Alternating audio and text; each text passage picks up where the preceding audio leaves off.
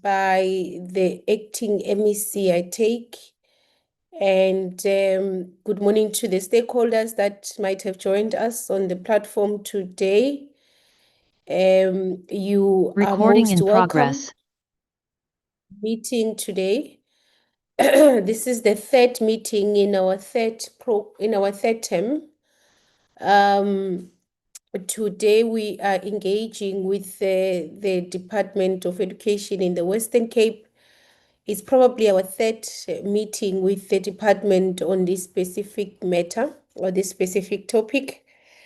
Members, I take it that we've all received the presentations from the WECD and of course also the presentation from DBE, and that we are ready and eager to interface with both DBE and the department in the province on this very important issue. We did receive, of course, also a presentation from Equal Education. I hope members have received that, and that we will interact with that presentation and ask questions based on that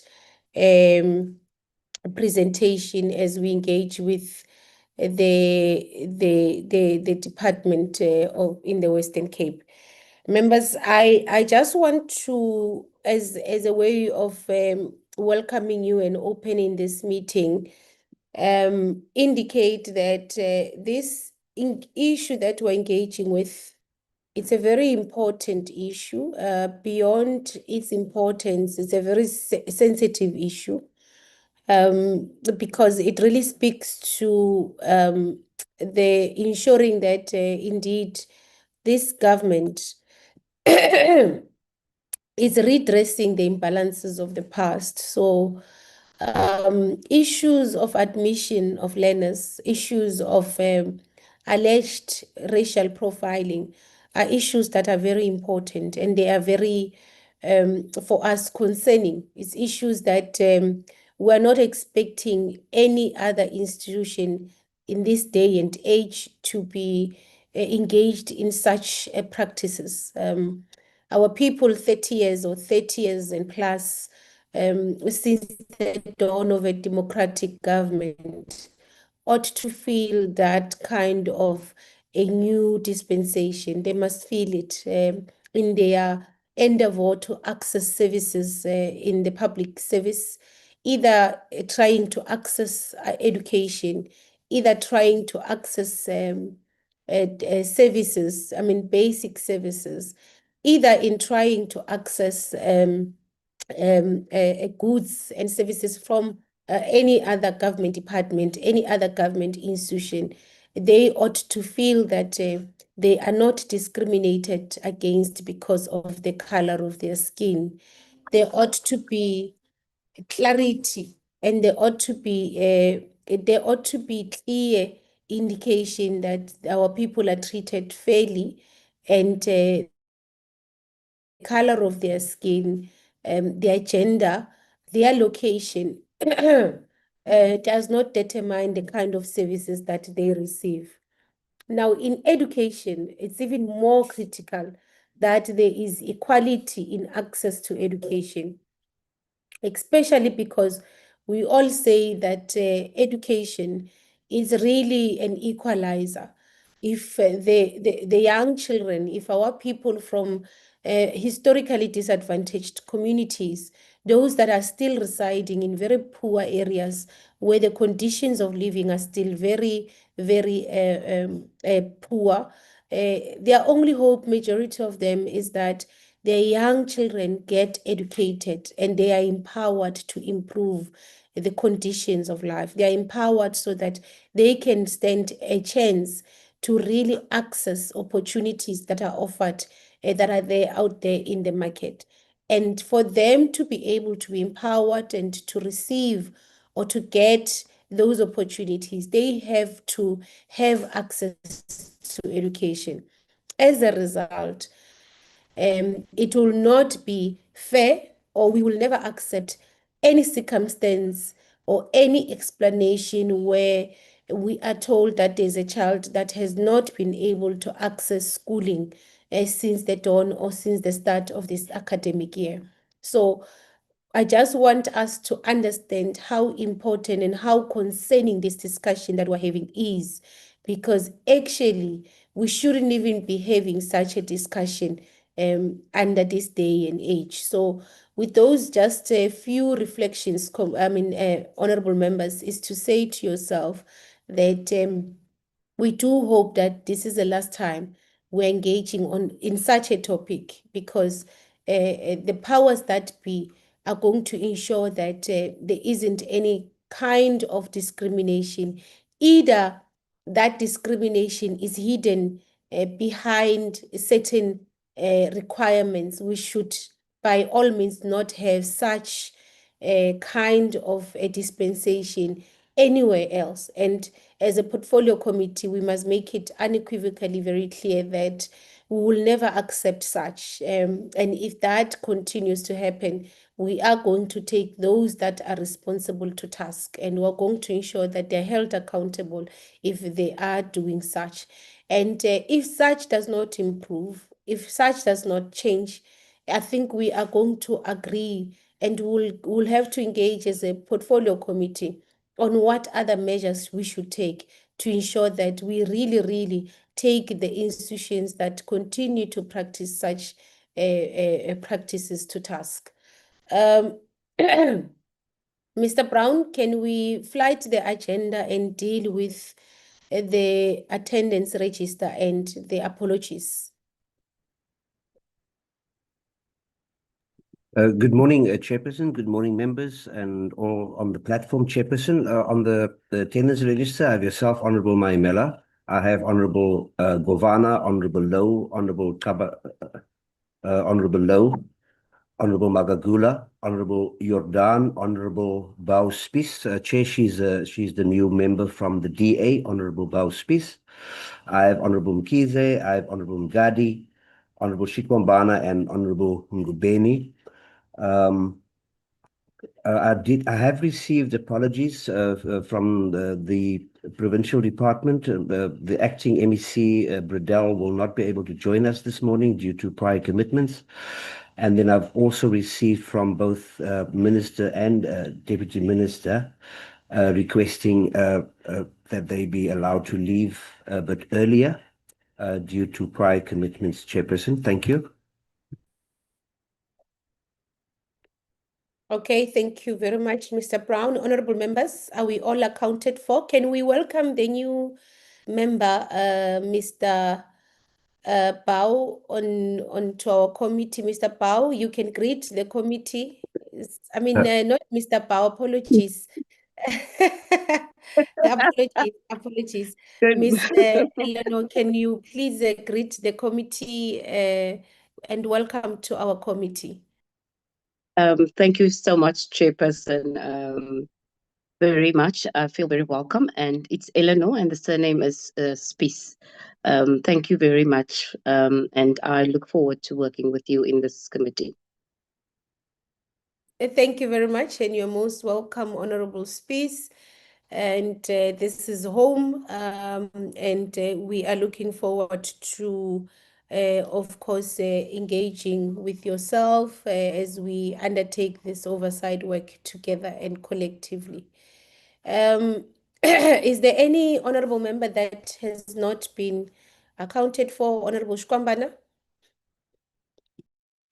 Thank you, Chair, and greetings to everyone in the meeting. Chair, I just want to check the attendance of the Western Cape Department of Education. We don't have the MEC, and also the person who was supposed to act also is not part of this meeting. I just want a point of clarity based on that. And if the two, they are not there, and then who's part of this meeting? Because we are expecting to have these particular individuals, because we want to believe that they're the ones that must come forth and give us a proper report based on what we have requested, because it has been 3 times, if not 2 times, retaining this type of a report. And then on the day that we anticipate is going to be a final day. And then we've got people who are supposed to be the ones driving their delegations are not part of the meeting. Can I get clarity on that one? Okay. Thank you, Honorable Shkwambana. I think we will allow the delegation of the Western Cape Education Department to introduce the delegation, and the leader of that delegation, the acting MEC, we are told, has apologized. And we will then have to get a sense as to who is leading the delegation and what is their capacity, and if they've got full authority to respond to the questions of the the portfolio committee. Mr. Brown, were those the only apologies we had?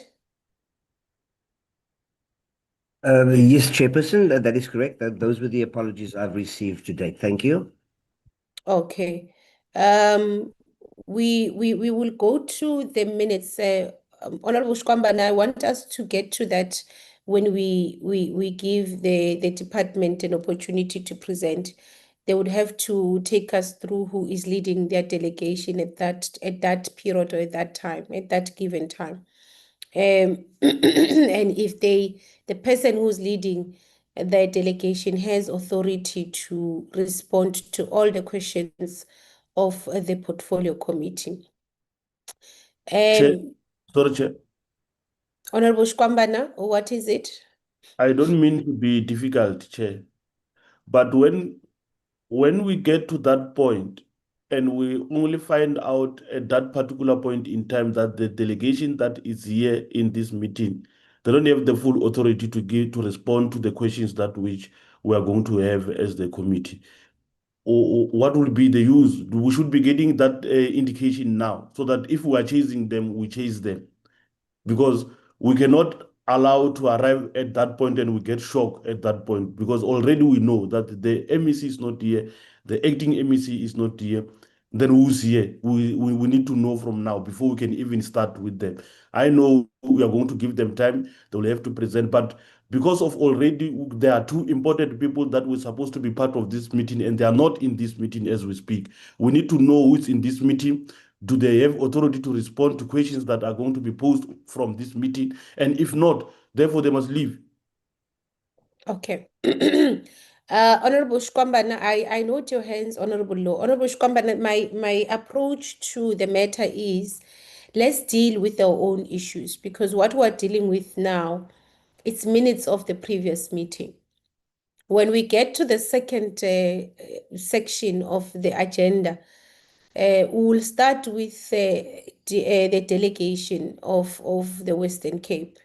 I will give members an opportunity to reflect on the delegation as it would have been introduced before the delegation starts with the presentation, so that the committee can reflect on either we are satisfied with the level of delegation that is here before they can go through with their presentation. But I wanted us to deal with the first part, or the first part of our agenda, which is our minutes, and we finalize that. And then when we get to the second part, where we deal with the presentation before the delegations, because it's both a DBE and the PED, before they start, they will have to take us through who is leading their delegations. And if we are not satisfied with the level of authority that is going to be accounting before us, then we can reflect on that,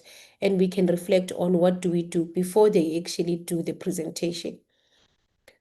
So I want to persuade the committee that we actually take that approach. Mr. Brown, let's deal with the minutes of the previous meeting. Honorable members, the minutes of the previous meeting are before you. I take it that members received these minutes timelessly. We were meeting with the Mpumalanga PED. We've taken an approach with the PED that they must go and improve, then enhance the quality of their their responses to us. We've agreed that we will meet as MENCO. We've not been able to meet honorable members, and I must apologize. It is because of my own schedule that we were not able to meet.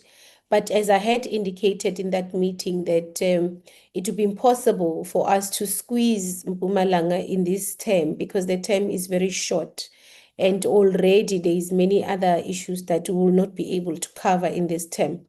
But I wanted us to make a commitment that we will look at having Mpumalanga, especially when we start the new term, maybe being the first PED to appear before us, because we had to return them on the basis that their report, the quality of their report was not satisfactory to us as a portfolio committee. So those are the minutes, honorable members. Can the honorable members reflect? They are very short minutes because, of course, we could not continue with the PD. Any amendments to the minutes? And Honorable Mkhize? Thank you very much, Chair. And I'm very thankful for the opening remarks you made on the subject matter of the day. I move for adoption of the minutes with addition that the Mpumalanga PED must submit a separate report explaining why they failed to implement the recommendations by this portfolio committee, and also explain in that report who and how accountability is enforced to those who fail to do their job. Okay. Mr. Brown, so on our recommendations, it was mentioned in that meeting. I think that we would want, as part of the reports that are going to be submitted to the committee, there should be a report on why the PET failed to implement the recommendations of the committee, and who was responsible for implementation of each and every resolution, and what kind of accountability measures have been taken by the PED to correct that. So that will be added. Honorable, so are you moving for adoption with that amendment, Honorable Mkhize? Honorable Mkhize? Yes, Chair. The unmuting was playing me. The screen was kept on turning up and down. Oh, okay. Okay. Honorable Low? Chair, I second the minutes as adopted by Honorable Mkhize with amendments. Thank you. Okay, thank you very much. Mr. Brown, let's fly to the agenda back. In terms of our agenda now, we must get into the program of today, honorable members, where we're going to be receiving a presentation both from DBE and the WCED. So because we're going to start with the WCED, honorable members, I'm going to allow the delegation from the Western Cape PD to introduce the delegation that is before the portfolio committee, and also respond to the question that if this delegation has full authority to respond to the issues that might arise out of the engagements with the presentation that is before us. I'm handing over to the WCD.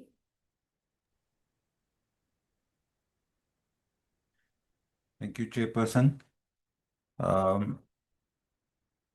This is Brent Walters. I am the head of the WCD. I am accompanied by DDG Ellen Meyer, Chief Director Ms. Heather van Ster, Communications Director Browner Hammond. Chair, my hand has been up. Sorry to interrupt. I thought we were going to recognize my hand.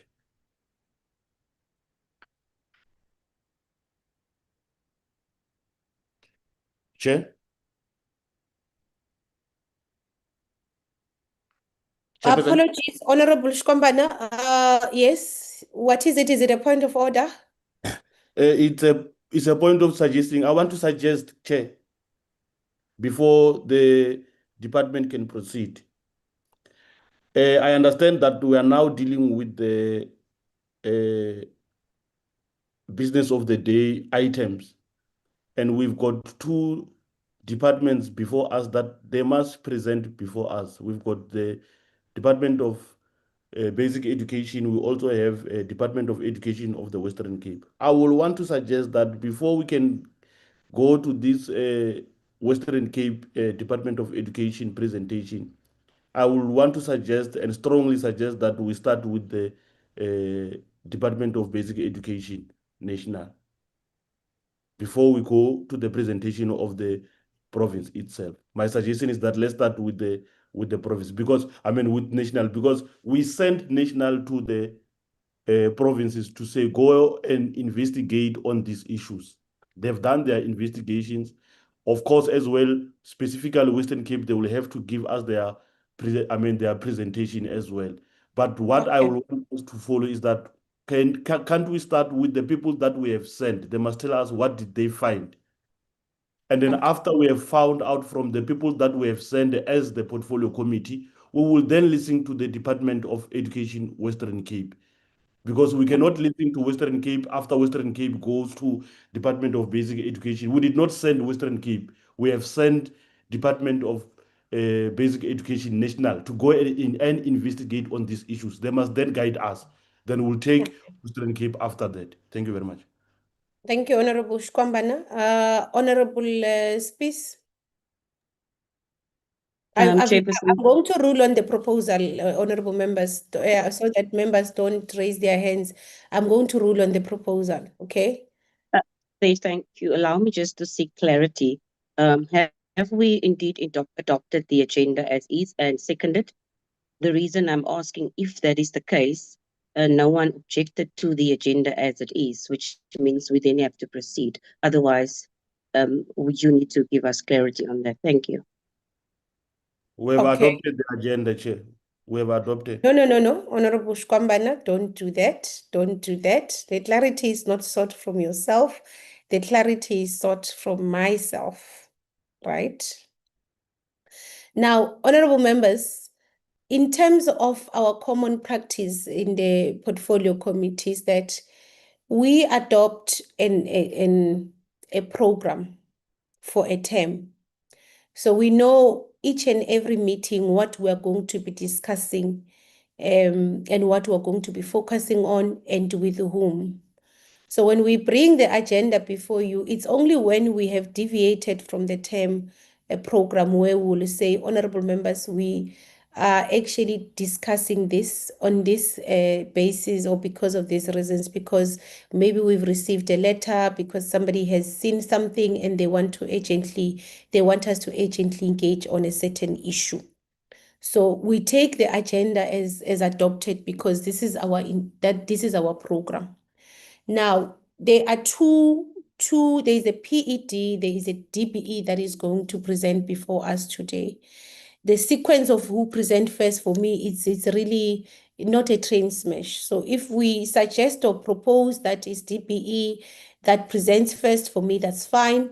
I wanted to deal with the previous issue that was raised in terms of the delegation of the Western Cape, if they've got full authority to respond to issues. But if members are suggesting and are proposing that we start with DBE, I think we can do that. For me, it's not a train smash. So, Mr. Walters, apologies on that, on my behalf. The portfolio committee seemed to propose that we start with the presentation of DBE, and I want us to do exactly that, deal with that, with the meeting in that manner. Honorable Law, I see your hand is still up. Are you bringing a different issue? No, I'm sorted what you're ruling, Chair. I wanted to second the proposal that we start with DBE and then we move to the Western Cape. But through your ruling, I support and I agree, and I'm subjected to that. Okay, no problem. Honorable Minister, you are most welcome. You can lead the delegation in their presentation.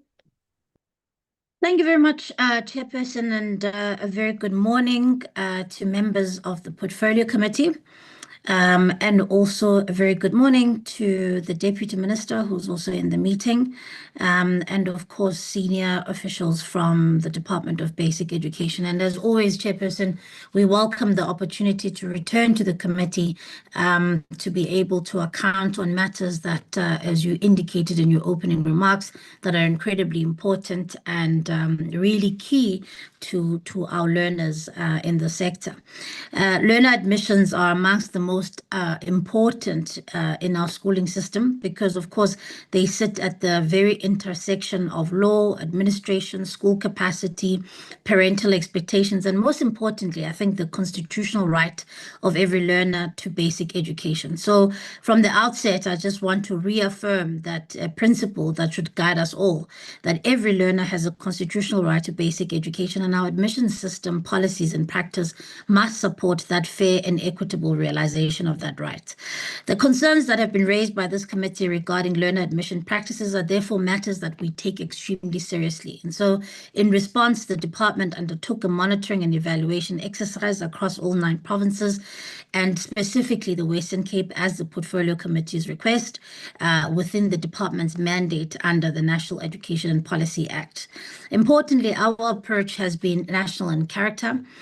Questions around access to schools, admission and placement criteria, waiting lists, the role of SGBs, online admission systems, and the manner in which admission queries and appeals should be resolved are matters that not only concern us, but they concern us wherever they may rise in whatever province. They speak ultimately to the integrity, the fairness, and the accessibility of our education system.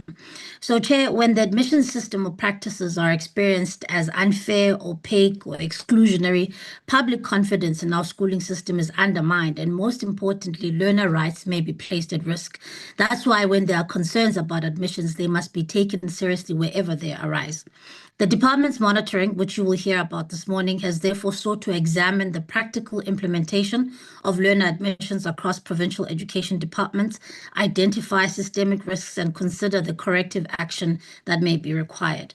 The Western Cape necessarily forms an important part of today's discussion, given both the committee's request and, of course, the concerns that have been raised. The department will now take the members through its observations regarding, amongst others, admission, the placement criteria, the online admission system, the respective roles of officials and SGBs. Our responsibility, ultimately, members, must be to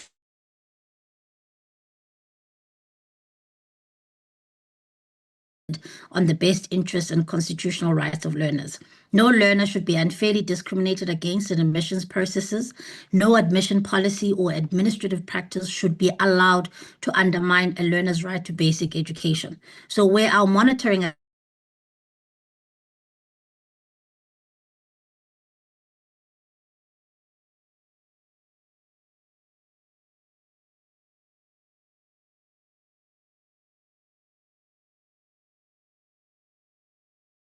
oversight role and an oversight role to play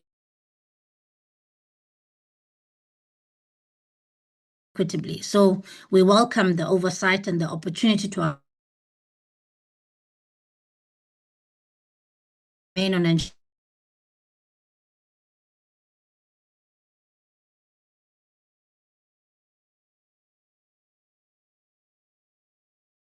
Chair.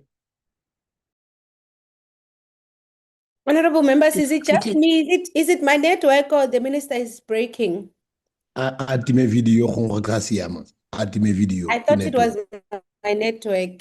Honorable Minister, so we could not hear you there because you were breaking. Maybe let's switch off the camera so that we improve the bandwidth. You can continue. Chairperson, thank you very much. Through the presentation by the DBE. Thank you very much. Thank you very much, Honorable Minister. Good morning, Honorable Chairperson and honorable members, and officials from the Western Cape and from the DBE. This is the presentation online, which I'm not going to cover every aspect. I'm going to emphasize on key slides that indicates our operations, how we do it, so that it simplifies how we got to the findings that we got and all the processes and the procedures that we followed. Chairperson, the background is that, yes, you requested us to go out and look for any challenges around admissions in the Western Cape. But we want to start giving you a picture of the DBE's role and how we go about doing this job nationally, and then focus on the Western Cape in particular. And all this we do because we are mandated by the Constitution, the South African Schools Act, and other pieces of legislation. And how we went doing this monitoring role, we looked at admission policies, we looked at application forms that learners use. We looked at the placement criteria that the schools use and look at the documents that are submitted. We checked the number of learners in the classrooms, and then we looked at waiting list. And we had discussions with school principals, and that's what led to what we're going to say. And how we operate as a department, we normally start a year in advance where we have different structures in the department. We start with an admission committee. This is made of members that come from all the 9 provinces. The Director General will write to Provincial Education Department to appoint people in their provinces to serve in this structure. This is the structure that plans for admission in the whole country, and they then report to their provinces. We then have another structure that we call a HEADCOM subcommittee, which is made of chief directors in particular. DDGs also do form part of that structure, and it is a reporting and a very functional structure. Then these things also go to HEADCOM and go to CEM. So these are the various structures that would have discussed the operations and what needs to happen with admissions, how we train people that work in this, and when there are findings, these are the structures that nationally will sit and discuss and agree on the way forward. So those are the operations. Here we're trying to indicate, Chairperson, that when you requested us to go and do this exercise of monitoring, we had already started the monitoring, but this is just indication of the communication between ourselves and provinces and how we went about doing the business that we did. We have attachments there of various letters, yours, Chairperson, included, the letters from the Director General to heads of department, just informing them about the processes. And we just made attachment of those letters and indicate how it happened. So this is the team from the DBE that went around the country doing this monitoring. May I indicate, Chairperson, because I'm saying you have an admission committee, you have a HEADCOM subcommittee, and all these different committees.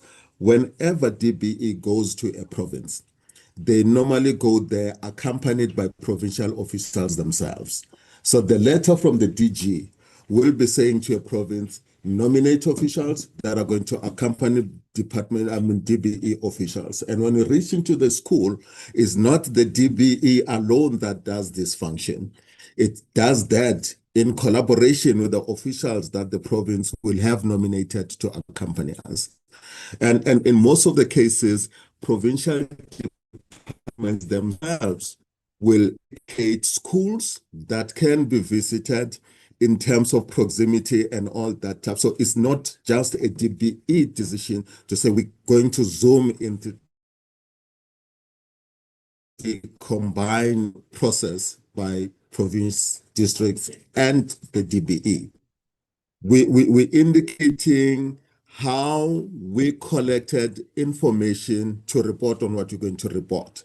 where we looked at the number of learners in the classrooms, where we looked at the application forms as indicated, to see whether the application form does contain these things that we might regard as being discriminatory and so on. And at the end, we then subject our findings to the Constitution, to the South African School Act, which you call the Bella Act in particular. We looked at the court judgment and we look at the promotion of administrative justice, which in essence are placing the learner at the center. Those are social justice issues. We want to see if these processes are opening access to education, whether there is inclusivity, whether learners are treated equally before we can make our finding. We then go to the Constitution, especially Section 9, and when we go to number 3, it states all those things that are considered to be discriminatory, and the whole list of them. Then we use this as a tool to gauge that application form, the processes that schools follow. When you go to the Bella Act, it talks about schools running admission and not unfairly discriminating in any way. Then we go to look at any issue that becomes discriminatory. The Constitutional Court has made this issue of Section 29 of the Constitution and said the right of education is immediately a realizable right that cannot be postponed. And it goes on to say this right is progressively realized and is not dependent on anything. It's a law that it should be treated in a way that it protects the right of every child in whichever way.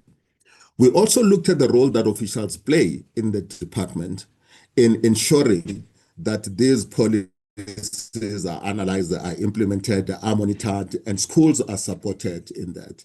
So I'm saying all these things so that when I come to the findings, you understand what we went to look for in general.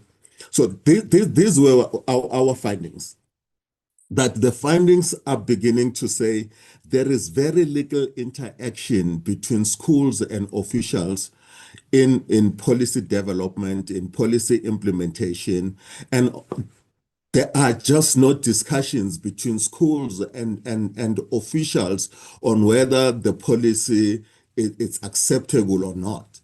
We discover issues in policies because no one has ever told the school that the policy is not aligned to legislation and needed correction. So it's something that we found that was not happening, which we began to work on. When we look at the placement criteria, we realize that there's a lot of emphasis on placing learners in terms of their academic performance. The brighter the child is, the better the chances of getting a space in a school. And those that are average and those that are struggling are the children that schools normally put aside. So they use these previous school reports in order to rank learners in terms of performance. We realize that there are still pockets of interviews and tests where which children are subjected to. Let's indicate that it's not all schools where tests and interviews are not allowed. If it's a specialized school, like a maths and science school, like a school of the performing arts and all this, tests are allowed.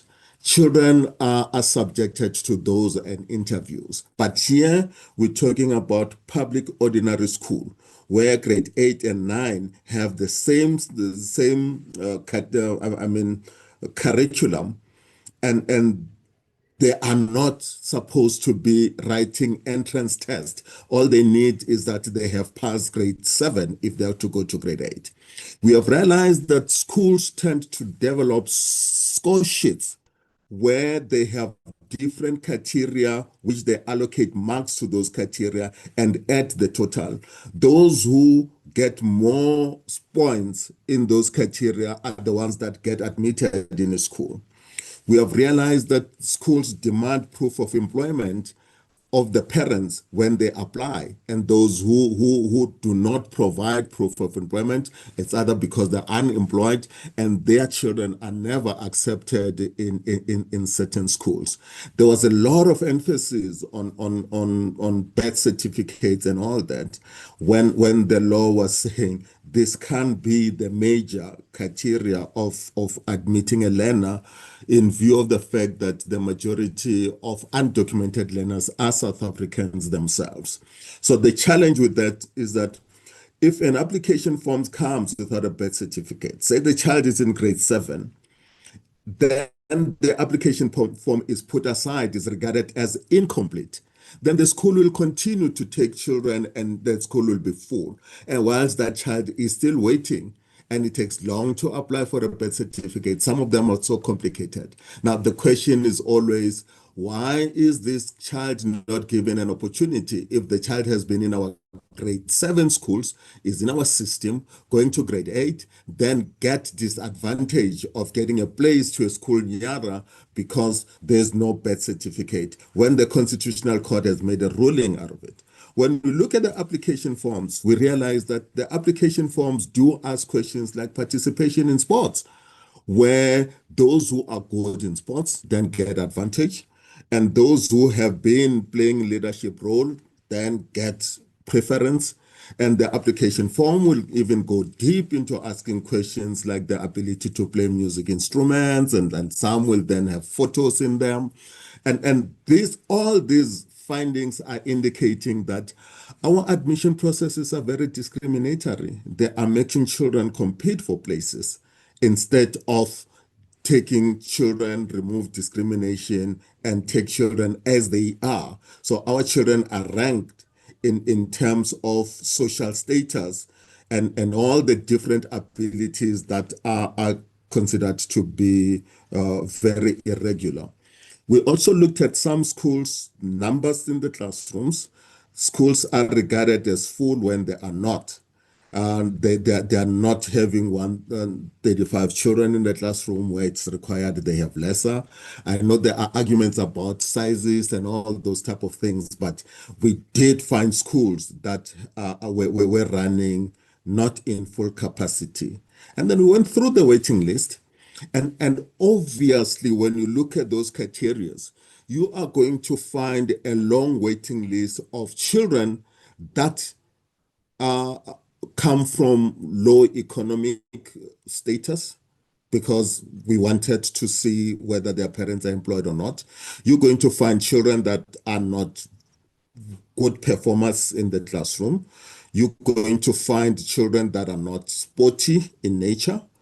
And you're going to find children that are missing 1 or 2 documents, still staying at home when those documents are not supposed to be used at all.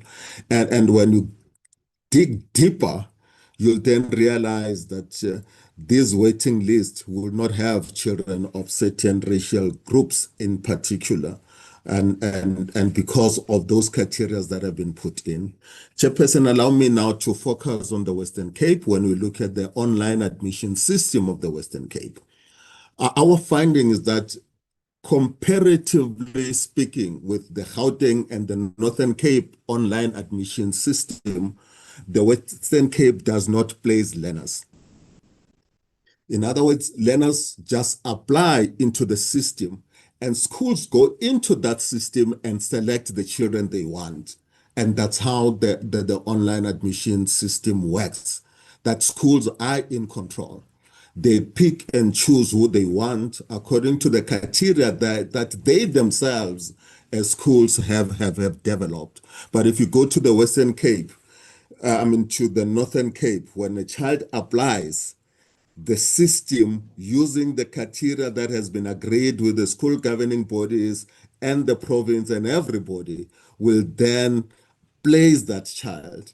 And the school can then complain if the child has not been properly placed by that system. Gauteng does the same. It does place learners according to the criteria and the radius and the distances in there. So that is the difference between Gauteng, the Western Cape and other online. We realized that parents are allowed to apply to up to 10 schools. That was the time when we were doing this type of monitoring. And then you find children not having been placed in any of the schools because schools selected whoever they wanted, and those who are not taken will remain there. And this is how the waiting list comes in. And we found that there is schools use their own criteria and discretion in learner placement. And they have that authority of that discretion, which normally is never challenged. The Western Cape does not apply zoning. So the issues of closest school to where you live and the distances and all that, it's a policy of the department not to use that. But certain schools do use zoning, but as a province, the policy did not allow for any zoning. The reason sometimes why schools are not challenged, there is a belief from officials of the Western Cape, including schools, that the right of the parent to select schools take precedence. Now, the challenge we have around that type of an argument is that parents will select the best schools, whether they belong to that area or they come from, then is taken as one of the most important things, that we respect the choice of the parent.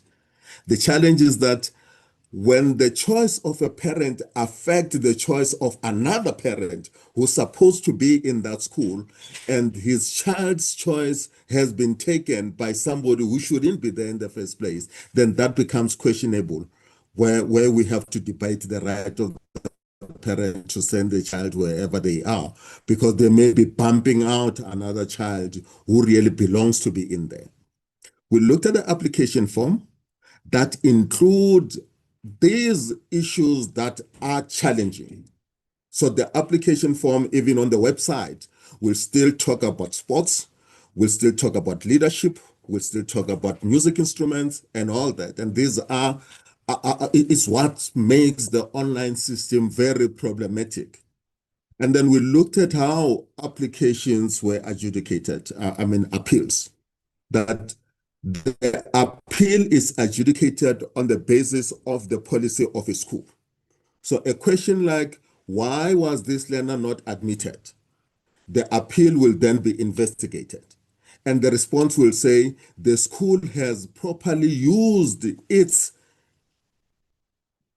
criteria. The school has used its policy correctly in not admitting the learner. Not saying the school has used a wrong criteria. The schools get supported, and that's how adjudication of these are then made. And lastly, we found that SGBs play a very active role in the decision of placing learners. And this is where the conflict between government and management comes in, that SGBs have all the authority to determine admission policies in the school. They've been given that power by SASSA. And schools need to admit learners on the basis of those admission policies if they have been rectified and agreed upon by the department. But the challenge here comes in here where the SGBs become actively involved in the placement themselves. So admission is an administrative process, is not a governance process. It is the principals and the SMTs that are responsible for the placement of learners. So when issues crop up about why learners are not admitted and why that one and you'll always get an answer that says the SGB says, the SGB decided. And we say the decision to place the learner is not a governance decision. The role of the SGB is key in putting those laws, and the SMTs need to make sure they apply those laws. So if a school has admitted a wrong learner, or has rejected a credible application that was supposed to be in there. It is an administrative process. And we found that this is not understood the same way as we put it.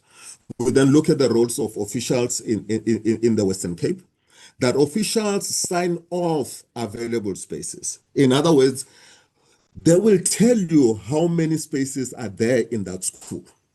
As their online system is placing learners, those who are not placed and all that, they will tell you that school is full and all that. The only problem that we have with that, we expect them to play that role, but there are schools that slip through the fingers, who are schools that are not still have spaces but are regarded as full. That was the only problem.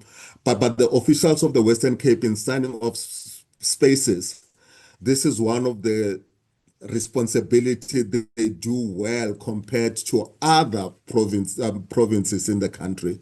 But the only thing is that some schools do escape that. The officials negotiate space and placement of learners when the schools are full and do that, and then they do that very well. And when queries come, unfortunately, the decision will be, sorry, your learner has not been admitted, then they support the decision of the school. We still wanted to see a decision that goes against a school that has rejected an application of a learner that they should have taken. It is always the school that gets supported. Then we did not find evidence, very few, if I might indicate, where a school was instructed that reverse your decision, it has been wrong. Then this is the intervention that the department did. We conducted joint training to all provinces, covering principals and SGBs and officials, just to indicate what we regard as illegal in admissions. We provided this guidance to officials to indicate how they should do these things lawfully and engage everyone that's supposed to play that role. And then we then indicate the following: all process of admissions and all application forms must remove these things, because this is what the Constitution is saying is discriminatory. This is what the Bella Act says is discriminatory. So our going out into the country was to say, please make sure these things are not in your policies, they are not in your application forms. So that is the role that we played as DBE. And specifically to the Western Cape, we visited Northern Cape and Gauteng with the Western Cape, a view of indicating or asking the Western Cape to study the processes of learner placement in the system online, how we can define feeder zones, how the application processes take place online, how parents can interact with the system, and the appeal processes online, and the district management processes. So it was a road trip, starting from the Western Cape to the Northern Cape to Gauteng, putting those three provinces together that have an online system and say, let's share notes. And we managed to do that. So when we were meeting all officials, principals, and SGBs in the whole country, we did that jointly, that the same message must go to a circuit manager, to a principal, to a school governing body, to a district director. So in the Western, only managed to meet all the senior officials, the DDG, the chief directors, all the circuit managers, but we did not get an opportunity to meet with school principals and SGB. When the portfolio committee requested us to go and do a follow-up on learners that were not admitted and to prove whether some schools are really using discriminatory processes and so on, the DG wrote to the province And then dates were set for 27 and 28. We were given officials that were going to accompany us. But when we arrived in the Western Cape, we were not given permission to continue with our job. We then packed our bags and went back to Pretoria. We then conclude by saying, when we look at the admission processes, we look at those things that we indicated needs to be removed by all provinces. We then get to understand that there are no changes in the Western Cape because they have appealed the court judgment that has indicated those findings. And this is where we are, Chairperson, and this is how we worked with the Western Cape. And this is the presentation that we're giving to you. And can I thank you, Chairperson and honorable members? Thank you very much. Thank you very much, Mr. Ndlebe. Thank you for that report. Thank you, Honorable Minister, for introducing the presentation to the Portfolio Committee. Portfolio Committee members, I'm actually at your mercy. I want you to guide if we should take the second presentation and then we ask questions and interface with both presentations at the same time, or we engage with this presentation and dispense of it and then take the second presentation. So I want you to propose on how then do we approach the meeting. Do we start with engaging this presentation and then we then finish with this one and then go to the next presentation, or do we take the two presentations and then ask questions at once? Let me note hands. There is Honorable Shkwambana, Honorable Law, Honorable Yordan, and Honorable Ngobeni, Honorable Mugadi. Okay. Honorable members, it's proposal, so you can't take long on just telling us which which approach would be more effective. Thank you very much, Chair. Chair, at the beginning, I heard you saying that there's equal is what is equal right or is equal that they are here with us, that they may want to make their or give their presentation. We also have the Western Cape. My suggestion will be that let's take all the presentations that are before us, and then when they are done, all of them, then we will engage them concurrently, all of them. Okay, that's fine. Honorable Low, if there's any different view, the proposal is that we take all all presentations, and then we'd ask questions later. I want to check if there's any different view. No, Chair. I second the proposal, Chair. Okay, Honorable Mugadi, your hand is the only one that is still up. Are you differing or you agreeing? Okay, so I take it we are all in agreement. The Equal Education made a submission to us, to myself, given that we did give them an opportunity in the last meeting when we were engaging the issue to make a short, brief presentation. Also, given the fact that this beyond our own task, beyond our own decision to task DBE to go and investigate these issues for us, Equal Education is an applicant to the court, was the applicant to the court where there was the ruling that indeed there was discriminatory practices. So we felt as a stakeholder that is immersed with this issue, it will be important that we also hear or listen to them. So we're going to give them 5 minutes, just 5 minutes, not the minutes that the two departments have, just to reflect on their own experiences. Most importantly, on the issues that we dealt with the last meeting. If you remember the last meeting, they connected virtually. They made a submission before us that there was still outstanding number of learners that had not been placed to schools. And we had agreed that they will submit that list to the department, and the department will ensure that those learners, because the department was actually saying in their own records there was no learner that was not placed in school, except for those who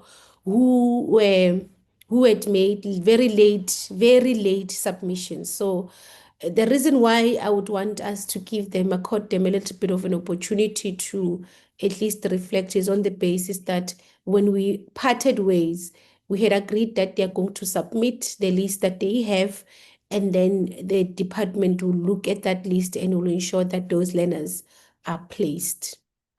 So let's start with equal education, and then we're taking okay.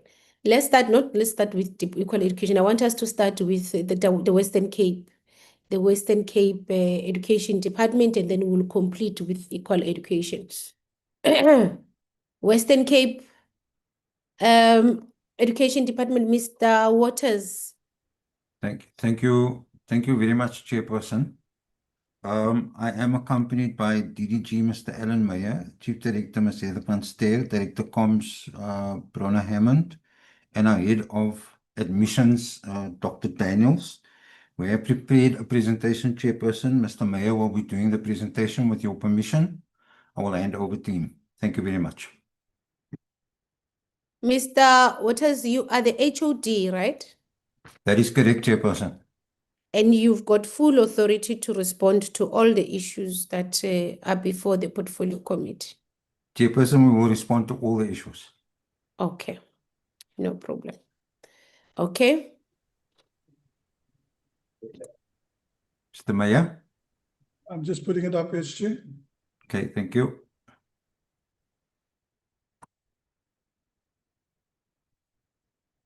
Good morning, honorable members. Am I audible?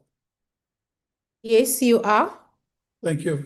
Good morning, honorable members, and thank you for the opportunity to come and present to you today again on the allegations of racial profiling within the Western Cape. Chairperson, why is it not moving? Apologies, Chair. I'm just trying to move the slide, but I can't seem to move it.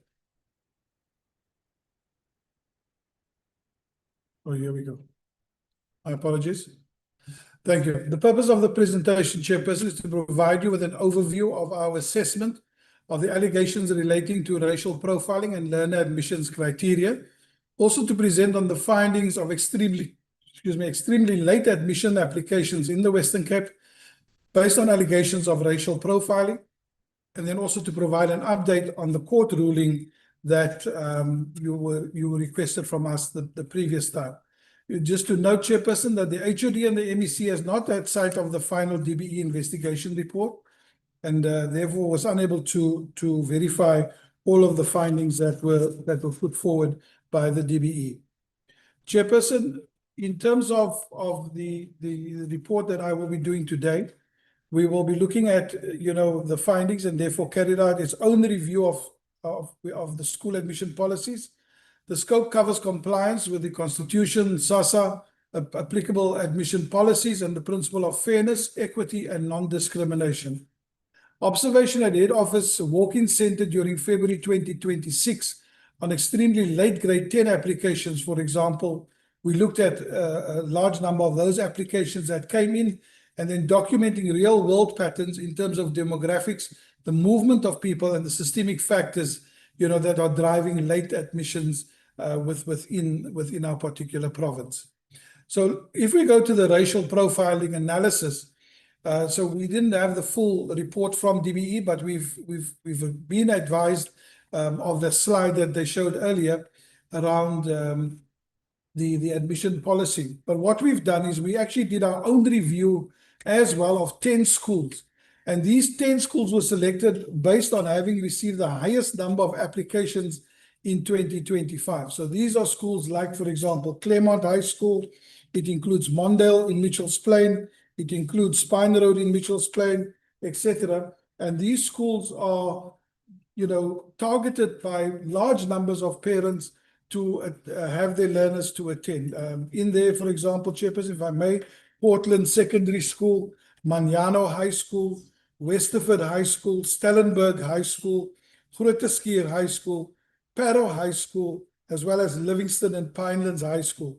Those were the top 10 schools that we selected to do an analysis of their compliance to the necessary regulations, and also the Constitution and other policy documents.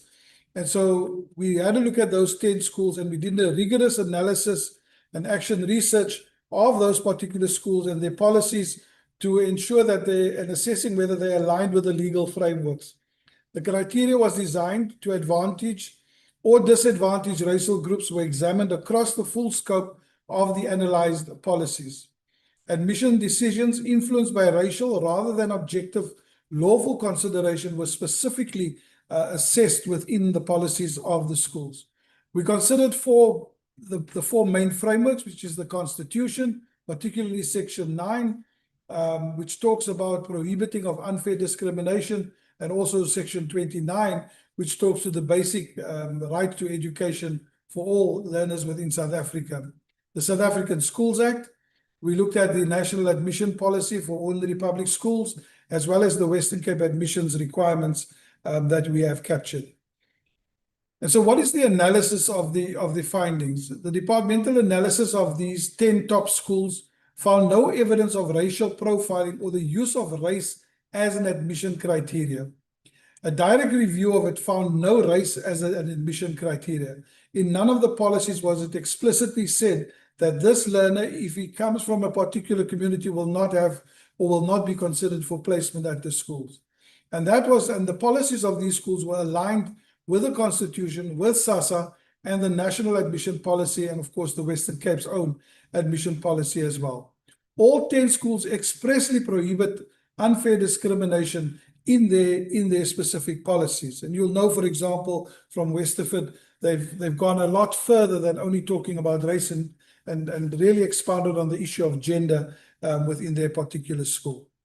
So what is the ongoing oversight that we've been doing? Our oversight framework is to look at policy compliance. We've engaged with schools to address instances where admission policies fail to align with constitutional and legislative requirements. We've ensured that there's transparent implementation to ensure that the criteria are applied consistently and openly, preventing indirect as well as direct disadvantagement to persons who are applying to a school through discretionary decisions. And so we wanted to ensure that all of that was transparent in the way the school applied their criteria. The outcome monitoring actively track admission outcomes to identify and address patterns of unfair exclusion if there was any. For example, a school only accepting learners of a particular race. And those schools are being monitored as well to see what is the outcome of their placement process.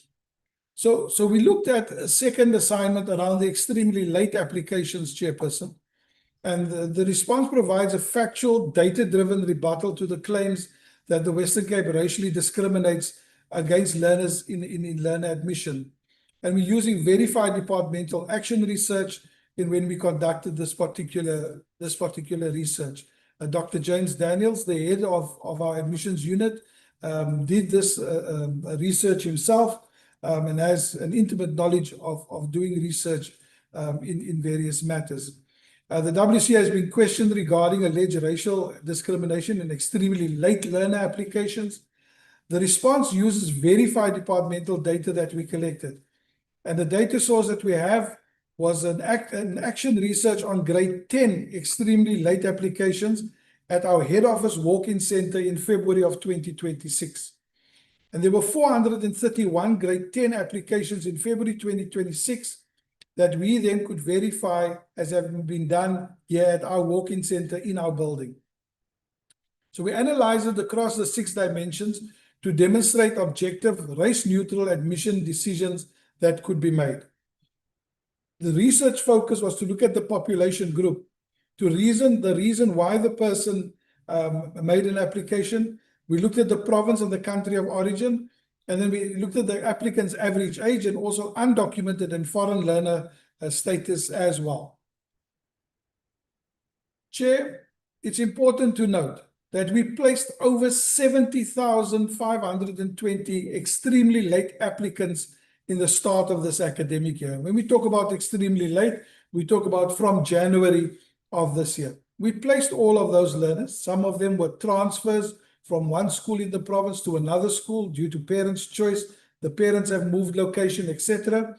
And we facilitated that process. Also, we had learners coming in January, February, and March requesting place for grades R1 and 8, which are normal entry points, and that was all dealt with in those first few months of the year. So Section 29 guarantees every person the right to basic education, and we uphold that right by placing all applicants, including extremely late applicants. And I'll talk a little bit about the implications of us doing that. In the 2026 academic year, the WCD successfully placed all the 70,520 extremely late unique applicants. That's not a multiple application number. Those are unique individuals who moved from one school to the other in the province, but also learners coming in from other provinces into our province. Admissions decisions are governed by objective criteria. Is there available space at the school?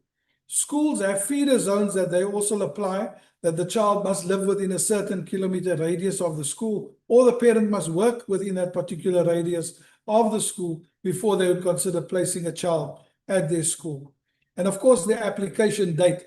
We didn't look at the race of the child. The system is open to all. Learners from any province, country, or background may apply on our system for placement within the Western Cape. So what is an extremely late application? It's received after 1 January of the academic year and outside of the normal admissions planning cycle. And Mr. Nlebe and Mr. Tagedi will tell you the normal admissions process until the end of a particular year, and nothing is normally dealt with in January, because then you've already purchased all your textbooks, you've got your teachers in classes, you've added additional classrooms where you knew you were going to need it, and now you have 70,000 that suddenly pops up, and then it becomes a little bit more difficult to deal with. The WCD did not select these applicants by race. They self-presented themselves at our walk-in center. The demographic view reflects migration and mobility patterns, not departmental policy. We did not say to a person from another province, come here to us, and here we're going to give you a space. People came on their own volition, they came into the province requesting a place at a particular school.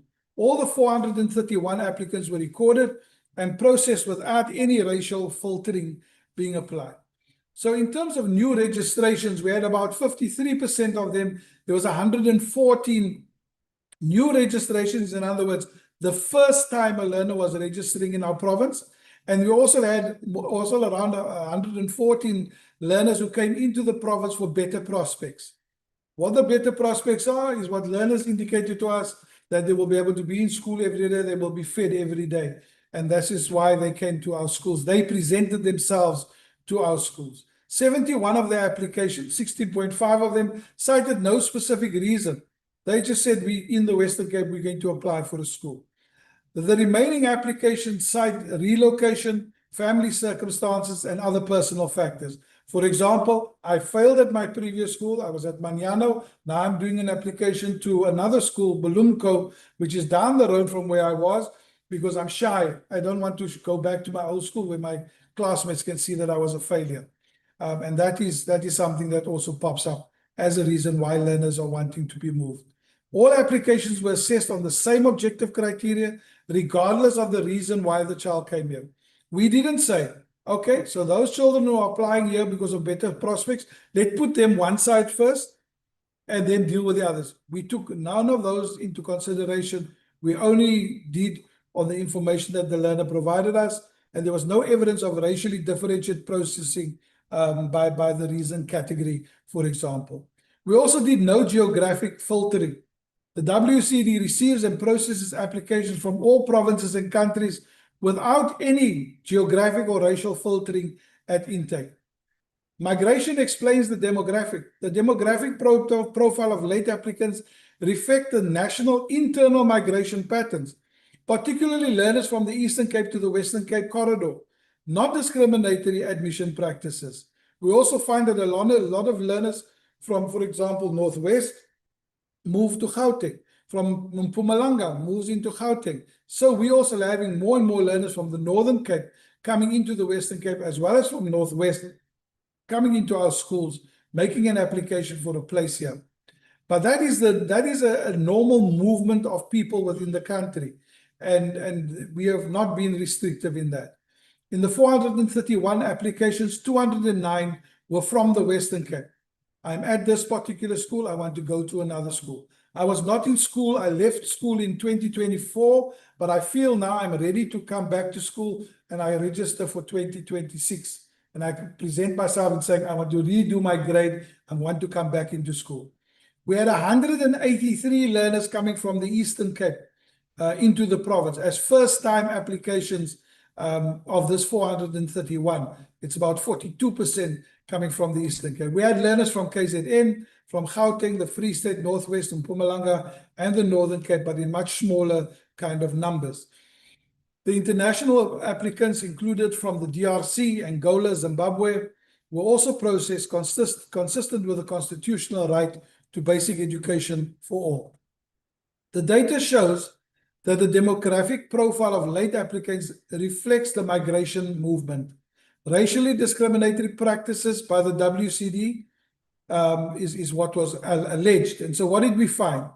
Of the 431 walk-in applications, we processed it. There was no evidence of racial filtering at the intake. All 70,520 extremely late applications were placed in 2026, regardless of race, province, or documentation status. In that particular step, Chairperson, and a point that somebody made earlier, there we look for a space at a school. The departmental officials find these spaces at school where there is available space, and we instruct the school to take the particular learner. So therefore, race, province, all of that has no consequence in that particular decision. The predominance of Black African late application mirrors national internal migration trends, particularly from the Eastern Cape. It's not the WCED selection that learners present themselves here. Admission criteria is objective. Application date and available space, race is not a criteria. As I said, when did the child apply? Is there an available space at the school close to that child's home? We place the child. If there's space at the school a little bit further, we phone and ask the parent, can we place the child at that school? The parent says to us, yes, I'm not happy, but if you find something else, I'll move my child close home. I said, that's perfectly fine. And we'll place the child a little bit further away from home.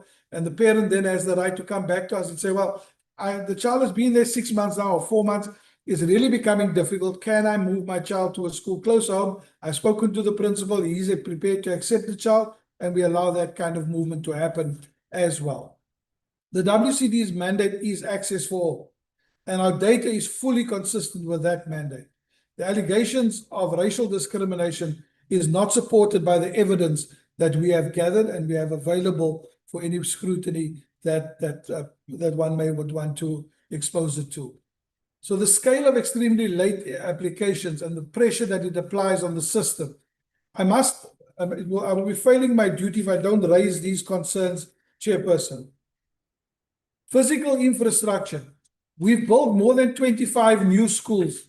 We've added more than 1,600 additional classrooms to our schools in the province. But if you get 70,520 learners presenting themselves as extremely late applications, as what we saw earlier this year, you must understand it is going to have pressure on these new schools even that we've built, as well as the additional classes we provided to accommodate for that growth. In educator provisioning, our post establishments, as is required by DBE, must be done by August, September of the previous year. So in 2025, we made decisions regarding teacher posts for 2026. That is the normal process we follow. And then you have 70,000 learners coming in between January through to March. It does make it extremely difficult to find money for additional teacher posts to be able to deal with that large number of additional learners coming in. The counter is also true. We also have to go to schools where learners have moved from in larger numbers and say to those schools, you need to declare a teacher in excess, and we then take that teacher who's declared in excess and move them to a school where there is a bigger demand for teachers at that particular point. Provision is made to accommodate growth where applicable. Now I can say to you, and we've declared this with our unions already, we've had our consultations, the MEC, the acting MEC, as well as the HOD, in terms of the posts for next year. And already we've allocated 151 additional posts for next year. But if we're going to get another 70,000 movement, it's going to become extremely difficult to find additional posts because our compensation budget, as you're aware, in all provincial departments is quite constrained, and we may not necessarily be able to get more posts, but we will have to potentially increase class sizes. Chairperson, the issue around learner teacher support material, we finalized that by the previous year. The DBE will inform you that we are done with all our textbooks, all our books are procured and delivered and signed off by schools by the latest of 15th of November in the previous year. That we do like clockwork. We buy the desks, we buy the textbooks, we buy all the classroom material, and it's delivered to schools, it's signed off, and it's ready for the learners to arrive in January. Now, when we receive significant numbers of learners coming into the province, we then have to reprocure equipment we've already purchased. Now we have to reprocure that, and then of course we must redistribute that in terms of growth within the province. And sometimes that is a process, quite a massive logistical process that we have to undertake to move resources to where it is most needed. The financial implications around it, Chairperson, in terms of the norms and standards allocations are based on planned enrollment. Late placements thus require continuous budget adjustments. And we have to then at certain points say, well, maybe we must cut the money we were going to spend on this and rather ensure that we're able to buy the learner support material. And it's very difficult to do it if you have this large number of extremely late applications. Because it is outside of the planning cycle, Chairperson, all these placements occur after schools have finalized their annual plans, creating a recurring mid-year administrative pressure. Now, all of a sudden, the school must now accommodate another additional class of grade 8s, and that within itself has a significant impact on the timetable of the school, because you're now trying to fit the additional class into the timetable of the school, and it's extremely difficult unless you get another body. And where governing bodies are able to, they provide an additional teacher, but a public ordinary school, and I don't want to say quintile 1, 2, and 3, because we've got schools that are quintile 5 that are also no-fee schools in impoverished communities, but because of historicity is categorized in that particular quintile. So we are committed to access. Despite those pressures, we've placed every applicant honoring the constitutional right to basic education. However, Chairperson, we continuously appeal to parents and caregivers to apply within the admission and transfer window so that we can execute our planning and placement more effectively. We've listened to various parties. We've increased by having, pop-up centers more than twice in a year, and they come at quite a cost, because we have mega hailers riding through communities, informing them there's going to be a pop-up center for admissions in a mall within the community, and people are informed, and it costs money. But if we can get those parents to register early, it will be so much better for everyone within the system. So the planning for 2027, Chairperson, we've responded on multiple fronts. We've reviewed policy, procedure, and infrastructure, and we've engaged in establishing a foundation that is now being formalized into lasting governance structures. We have the Western Cape admissions policy. We've got the standard operating procedure. What happens from when a parent comes to a district to enroll a child? What is the process it goes through? How does it get to the school? How does the school assess the application?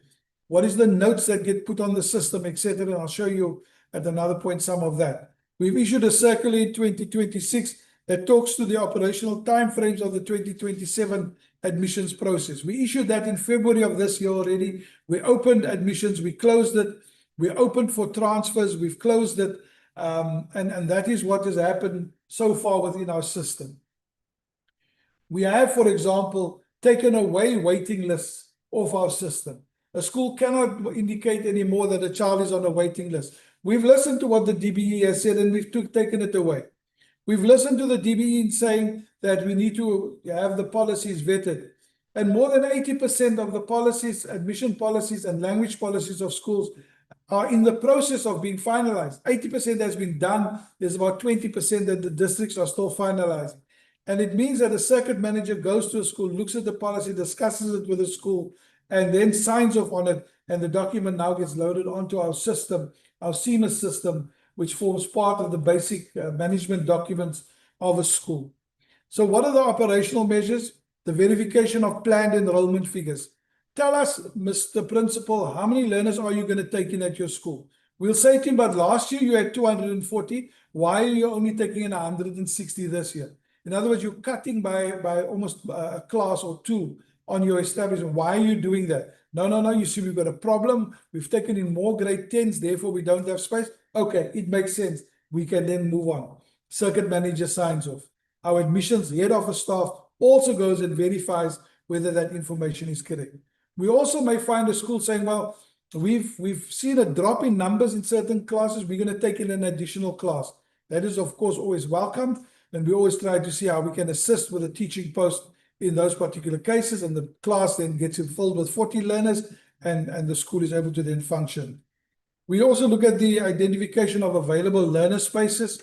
As we previously indicated, the 10th day survey that happens within the system is a very important process for us. Because by the 10th day, if a child has not presented themselves at the school is then allowed to take the child off the register of the school, and it creates a space which we can fill with a learner who's on our unplaced list at the particular school. There, in those cases, the school will get a phone call from a district official, accept this particular learner, make them successful. The school makes the child successful. The parents go to the school and they register there at the school, and the learner is accepted. Regular engagement with schools and our school governing bodies. We've had a long list of meetings with our schools and our school governing bodies. I'm still on a roadshow with school principals again in preparing for next year. Our administrative staff in the head office as well as in districts are meeting with principals, governing bodies on a regular basis to ensure that the admissions works a lot easier and we get to some better situation at the start of next year. The WC has responded on multiple fronts, Chairperson, as I've indicated earlier. We've got coordination structures that are now structured. There are weekly district admissions meetings. In every single one of our 8 districts, there's a meeting that happens every week to talk specifically about admissions. And that includes circuit managers, the district director who leads those meetings. We have bi-weekly head office meetings with district management. And that's starting on the 1st of October, but we've already had 1 or 2 of them. Dr. Daniels has called 1 or 2 of them just to get people into the thinking of how we're going to deal with admissions. There's a quarterly review and planning meeting. We had one on Friday last week where we bring in all our admission staff from the various districts and we talk about innovation and different things to do. And sometimes the greatest idea comes even from an admin clerk who says that I did this and I did that, and it allowed for a quicker placement of a learner. We take that good practice and we roll it out across the system as an improvement and as an innovation. And of course, we do commend that particular staff member for bringing it to the table. Our walk-in center at head office and our district offices, they exist during the high crunch period in January. Each of our districts will have a walk-in center. They put up a tent, they have chairs available, they have staff available with tablets to capture information of parents. A lot of those walk-ins at that time of the year is normally I applied, I never checked because I lost my email address or my phone that they had was wrong. I changed my phone and all of those kind of reasons people give. And we tell them, well, your child has actually been placed already. You better go to that school before that school, places somebody else there. We have a dedicated call center within the WCD, as well as within the Office of the Premier, where we have staff who answer all the calls from parents' inquiries regarding admissions. And of course, there's also dedicated email addresses that we have, for example, admissions.admissions@westerncape.gov.za, where parents can write to. We have people who monitor that email account and then sends that email of that person who is requesting information to the relevant district. If it's an urgent head office matter, it gets elevated to Dr. Daniels and his team, and that's how the email system works. Our website is zero rated. The SAMI system access is zero rated, so people do not pay for going onto the system. The system is available 24/7. We've not had any downtime of it. And just to say, the system has been amended last year. It's now on a much faster platform. And people are saying that they are able to capture their application in under 5 minutes if they have all the information with them. Chair, I need to also just include, we will be having the pop-ups again in the various malls within communities, just to help out, especially in the hotspot areas. We'll deal with that. So Mr. Mekas, as you summarize, yeah. This is the last slide, Chairperson. So just an update on the court ruling, Chairperson. Equal Education and Others versus the Head of Department, Western Cape, in case number 71 of 2024. The courts considered the WCD's accommodation for late and very late admission applicants, and where the clause 13 of the WC admission policy makes adequate provision for such applications. Leave to appeal to the Supreme Court of Appeal was granted on the 5th of June 2026, and the High Court order on the actions to implement have been suspended by this particular appeal process, and we're still waiting for further developments from the courts on this particular matter. Thank you, Chairperson. Thank you very much. Equal Education, you've got 5 minutes.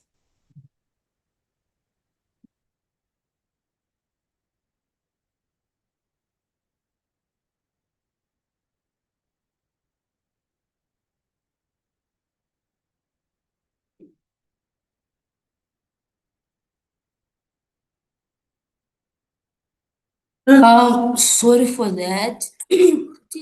to the room at large. I'm Nostra from Equal Education. We're not gonna respond much on what Mr. Alan Mayer has spoken about in the presentation.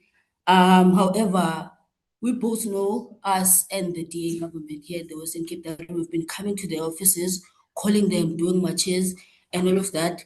For the past 5 years, there has not been any kind of response that was given to us that is proper. On the 15th of June, we had a march going each and every office that they reside in. No one came out to receive the memorandum. No one came to us and explained exactly what they are saying on the call. So next to me is Mamti. Mamti is going to speak more on what the learners have been receiving from the departments. Everything that we have spoken about, there are emails, a list of emails that we've been sending, back-to-back conversation, but we've never ever received a response from the DPE, the Western Cape Education Department. So yeah, Mamti, you can come in.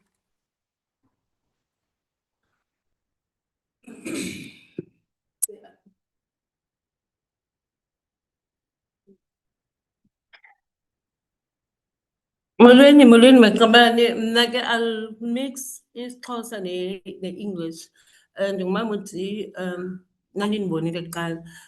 Into eyenzekayo after i-15 kaMarch njengoba unosicelo sitshilo,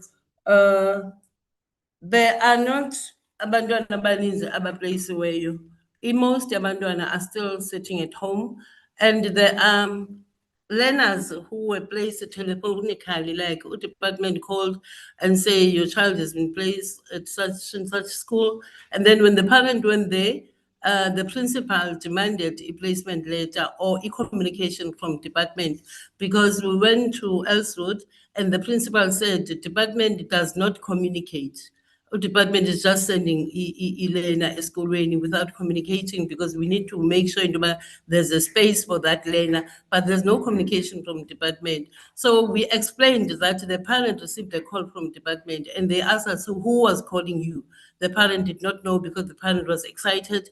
The parent didn't know. So the child is still at home because of replacement letter. And another thing, department does not look at isikolo as nika abantwana because there's a learner by the name of Sia. Sia is still at home.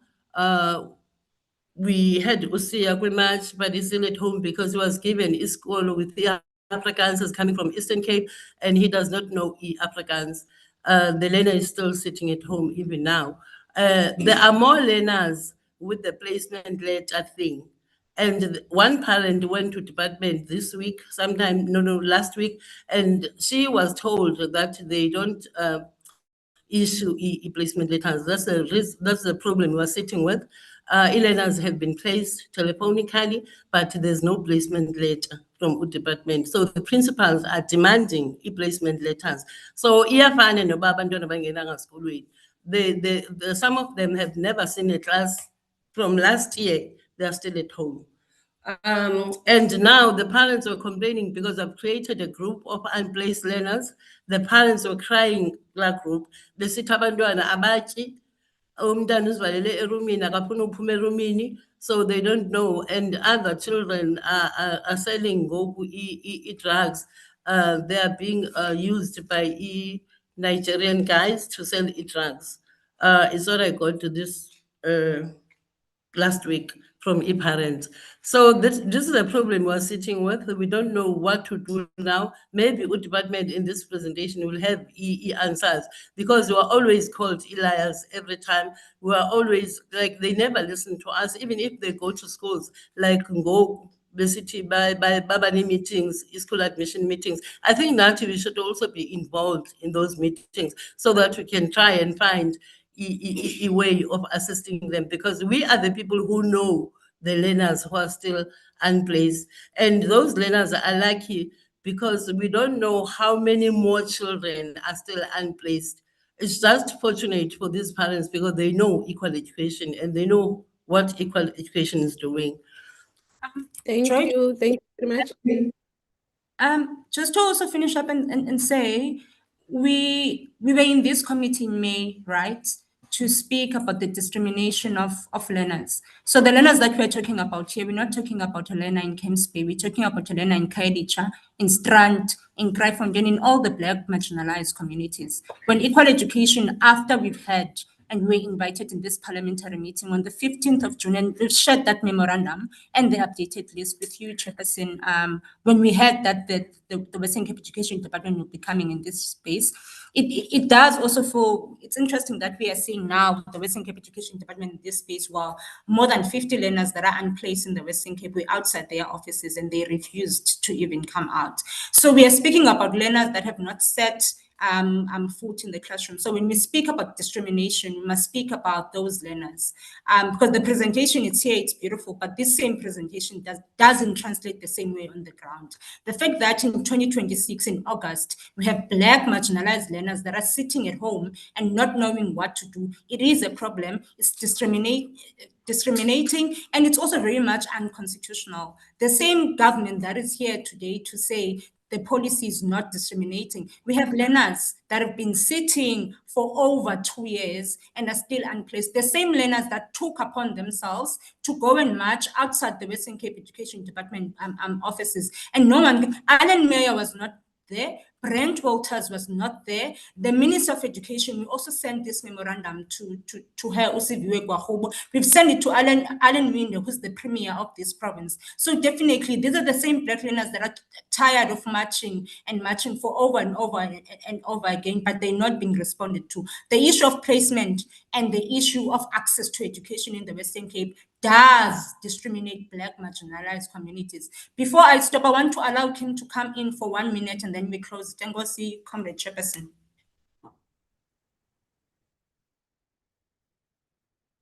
Who is Kim now? Kim she's a member of Equal Education. Kim, are you in the call? We're giving Kim 1 minute. Yes. Kim, are you in the call? Okay. It's Sure, fine. We can't get Kimberly, it's fine. I think we've captured the sentiments of equal education. Because we've also received your full submission. Mr. Brown, if we've not shared the submission with the members, can we share the submission with the members? Okay. Honorable members, those are the presentations. We are now going to take hands. I'm going to take hands. I know that we usually take all questions and take responses. There are some questions that for me, I would want the department to respond because they will inform the other questions that I will have before I even move to others, because I don't want to assume, because it's information that did not come out of the department's presentation, especially the Western Cape Department, because in their presentation, I would have thought that they will respond to certain questions that were raised or flagged by the DBE's presentation. But in a nutshell, perhaps from DBE, before we continue, in a nutshell, DBE, the Western Cape Department is saying they don't know anything about the report you've just presented before us. Now, before I even go further, I want you to respond on that. They said in their presentation, they say, even though we were not privy to the DBE's presentation, although we've seen one slide which they responded to that slide. Please respond to that when they say they do not know about the presentation you've made to us in this meeting. Thank you very much, Chairperson. In my presentation, I did indicate the operations of the DBE, and I started by saying the DG will write to provinces and establish a committee that deals with admissions and request the HOD in writing to nominate or appoint officials that serve in that committee. That committee meets every quarter. So the operations of the department is that when an official has been appointed to serve in a committee, which plans, decide, and decide on everything around admissions, it means the province is represented. The second structure that I spoke about is a structure the Western Cape is represented in that committee. It is represented, and we have names in writing. Then we'll have the second structure that is made of chief directors and even DDGs, which we call a headcom subcommittee, which is a bigger structure in terms of status than the admission policy, the admission committee. And the Western Cape is also represented and never miss a meeting in those. We've got another structure which we call an interprovincial committee of governance and management officials, also represented in writing, and the meetings are held on a quarterly basis. The calendar, it's fixed. We never miss such meetings. So that is the third structure, which have different officials of the department. Then you've got HEDCOM, which presented this thing at a HEDCOM in the van, and the Western This was Cape is presented then in we've got in all these meetings, this is presented and discussed, including at CEM. Then personally, I spent a day with the DDG, with the chief directors, with the directors, with the circuit managers of the Western Cape, going through these findings and analyzing them, and that was a discussion the whole day. So I don't know if it said they know nothing about them when they are part and parcels of the structures that decide on these things. Thanks, Chairperson. Okay. Thanks, Ms. Ndlebe. I think that clarifies issues for me because I wanted clarity on that one, the first one. But I'll come to the other clarity that I want before I continue. Let me know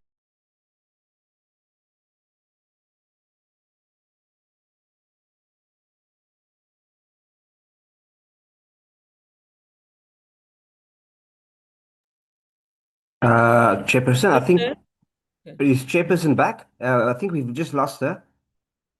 Oh, you've not lost me. I've muted. Thanks. I've muted myself and I'm busy noting members. Okay. No. I was saying that I'm clarified, although I will have other clarity seeking questions on the Western Cape. So it's Honorable Mkhize, Honorable Mgadi, Honorable Komani, Honorable Low, Honorable Ngobeni, Honorable Shkwambana, and Honorable Spies.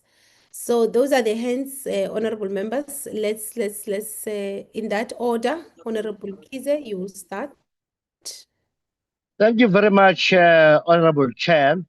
And I hope the people of the Republic of South Africa are watching right now to understand at first hand what is happening between the National Department of Education and the Provincial Education Department in the Western Cape. Clearly, sparsely apart, not coordinated. There is no authority of the minister over the Western Cape as the Provincial Education Department, and the province could completely go outlaw without any consequences from the department. Hence, the province, the Western Cape, can do whatever, say whatever, and compromise whatever because they know there shall be no consequences. The people must be able to judge the Western Cape, its attitude and behaviors in terms of always trying to extricate itself from the national systems and protocols, because it claims to be an independent province that could not be told by anybody, not even by black government, because they have their own way of self-governing. And this is a pity. The society must know and start acting on it, because if we don't, this province will continue to go astray up until ourselves we are more neurotical than we think. Chairperson, from the National Department of Education, I'm asking for one thing: consequence management that will be really imposed over the Western Cape. They are national, they can invoke Section 100 of the Constitution to strip off the powers, their executive powers, to even replace the HODs who are not complying with the rulings that are made or the guidance made by the National Department. I'm not going to waste my time with them. The National Department now has to be the one who accounts in terms of how they make sure that the province does comply with the law. They've got laws, they were empowered by the Constitution, Section 100, minister, start using it. The National Department must start using it. We can't have an an outlaw province that is not held accountable for its outlaw tendencies. You know, Chair, if I reviewed all the documents that were sent to us, and I can tell you that the Western Cape continues from what it has started. When the Court of Law charged against the Western Cape, stating that people are racially profiled in terms of sports, language, and financial muscles, before the province even went and verified what the Court of Law has established, they just blatantly denied it at face value and said it's not true. That's not happening in the Western Cape. Then they said after that, hey, we will go and verify if it happens, but we are already going to appeal the decision. And that shows you that was clear denial of racism, which is inconsistent with the tendencies of racism. I made that point before. I'm repeating it now. I think in this case, the doctor herself is infected in this case, and he needs to be cured first before he cures the patient. The department is infested with racism, with stubbornness, with outlaw culture. They don't want to comply. And you cannot therefore fix the schools while the province is still suffering from nuanced level or structural racism, which is manifesting in terms of the attitude of the executive. How do you blatantly oppose the judgment of the Court of Law and expect us to still think we are an objective person before you even verify the substance of the judgment of the court? Look at this case now, Chair. What they have done. We don't know as of now what could be sound reasons for the provincial department not to get the report completed by the National Department of Education. Clearly, Jabe has explained to us that there is no coordination between the two. This committee must take action on that. And I would be asking the Western Cape Chair if I had appetite to ask them, thinking that they'll be able to respond substantively. But I think I can only address these questions to you, Chair, so that at the end we are able to explain as a committee what do we do with this Western Cape? Because they are clearly not going to respect us. They are clearly not going to do whatever we say.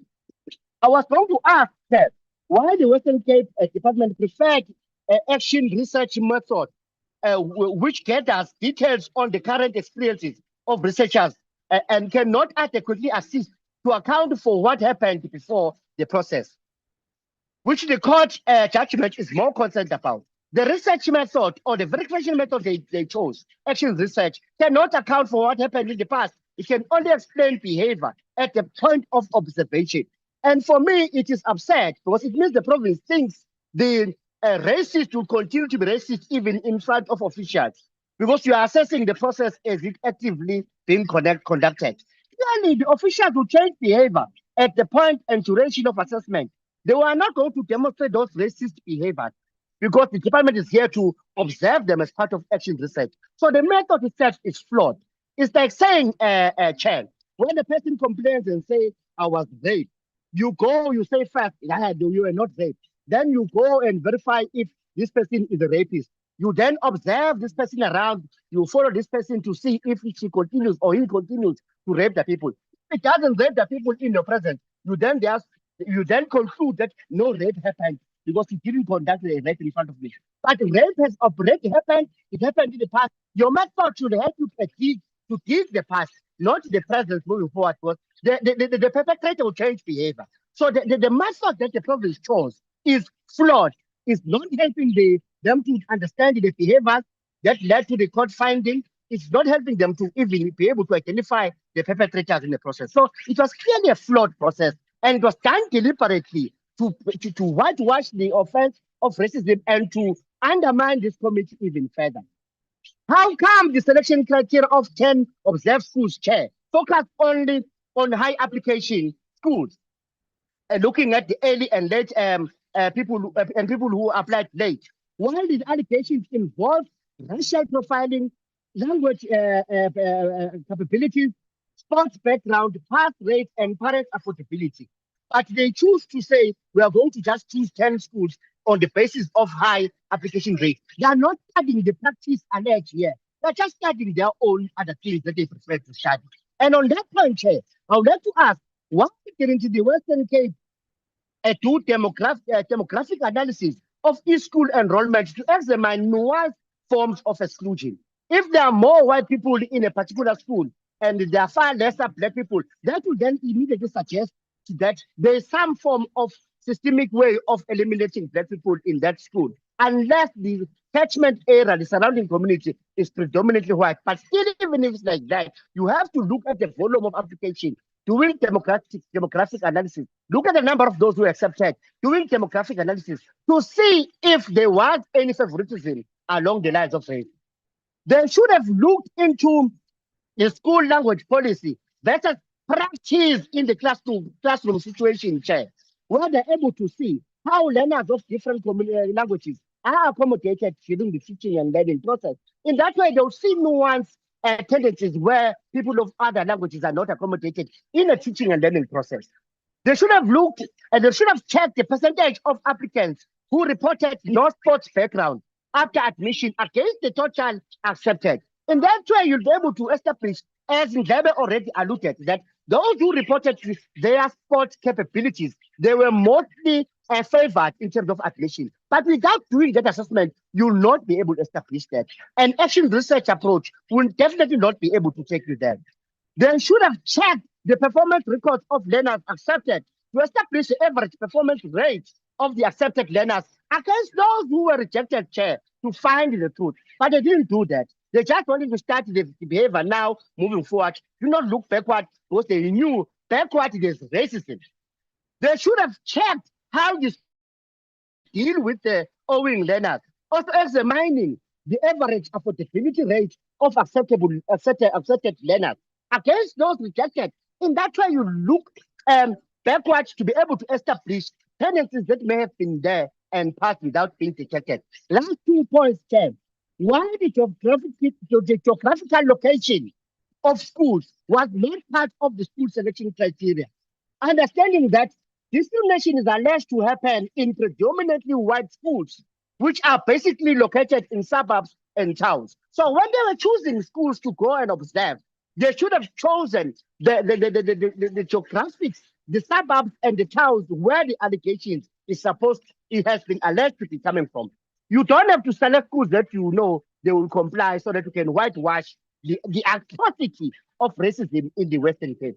By the way, Champ, the sample of 10 schools, how could it fairly represent the reality on the ground? How many schools do we have in the Western Cape? 10 schools. How do you confidently conclude on the basis of only 10 schools put as a sample to say, no, there's no racism? It's for that reason, Chair, Jabe and the National Department of Education were to find the rot in other areas because their sample was much bigger than what the Western Cape did. Last point, why the Western Cape APD report makes no reference to what steps are taken to place the late or rejected applicants to alternative schools. We don't hear what they do about that. But I did get a little bit here and there what they're doing, quite to be honest, but it's not convincing in terms of how do they make sure that everyone who was rejected is placed on the very same year, not the following year. And the last point I want to make, Chair, is that the Western Cape Education Department is not that foolish that they wouldn't know that the very same science I'm criticizing is not fit for purpose. They know exactly. But one, Chair, they undermine our intelligence. They don't care what we would say. They will not even implement our recommendations because this committee is failing to have teeth to really bite. And I'm saying, Chair, we have powers.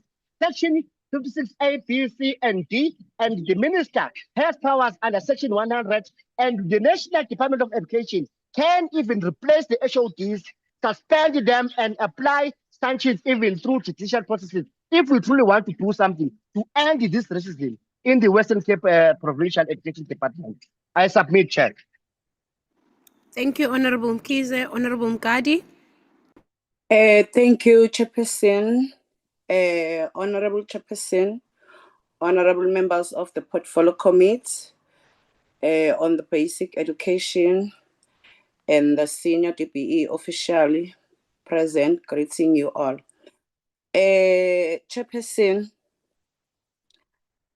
how long will the Western Cape act like this? Or they starting a territory yabo or a island yabo? I don't know. But kuyadinga ukuthi ingenelwe indaba yale territory nale island yase Western Cape. Chairperson, I think the starting point is that provincial department, particular the Western Cape Education Department, should understand that we are not opposed the schools using selection criteria for the learner admission. The concern is when those criteria tip the scale in favor of one group over another, whether on the basis of race or social class. When that happens and when the outcomes point to possible systemic bias or exclusion, those criteria must be examined closely. I think Pepsi, the Western Cape Department, needs to explain to us as if we were 5-year-old what purpose the criteria relating to a learner's ability to play an instrument or the submission of the prospective learner's photo serves, because it is definitely not to see how pretty or handsome learners are. None is to audition for a future sport in the school band. If possible, Chairperson, we should ask the province for the actual data so that we can see on average which demographics were able to meet the required criteria. I may be making a presumption, but I think it is a reasonable one. Surely the province must have picked up a pattern. If that, in this case, Then the question is, why they choose to ignore ignore it and failed to review or properly scrutinize their own policy. Chairperson, it is concerning, Honorable Chair, that the Western Cape refused to allow the department to conduct follow-up monitoring visits. Considering all these issues or matters raised related to the Western Cape education, it simply demonstrates their complete disregard of the seriousness of this issue. Chairperson, they can explain why they refuse to engage with the national department and respond that say some of these issues are before the courts is not enough. I do not see why these two processes cannot run parallel. There are general issues that still need to be engaged on and going, so will not stop the pending legal process. Additionally, Chairperson, and I believe I raised in our previous session, it will be important to clarify why national department will require permission to enter provinces for monitoring purposes, and what is the precise police position in this regard, because right now it suggests that the national department's oversight role is significantly limited, with authority to raise the concern but limited capacity to enforce accountability.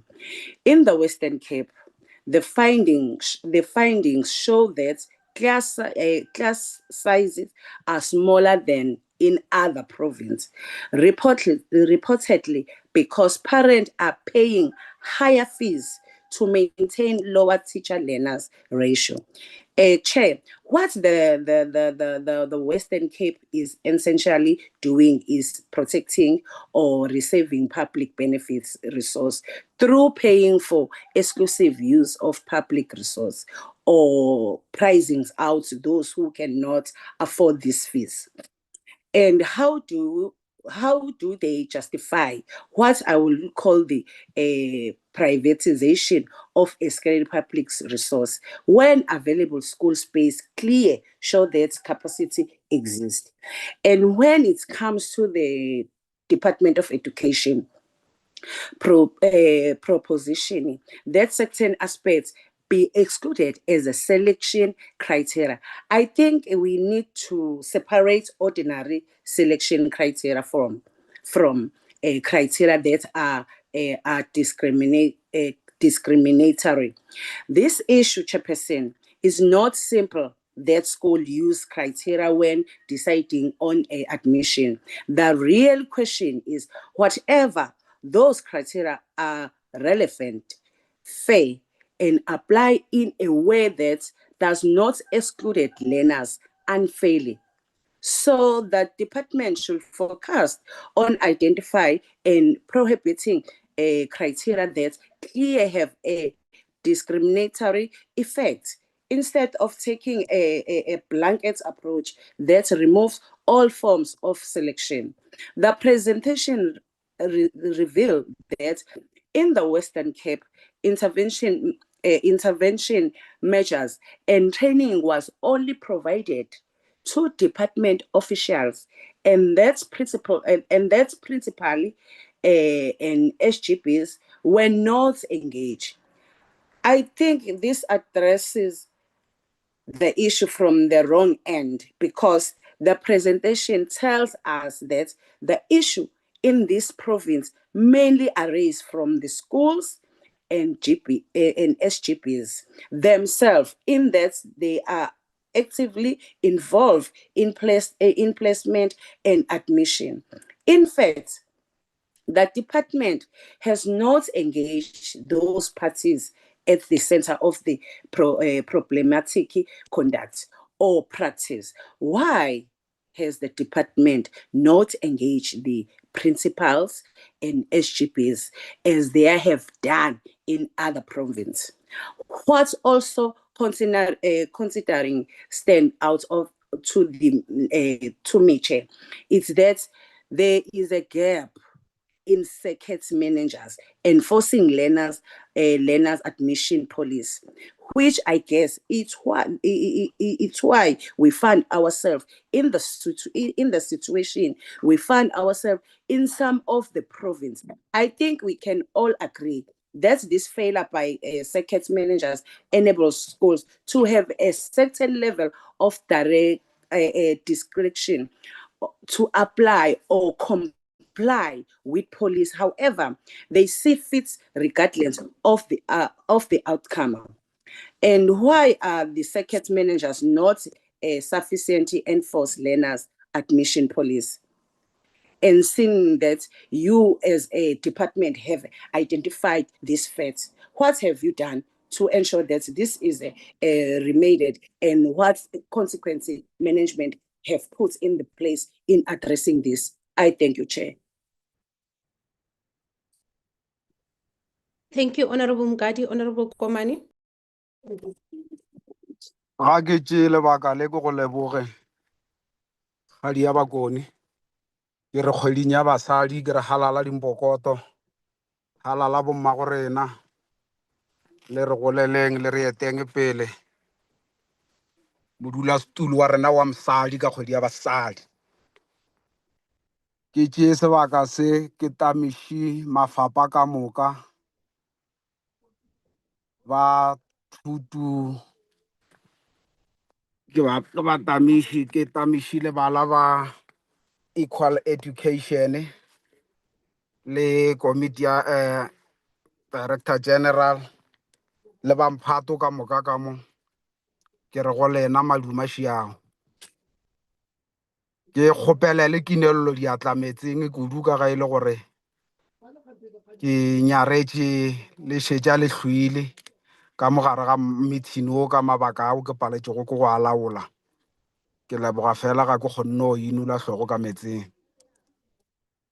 ke buši ke laetše gore ke kgale di ile phuphu di tšo boa bjalo go santše gore go kgatlampane go tšwele pele chairperson ke nyamile nko go feta molomo ka Western Cape. My problem is that as the 7th parliament, we are now on the 3rd year, but still we are still suffering the very same illness or symptoms of the first month of the first year. Then so I'm not going to be long. I'm just going to suggest that because we have been rendered to a lower standard whereby we even don't exist by Western Cape. Western Cape, if they want the second Orania, they must go closer to where Orania is. They mustn't come here in Western Cape to make another Orania. We are not ready to experience that. Then so my attention, I want to send it to the department that what is it that makes them to be afraid of Western Cape? Let me suggest for them. I think all posts of the leadership of Western Cape must be reconsidered, must re-advertised.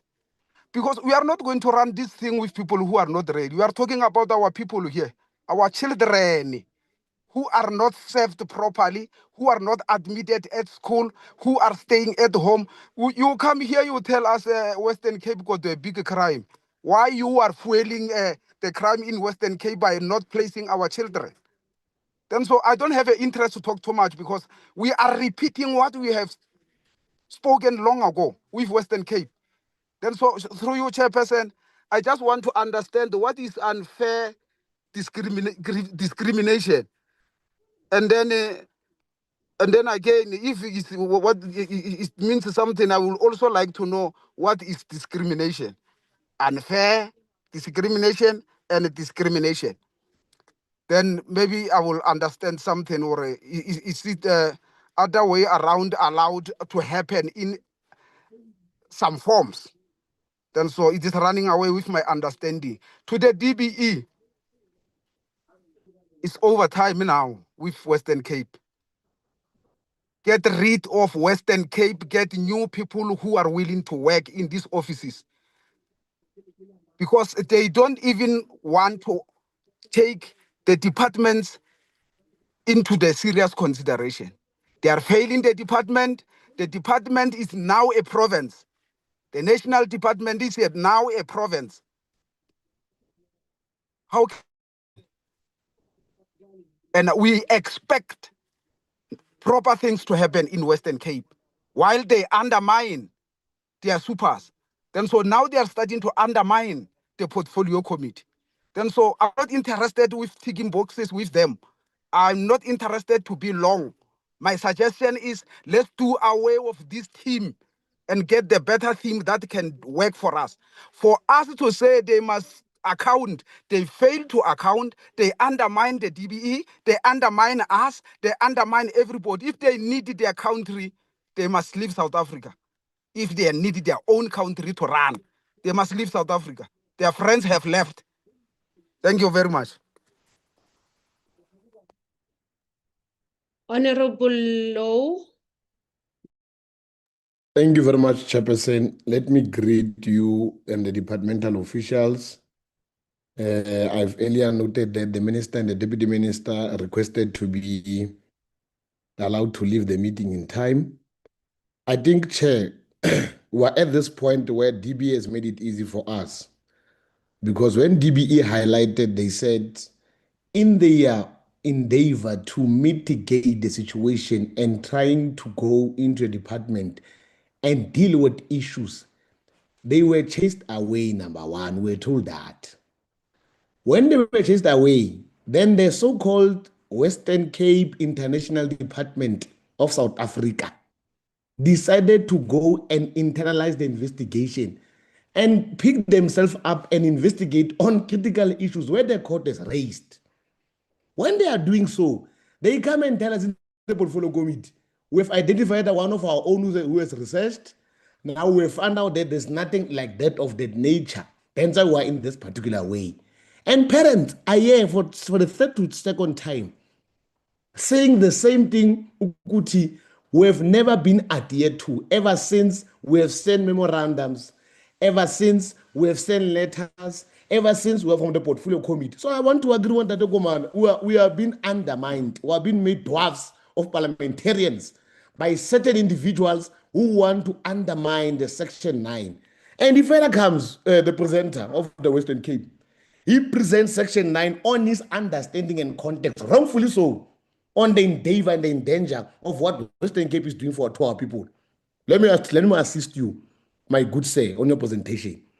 Section 9 says, everyone is equal before the law and has a right to equal protection. And subsection 3.4 states that in any person may not unfairly discriminate directly or indirectly against anyone on one or more grounds, including race and social origin and birth. I'm taking back to your form.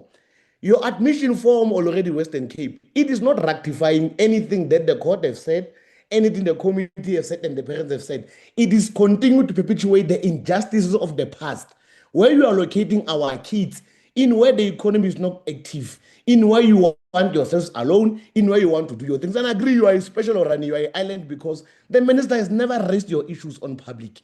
The minister has never put your issues into context and told the committee what it does. What she does best is to quote the constitution. It's important. Learn us the constitutional right. Hey, we don't want to hear that. We're tired. We're tired of the undermining of our people, more so black and colored.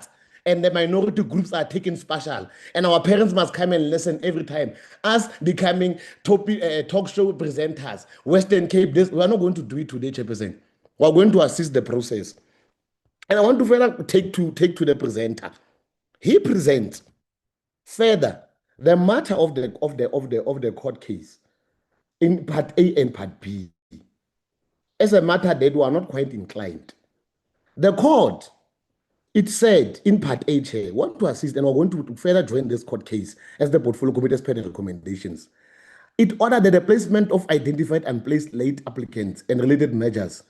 The reported reasons emphasize that placement must be translated into actual access and attendance. Part A. We go to Part B. The majority held that the majority of the judges, Clause 13 of the Western Cape Admission Policy, insofar as inadequately provided for late, extremely late transfer applicants, is extremely wrong and unfair and discriminatory. Now, we want to assist when we say we can still engage. The court did not suspend, as per the legal consequence and the compulsory execution of the suspended remedial order, as per the when the Western Cape was going to appeal. The court did not suspend section 9, 28, 29, 33 of the Constitution and the SASA and the PLAJA that existing duty to place learners on non-contingent operational improvements, nor does it prevent preparation of a draft policy or a consultation plan and a data system and contingency timetable without considering the appeal. They've not brought these things to us.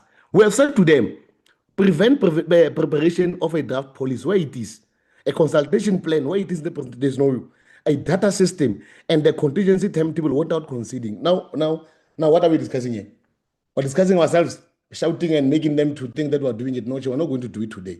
We're going to recommend to you, Chairperson, as the committee, one Chairperson, we recommend that this portfolio committee, through legal, because of this, can never be a national department that is going to be giving an effect of a verified, a detailed, defined presentation and report onto the portfolio committee and don't take it serious. So I want to recommend that we therefore take the Western Cape to the Constitutional Court so that we are able they must compare to the changes, because we are not going to be sitting with parents whom kids are stressed, kids are depressed, and people are coming and saying, no, they've fixed issues. They've not fixed what the court, and they've not fixed what we have said and what Section 928 is saying.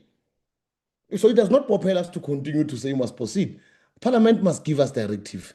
And I'm proposing that we go to the Constitutional Court, we join the Constitutional Court as a portfolio committee, we join the parents, we identify the stressed parents, and we seek support for the parents who are sitting there depressed, who does not have access, and the portfolio committee task, the DBA National, to intervene into that matter, and we join the court to the Constitutional Court, Chairperson. That's the only way we can deal with the Western Cape. Other than that, we are going to become talk shows, we are going to be here and speak, and nothing is going to happen on behalf of South Africans. And Section 55 gives us more authority to play our oversight and radically so and militantly so that we can apply the laws. So I wish to put it to the meeting and the committee to recommend that we join the Constitutional Court with an urgent matter, and the DBE also with regard to that, and we deal with the Western Cape issues, and we enforce these things to Western Cape, starting with their placement admissions, starting with the powers they give to SGB that is illegal and unconstitutional, where we know that the last lab to deal with issues is the HOD. So I want to recommend it and I want to submit that statement. Thank you, Chairperson. Honorable Ngobeni. Honorable Ngobeni. Thank you, Chair. I apologize. I was trying to find my unmute. Good morning to everyone. I won't repeat all the greetings that all the colleagues have said. I'm also going to just close my video, Chair. I wanted you to know that I'm not a robot. I'm a real human being behind this mic. But because of the technological issues, I will also just not have my video on. Chair, I'm going to make observations in this regard. I think the questions, have been asked ad nauseum, but I just want to make observations with regards to how one has synthesized or received the presentation. And so, in my view, Chair, having listened to both presentations, I think we must be very careful not to allow this discussion to merely descend into a political contest between the Department of Basic Education and the Western Cape Department. I think that the real issue before us, Chair, is whether the constitutional right to basic education is being fairly administered, that it is done lawfully and it is done consistently. If one observes the DBE presentation, its evidence suggests that some admission practices have become exclusionary. I was listening quite intently to the speaker who gave that presentation. And then, of course, the Western Cape Education Department, on the other hand, is arguing that there's no evidence of racial profiling because none of the school policies it reviewed explicitly use race as an admission criterion. In my view, Chair, those are not mutually exclusive propositions. I have a challenge with the debate going into, what we are saying technically and academically, and somehow not necessarily dealing and treating the issue of people's existential realities as a matter of concern. And so the Western Cape Department argues that there is no explicit racial criterion that is being used, and that it does not automatically mean that the Western Cape Department should be found wanting in this regard. My argument would be that, the fact that there's no racial criterion that is explicit with regards to whether people are being discriminated against on the basis of race does not automatically mean that there is an absence of discriminatory outcomes. If you are speaking about, whether, children can play sports, whether children are academically astute, whether children come from particular types of families, you may not intend to racially discriminate, but you can discriminate based on that particular criteria. And I think that is the treatment that one needs to really hone in on. And so, in our view, public administration cannot only be judged only by the wording of policies. And I think we should not be confined to arguing that, but by the consequences of such implementation. And why we believe that is why this committee must really distinguish between what is a formal essence of compliance and what is substantive fairness. I'm also not entirely persuaded, Chair, by the methodology that was employed by the Western Cape. And I think there was a previous speaker before me, or one of the members, who said the reviewing of 10 schools admission policies, it tells us whether those documents are legally compliant. We don't believe that it does not necessarily tell us whether the admission processes itself produces equitable outcomes. Likewise, telling us that more than 70,000 extremely late applications were eventually placed answers an important question about access, but it does not answer the question whether those learners are initially subjected to fair exclusion, unnecessary delays, or arbitrary decision making. And those are the fundamental questions that we really need answers to. On the other side, equally, the DBE report raises issues that deserve far deeper interrogation. If officials identified admission criteria such as academic performance, interviews, sports participation, leadership roles, and other non-statutory considerations, the question is not simply whether those practices exist. The question is why officials did not intervene when they believed those practices were inconsistent with the Constitution or the Schools Act.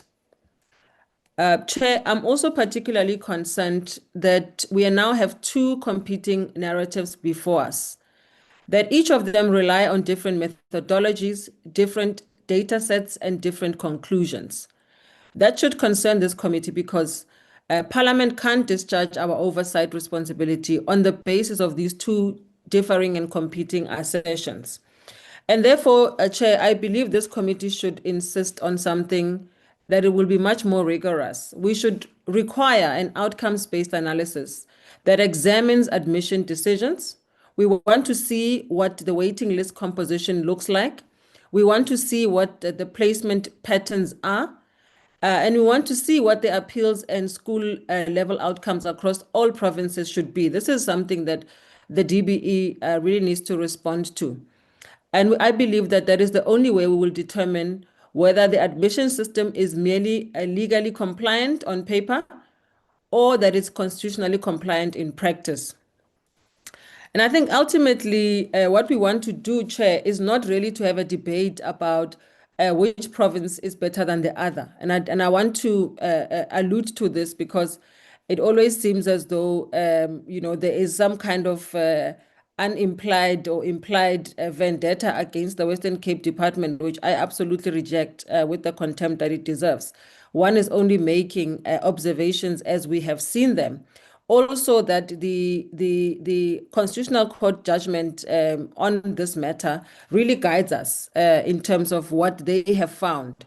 And so the mere denial or the mere reliance on what is academically written on paper cannot really negate what the existential realities on the ground becomes. And so, Chair, my assertion would be, and the suggestion would be, that this presentation and how we are responded to must really be about really complying with the Constitution, that every child, irrespective of race, irrespective of geography or socioeconomic status, must ensure and enjoy equal access. And we seem to be getting into the equal access side more than we are getting into the substantive quality education side, because it's not just about access. We want an equally quality education for all learners who go into the system. So simply placing learners is not going to really assist us, Chair. I'm worried about that. And I'm worried about what the actual DBE plan is. We had issues of migration, that people are migrating. Of course, people are migrating, and we fully understand that, from other parts of the country going into different parts of the country. And here we're talking about the Western Cape. But I think it's very important that we really understand what is the actual plan. Because if the Western Cape is saying that they've built schools and yet the demand is still too much, I would like to hear, what are we going to do about that then? Because we can't have children left out of school. In closing, Chair, I think I want to really just reiterate that I'm concerned that the Western Cape's presentation is giving an impression that the pending appeal somehow settles the matter of discrimination. In my view, it does not, Chair. And I think we've discussed this in the past. The very fact that the equal education matter has reached the High Court, and that the High Court found, and I apologize, I said the Concord, but it's the High Court, that the found against the Western Cape Education Department before leave to appeal was granted, tells us that these are not political allegations. They are serious constitutional questions about whether the admission framework adequately protects learners' rights to basic education. An appeal suspends the operation of the order. It does not erase the concerns that gave rise to the litigation. And so to the minister, I just have this to say, that while the appeal is pending, is the minister satisfied that government should simply wait for the courts? Or will the minister independently assess whether the Western Cape's administration framework produces exclusionary outcomes? I think that is the question at play here. And so, it is very clear to all of us that the constitutional obligations to secure equal quality access to quality basic education cannot be replaced and placed on hold simply because there is litigation underway, which seems to be the order of the day in South Africa these days. What is right must be adjudicated in the courts. People can't just do the right thing for the right thing's sake. Those are my observations, Chair. I will leave it there for now. And thank you very much for the indulgence.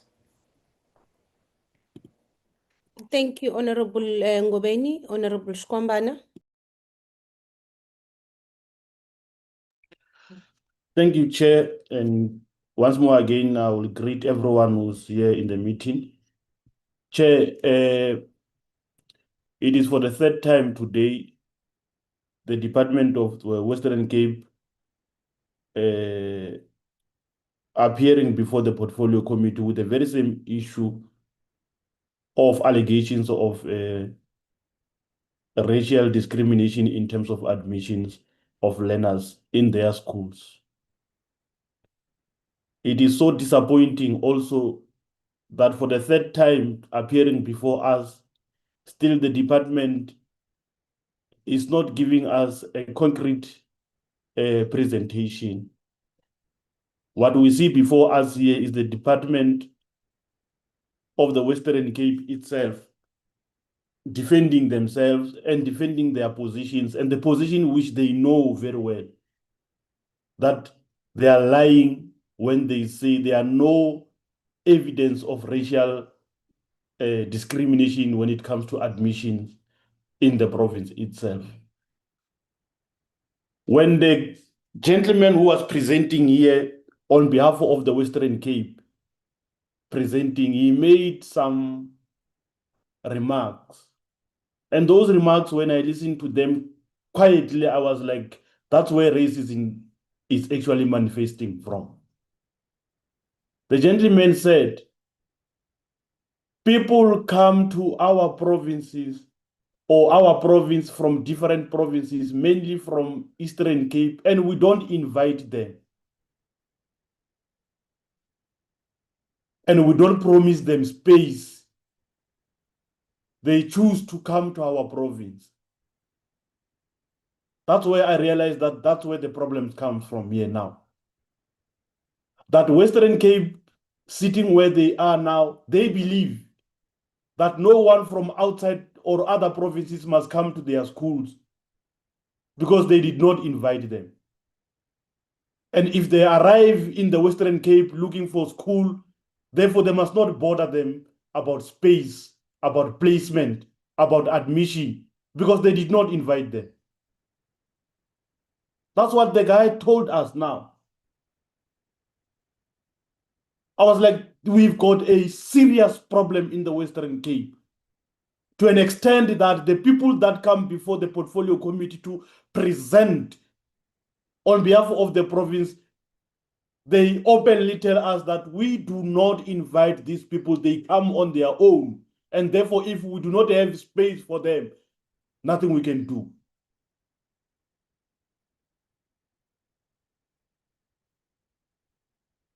Another issue that I want to speak on, Chair. You know, the admission policies of the Western Cape schools in black and white, they are so good. And they seems to be within the ranks of the law or the framework of the laws. But you know why do we have racial problems in the Western Cape when it comes to the admission of learners in the Western Cape? It is the manner in which the province itself has formulated their application form and given it to the schools, and the schools, they are admitting learners or placing learners based on the application form that was formulated by the province, and which becomes racial on its own nature. First, in their application form, academic performance, interviews and tests, the score sheet to select top learners, proof of employment, participation in sports, learners, leadership role, ability to play music, and photos. And we told them previously that you are requesting parents to send photos that will accompany their application forms to the schools. And in that regard, you discriminate these learners in terms of placing them and admitting them based on what you have seen on the photos that the parents and the learners who could have been submitted to the schools. It further goes to say, when we go to the waiting list, the waiting list of the school says, again, only Africans and colored learners appear in the collected waiting list of the Western Cape. You know why it is like this? It is because the manner in which the application form is designed is going to discriminate and is going to exclude majority of blacks and colored learners into the schools. How does it exclude them or discriminate them? They must write a test which they are likely to fail or not perform as per the way they are expected to by the schools or whoever a person is expecting them to perform in a miracle manner. Academic performance, proof of employment, participation in sports. A person like me, I may want to go and study or go to school in one of the schools in the Western Cape. But I'm not a sporty person. I can't play soccer. I can run. I can play rugby. I can play whatever sport you may mention. Therefore, it means I'm already excluded when it comes to the admission and placement in the Western Cape because I cannot participate in any form of any sport. That is discriminatory on its own. It doesn't have to actually say to you, we don't want black learners in our schools, or you must tell us that you are black or white. No. By virtue of putting all these things that the department has brought before us, that they found in your schools, it tells us that indeed the Western Cape a way of admitting learners in the schools is discriminatory on its nature. Because when we go further on the last point, you can tell that the people who are not performing best academically, it means it's African and colored because they are on the waiting list. The people who are not doing well in the interviews and tests, it means it's blacks and colored because they are on the waiting list. The people who, in terms of when they provide the proof of employment and maybe they don't work or maybe the work that they are doing is not sufficient according to the standard that the school may want, it's mostly Africans and colors because they are on the waiting list. The people who actually are not participating in any sport, it's mostly Africans, blacks, colored in particular, because they are on the waiting list. They may as well not play any musical instrument, black, colored in particular, because they are on the waiting list. Submission of photos, you have actually realized, okay, above all the things that we have checked in our application form, here is the picture of the person. It's a colored learner. It's a black learner. Put them on the waiting list. That is discriminatory on its own. We are discriminating. Don't come and tell us that you are not discriminating. You are disrespecting this portfolio committee. You are disrespecting the parents of the kids that they've got 2 years or more without being at school. And you come and tell us that you are not discriminating these people here. Western Cape, you need to change. And if you are not ready to change, and one person that must be more ashamed of this character of the Western Cape leadership in the department is the minister. You must be ashamed of yourself, minister, if you are still in this meeting. Because you are the ones that must hold these people accountable. You are the ones that must speak loud. You are the ones who must call these people into order. You are not doing that. And you know very well what is happening in the Western Cape. You're not doing anything. You are scared of them. They control you. They tell you what to do, when to do it, and how to do it. And you come and pretend as if you don't know when you come to this portfolio committee. You must be ashamed of yourself. You can't be controlled like that by these people. They are racist and they will never change. The court, the High Court found that a Department of Basic Education, the Department of Education in the Western Cape is racist, or they are racial in terms of admission of learners in the schools. They run to appeal the outcome. We want to come and tell this Western Cape Department of Education that if you know what is best, and if you really care for our people, if I were you, I was going to withdraw that appeal application that we've made, because you know very well that you are lying there. You are just defending yourself for nothing. The department has given us a proper report here, a proper presentation that tells us that you are discriminatory yourselves. Chair, because you want me to stop. And I don't understand why, because majority of people, they've spoken. You have never interrupted any one of them. I'm the only person that you are interrupting. I don't understand why.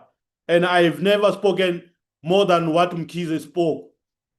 If you want me to go back to that point, I'm just surprised. Why are you doing this? Honorable So, Shkomba, done. so now, this is what I want to say now. And I want to ask this one question only, because if you check from what I've been saying, there's no question that I've posed. But this is the last, as I conclude, my question will be to the Western Cape. The Department of Basic Education requested you to remove sports and leadership role as they discriminate learners in your application form. Why are we still having these in your application forms a year since you were warned and requested by the Department of Basic Education to remove these things in your application because they are discriminatory on their own nature? Can you please explain to us? Are you challenging the Constitution or you are undermining the Constitution of South Africa? Thank you very much. Thank you, Honorable Space. Thank you very much, Chairperson. Allow me to first of all say thank you to the presentations made by both the DBE and WCD. And then also, Chair, I have no intention of becoming involved in any political spat in this committee, and I believe that our responsibility is oversight, and therefore the serious matters that affect our children and their constitutional right to education should be the focus. And I think it should remain on establishing the facts, interrogating the evidence, and finding solutions, ma'am. So I wouldn't want to go to immediately to my questions, and I would like to first of all just say, because that to me is the common thread in all of this, is that we need to ensure that, allegations that are raised within the committee needs to be supported by specific information so that they can properly be investigated at the provincial level.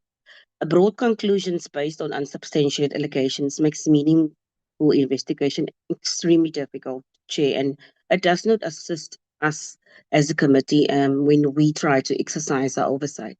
So in this regard, I would like to ask the DBE if they could kindly indicate specifically which public schools in the Western Cape you have encountered that are still conducting entrance interviews and or mission tests, photos, and all the other issues that have been mentioned, and how many schools have you found to be doing this? Because this information is extremely important. Name of the school, how many students were affected by that, so that we know that there's evidence of this, and this obviously then can be dealt with.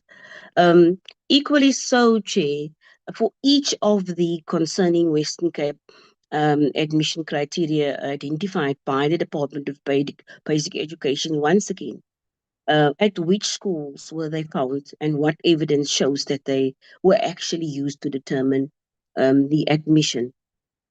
And then also, when it comes to the statement made that only African and colored learners appeared on the waiting list examined, what is the evidentiary basis for the statement, for that particular statement? Again, how many schools and learners were involved? What was the demographic profile of applicants and admitted learners at those schools? And can the DBE indeed legitimately draw a broader conclusion from that sample? When it comes to the Western Cape Education Department, Chair, I would like to know from them how they, as a department, does the department's review of the 10 high demand schools relate to the schools actually visited or identified by the DBE?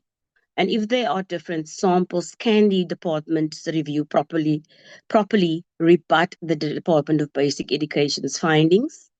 And then the the Western Cape Education Department says that it's 10 schools were selected because they have the highest number of applications within the year of 2025. Did the WCED examine only written admission policies, or did it also test how those policies were indeed implemented in individual admission decisions? Chair, this is particularly important because a legally compliant policy does not necessarily establish that every administrative decision taken under it was fair. And therefore, one needs to understand if they can distinguish between its finding that race is not an express admission criterion, and the separate question of whether apparently neutral criteria would nevertheless produce unfair exclusionary outcomes. And Chair, then just as the presentation was made, the DBE also referred to the fact that officials sign off on available spaces. And then obviously they place those learners, and the Department of Basic Education expressly commended the WCED for doing that. And then in the same spirit, the point that was made by one of the honorable members earlier also was stating that SGBs and also determines admissions, and that is a particular challenge. And I would like to know from the DBE as well how they intend to deal with this, because on the one hand, this is what is said, and on the other hand, this is also what is said and what has happened. How do they actually bring the two together? Chair, I don't think I need to say any more further than the fact that when I introduced my questions is that all of what is said needs to be substantiated by by evidence, because then we can properly investigate each and every allegation that has been made. And that is where I would like to just stop. Thank you very much for the opportunity. Thank you, Honorable Space. Honorable, you're done. Thank you very much, Honorable Chairperson, for the opportunity. Let me start off by also welcoming Honorable Spies. I look forward to her engagements in this committee, and also considering that she's a very experienced politician, and her background also being as a teacher. So she would most definitely provide valuable insights. Chairperson, I'd like to welcome this monitoring and evaluation exercise by the department, as we know that the department's role under the National Education Policy Act is to monitor and evaluate, to identify systemic risks, to support corrective action, and to develop national policy where required. And I think I've heard several members also alluding to this and to the department moving in this direction with an exercise such as the one that we are seeing before us today. I appreciate the department's focus on achieving greater consistency in admissions oversight, particularly aligned with the South African Schools Act and the National Education Policy Act, as the presenter had mentioned earlier today. Chairperson, I think we all agree that no learner may be unfairly discriminated against in any admissions process, and any allegations of this nature must be tested through evidence, lawful processes, and proper institutional channels. The constitutional right to basic education remains paramount, and any unlawful practice must be addressed. Chair, I have a question relating to the presentation made by Equal Education. The organization had indicated that there are learners remaining unplaced, while the Western Cape Education Department states that 70,520 extremely late applications for 2026 were placed. Now, I recall that in our last meeting with Equal Education, they also raised the issue of learners sitting at home, which we were all extremely concerned by. At that meeting, if I recall correctly, the department and the Western Cape requested information on those learners so that the matter could be addressed and that those learners can be placed as a matter of urgency. So my question is, how many learners on Equal Education's current list remain unplaced today? I think this meeting was on the 2nd of June, so by now it's 2 months later. I'd like to know how many learners from that list had been placed in those 2 months. When was each case last verified, and has Equal Education provided the learners identifying details to the department so that every case can be reconciled against the provincial admissions system? Then to the DBE, Honourable Spies had also spoken about available spaces that have been identified. I'd like to know how the whether schools have available spaces.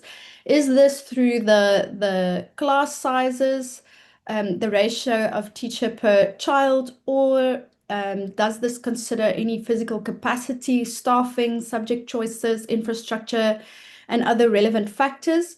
Of course, for example, in a specialty school, you can imagine that the class sizes might differ in different classes due to the nature of the content that's being taught and so on. So I'd like to just get more information on how that's determined. Then, Chairperson, I'd like to know how many district engagements or support sessions had the DG conducted in the Western Cape in the past? I'd like to also ask about the methodology of this monitoring exercise. Were the schools selected because of specific complaints, because they were hotspot schools, or through some sort of sampling methodology? And is this then the DBE's view that the findings are capable of supporting province-wide or systems-wide conclusions based on the criteria for selecting these specific schools that were monitored? And then where the department has made recommendations and identified any potential systemic issues, has it referred these findings to the relevant provinces through the lawful South African Schools Act processes, including engagement with the relevant SGBs where the school's admission policy has been implicated? I've taken note that training has been conducted in to some schools, but I'd like to know whether where there had been concerns raised, had the provincial departments actually taken this up with the relevant schools and not only as part of the national monitoring exercise. What national trends did the DBE identify across all 9 provinces? So one of the trends concerningly has been that there's a gap between the engagement, a gap in the engagement between circuit managers and schools when it comes to admission policies. What other national trends might have been identified? Then, Chair, to the Western Cape Education Department, 70,520 extremely late applications were placed. Several of our colleagues have also questioned this. By what date were they placed? Were they placed in the grades required, and how far are the placements from their homes? And are there currently any learners still awaiting placement from these late applications? This is based on the department's statement of that number. Why were the department officials not allowed to do a follow-up? I think Honourable Gadi had also asked this question. But what I would like to know in terms of this is whether the institutions that have been visited during that follow-up have been given a chance to respond to the allegation of refusal and what that response was. Then, Chair, I'd like to know how representative the 431-person grade 10 walk-in sample is of the Bora admissions system. What additional oversight the Western Cape has introduced, or will it introduce even where it disputes allegations? Then what practical improvements can continue, notwithstanding the pending Supreme Court of Appeals proceedings? Then, lastly, Chair, can the Western Cape also respond on whether they've been given the names of the schools that have asked for photos or financial records. And then, Chair, it's reported something that concerns me and that I think really should concern all of us as a portfolio committee doing oversight over the national department, is that the initial presenter had mentioned there's no evidence for officials interacting with admissions policies to identify non-compliance to the Schools Act and the Constitution. And especially in light of what's topical in basic education at this, in the past few years, it's quite surprising to hear that officials are not actually engaging with schools on this. And we found this also to be an issue when conducting oversight in Limpopo. You'll recall the department had then embarked on serious training exercise with SGBs as the custodians of admission policies. And I'm particularly surprised that circuit managers are not enforcing learner admission policies, and that appeals and queries in almost all provinces, apart from the Northern Cape, are slow or poor. Chair, my understanding was that this is what the purpose of the DG's district engagement and support sessions that he's conducted across the country were all about. If one looks at the presentations that have been submitted before to the committee on these support sessions, it does in fact discuss admission. So I'm wondering where the gap is. Is this a provincial, oversight, or where the gap is when the department is saying officials are not engaging, but then the DG has also told us that he's traveled all over the country to all districts to provide this level of support. So how is the department assessing the effectiveness of the DG's district engagements? Does it ever follow up with the schools on the support that's provided? And then finally, could we also be provided with a report of how much the department has spent on these engagements so that the committee is able to measure the investment against its outcomes? Thank you very much, Chair. Thank you very much, Honorable Yordan. I think members have comprehensively engaged with these presentations. I just want to, before the colleagues come to respond on these issues, to take us a little bit, maybe give background on how we've arrived here and why we are here today. I think a bit of a year ago or 2 years ago, in fact, this came immediately after our oversight into the Northern Cape and the Western Cape. These were the two first provinces that this portfolio committee conducted oversight visits to, where we had received different concerns and complaints about possible racial profiling in placements and admissions in schools in the Western Cape. Now, we engaged with the PED, which flatly denied that. They simply denied it from the first meeting that we engaged on this matter and said there are these allegations. The province denied it from the onset. To an extent that one of the meetings we had a parent who is representing a civil society organization that came to the portfolio committee and made the same allegations. The province still denied. We then said, as the portfolio committee, we cannot conclude on these allegations. We cannot come to a conclusion on these allegations until we get some form of an investigation into these allegations from another party. And in this instance, we chose DBE. We took a resolution in the portfolio committee meeting some time ago and said DBE and wrote to them officially to say there's been these allegations that come over and over again. Can you please conduct some form of an investigation into the substance of this allegation? If they are correct, if they are not correct, if there's any evidence that supports these allegations.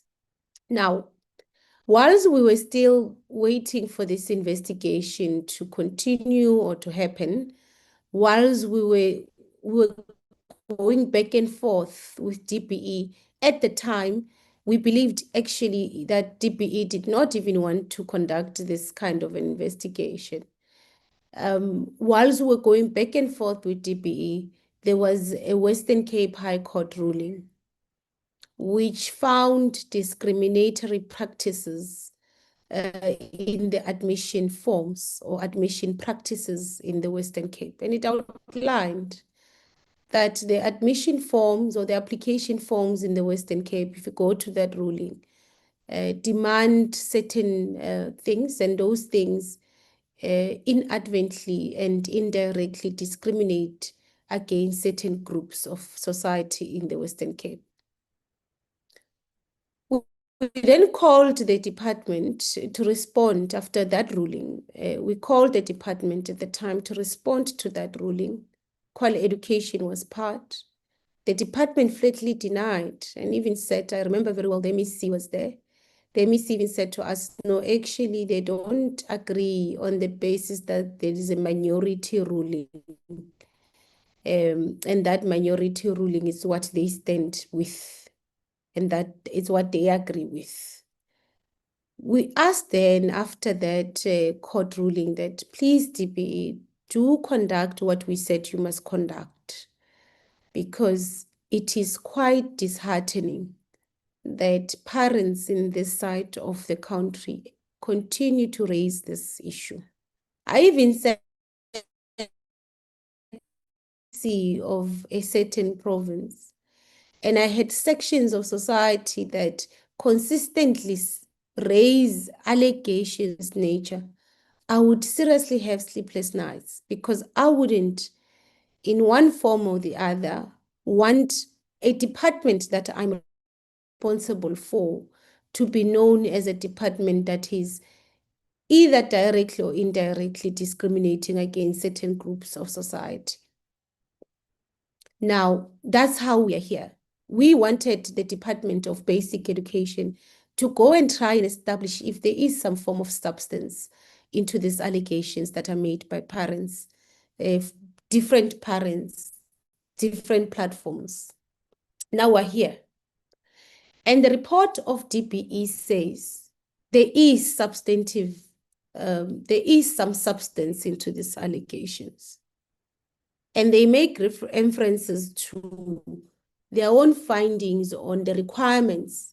So they are corroborating the findings of the High Court that the admission forms or the application forms do have requirements and demand history of participation of sports. And I'm saying this because I want colleagues to really reflect on our engagements today, that this task a long time ago, some time ago, it's been actually a year and a half that we have sanctioned this task. Now, there is a report that says, in terms of what we have done, there is some substance to these allegations that parents are making. Now, when the DPE presented, firstly he said, the DG wrote HODs and even attached the letter of parliament and said, we are tasked to do, in fact, DPE actually extended the scope, because at the time we had said they must conduct this in the Western Cape because the complaints that were raised were concerning the Western Cape. They expanded the scope, which is fine. I think we should actually applaud that. They've extended the scope to include all other provinces. Now, the presenter says, we wrote to the HODs and said, this is what we are going to do. and they even attached the letter. The presenter even said to us, when we went to the provinces, we actually asked the departments or the provinces to give us the names of the schools. If I did not hear this correctly, DPE will correct me, because I was listening to the presentation and that's what I thought I heard. That we asked the schools to provide us with the list of, the provinces to provide us with the list of the schools that we should sample and conduct this monitoring with. Now, we also heard that all the provinces participated in the part of the training and the follow-up, monitoring follow-up. We also then heard that when I asked the clarity question, that the Western Cape Department forms part of the different committees that have processed this report. Now, when the Western Cape starts their presentation, this is where my discomfort is. They start by saying, we know nothing about this presentation, and it's not the first time. The last meeting we had with the department, DPE and the Western Cape on the very same matter. DPE, we had even had to return DPE from presenting because the Western Cape made the same allegation that they did not know about that report that was about to be presented before us. I remember we even said, colleagues, go and engage each other. Come back to us and present this report as your report, all of you. So it's really concerning that Western Cape Department comes to this portfolio committee and says, we know nothing about this report, a report they participated in. Firstly, they participated in the process. They secondly participated until where they refused to grant permission to DPE to conduct a monitoring, a follow-up exercise. And I want the Western Cape to respond on that. Why do you go to length to deny a process that you participated in? I think you would rather say, we don't agree with the contents of the report. But don't come to us and appear as if you have no knowledge whatsoever of the process and you've never participated in the process, including participating in committees where this report was processed. I think that is really, really dishonest on your part. It says much about the character of the department that you lead. The least you could do is to say, I do not agree with the contents, rather than deny your knowledge. In the same breath, when you deny the knowledge of this presentation, you say, but we've seen one aspect of it and we are responding to one aspect of it. I really do want to plead with you to respect, really respect us as a portfolio committee. That's the first part. The second aspect is, I really want you to respond as to why did you deny DPE to conduct a follow-up monitoring visit on the 27th and the 28th of May? Why did you deny them? And actually speak about why did you do that at the last minute when they were already in the province? 2, are you denying the fact that you at the provincial level, your online system, you don't do placements? Are you denying the fact that placements are done by school? Are you denying that fact that actually your online system, apologies, honorable members.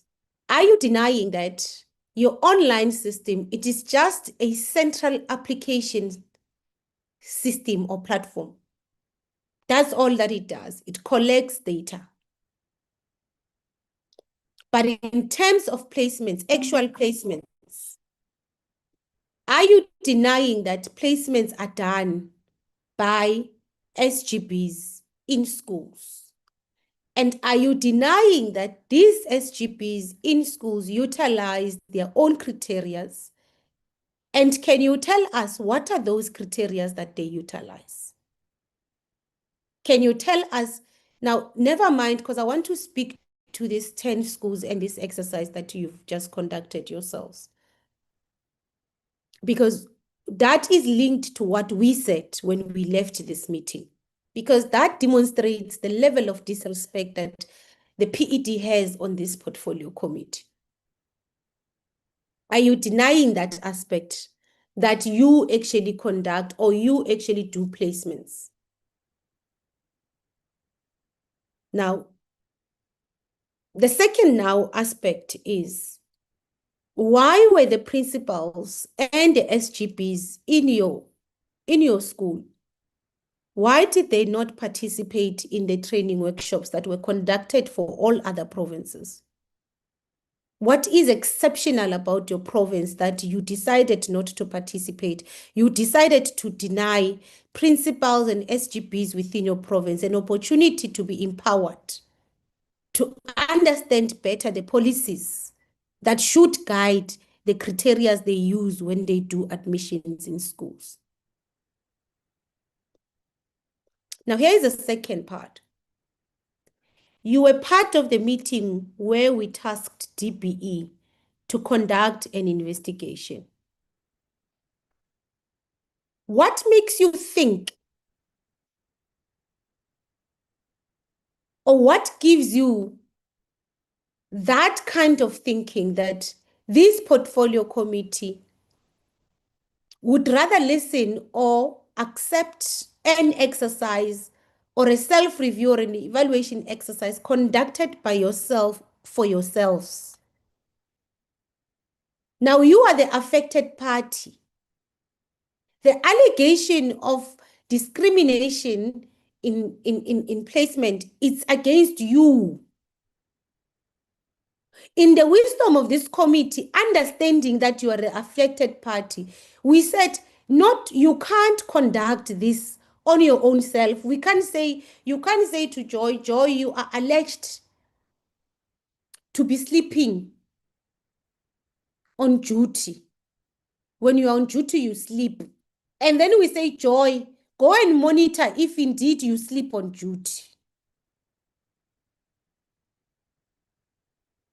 My question is, why do you want us to accept your research outcomes as credible, as opposed to you, the applicant to a court who is actually opposing the findings of the court?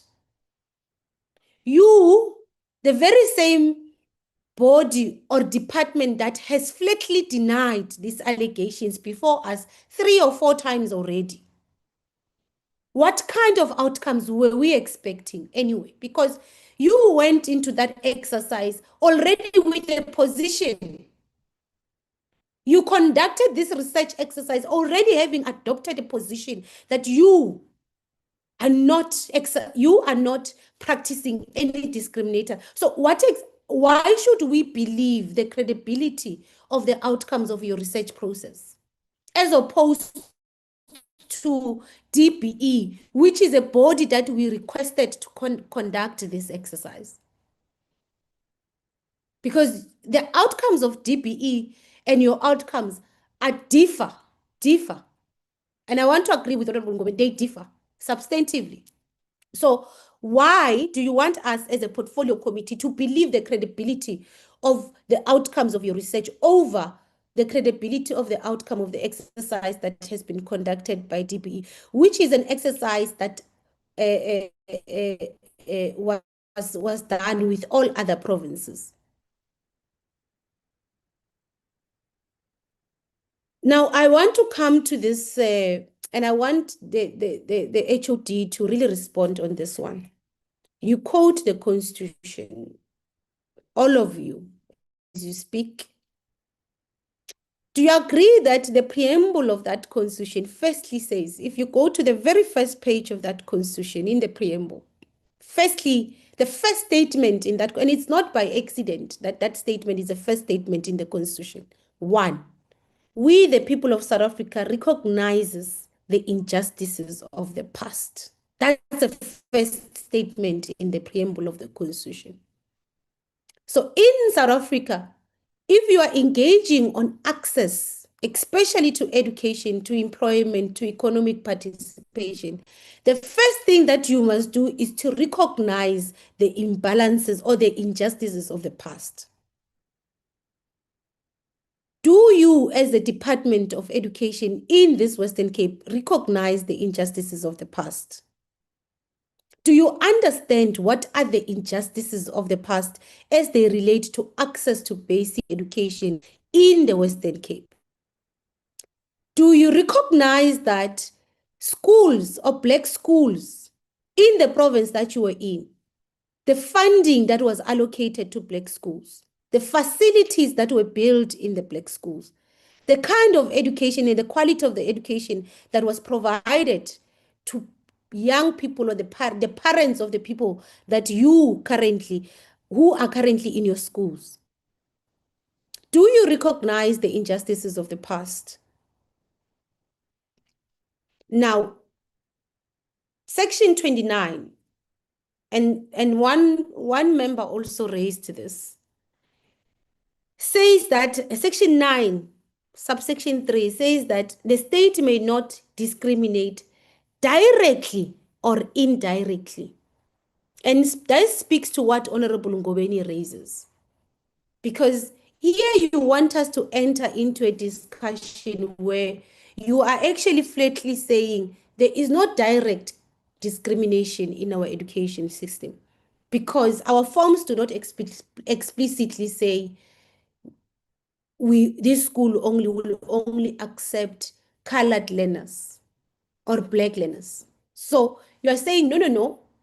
In our schools, in our admission practices, in our admission or application forms, there is no direct discrimination, especially on race. Now, I want to give you an example of what constitutes indirect discrimination, because that's exactly what you are not responding to. And this is really aligned to what Honorable Ngobeni said and what Honorable Mkhize and many other honorable members said about the outcomes of your practices. It's like when an application form goes out in a certain working area, in a specific working area, it says, we are advertising a job for a director position, and we want 10 years experience.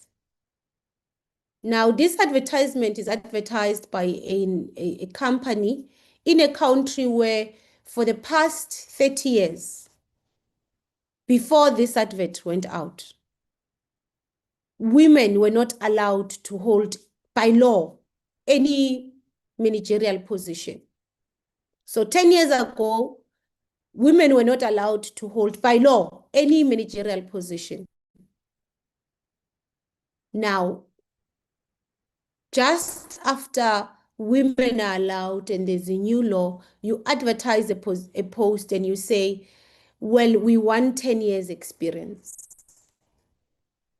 Indirectly, you are saying no women should apply for that post. So the post does not say no women should apply for this post, but the post says we want 10 years experience at a managerial position in a country where women for the past years, by law, were not allowed to hold any managerial position. That's what indirect discrimination looks like. Now, when your form says, we want, okay, do you play any sport or have you participated in a sporting code, any sporting code? Now, I am Joy. I am applying at Brackenfell or Milnerton High, a school that is known or renowned for their rugby teams. a school that prides itself on how the rugby game or rugby sport is entrenched in the DNA, in the fiber of the school. I've never played rugby in my life. As my parents relocated from Eastern Cape and now they work in the Western Cape, the school that I'm from in the Eastern Cape is in the very deep rural areas. There is not even a rugby field. I've never seen a rugby field. Now I stay close to Middleton, I apply. Other learners, I apply with other learners who are from schools that are from the Western Cape. Majority of those that have rugby pitches.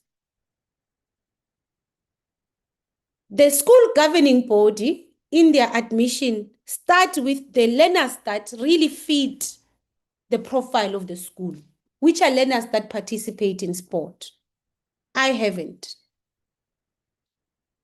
Indirectly, the majority of the groups that would have not participated in that sporting code would be Black people.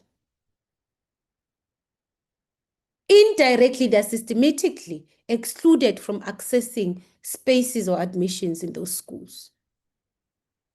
And that is your admission practices. That is your admission in practice. That's the experience of many parents that have complained, that have raised concerns. And those were the ruling or the conclusions of the High Court to say, you demanding this and you looking at this as part of your admission form and criteria literally creates discrimination practices. Now, I want to agree with Honorable Shkwamban and Honorable Mkhize. If you, at a provincial level, can't accept this reality, if you don't understand this reality, then there is in no way that you are going to assist the situation. Because only when you accept this reality, you will understand the role you ought to actively play and the powers and the authority that has been granted to you by the basic education by the Bella Act. You would understand that these powers bestowed on us actually gives us authority to redress these practices that produces this outcome.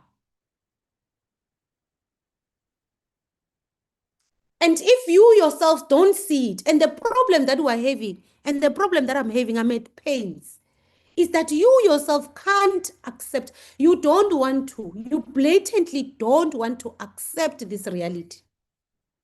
Despite everyone saying, this is the outcome of these practices. You want to say to us, no, explicitly we don't ask if children are of the same certain race.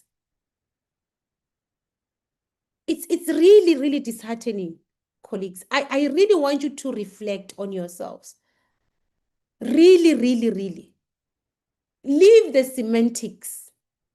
Literally, really think about the experience and the practices and the outcomes. Because if this is the outcome, and by the way, one member says, can you tell us, can you give us evidence of that list where it's only Black and colored learners?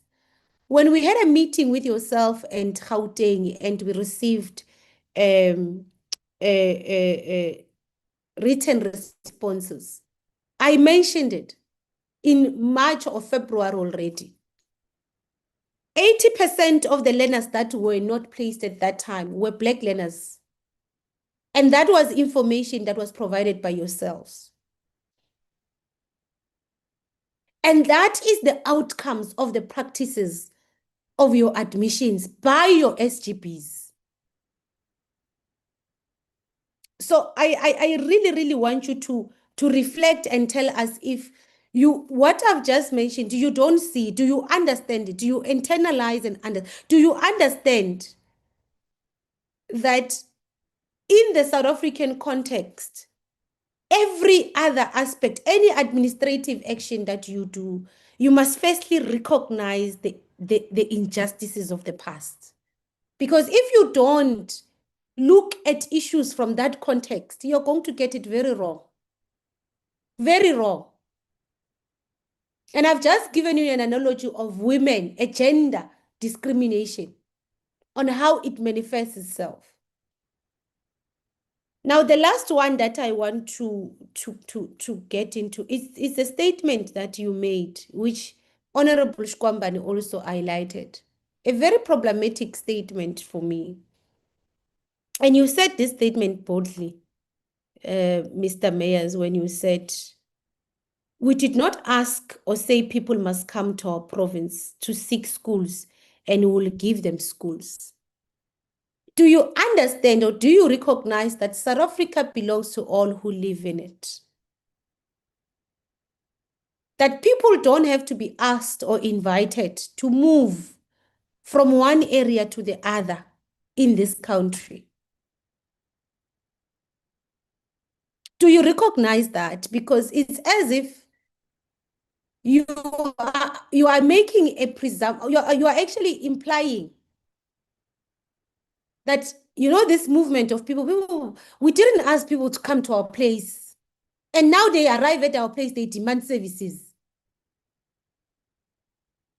That's the implications of your statement. What exactly did you plan? What did you plan to achieve with that statement? What exactly were you saying? What is the intent of that statement exactly? Because when you said that statement, I remembered a statement made some time ago by a certain premier of the same province, a former premier, who said, people from the Eastern Cape are refugees in the Western Cape. I immediately remembered that statement when you made that statement. What is your intent?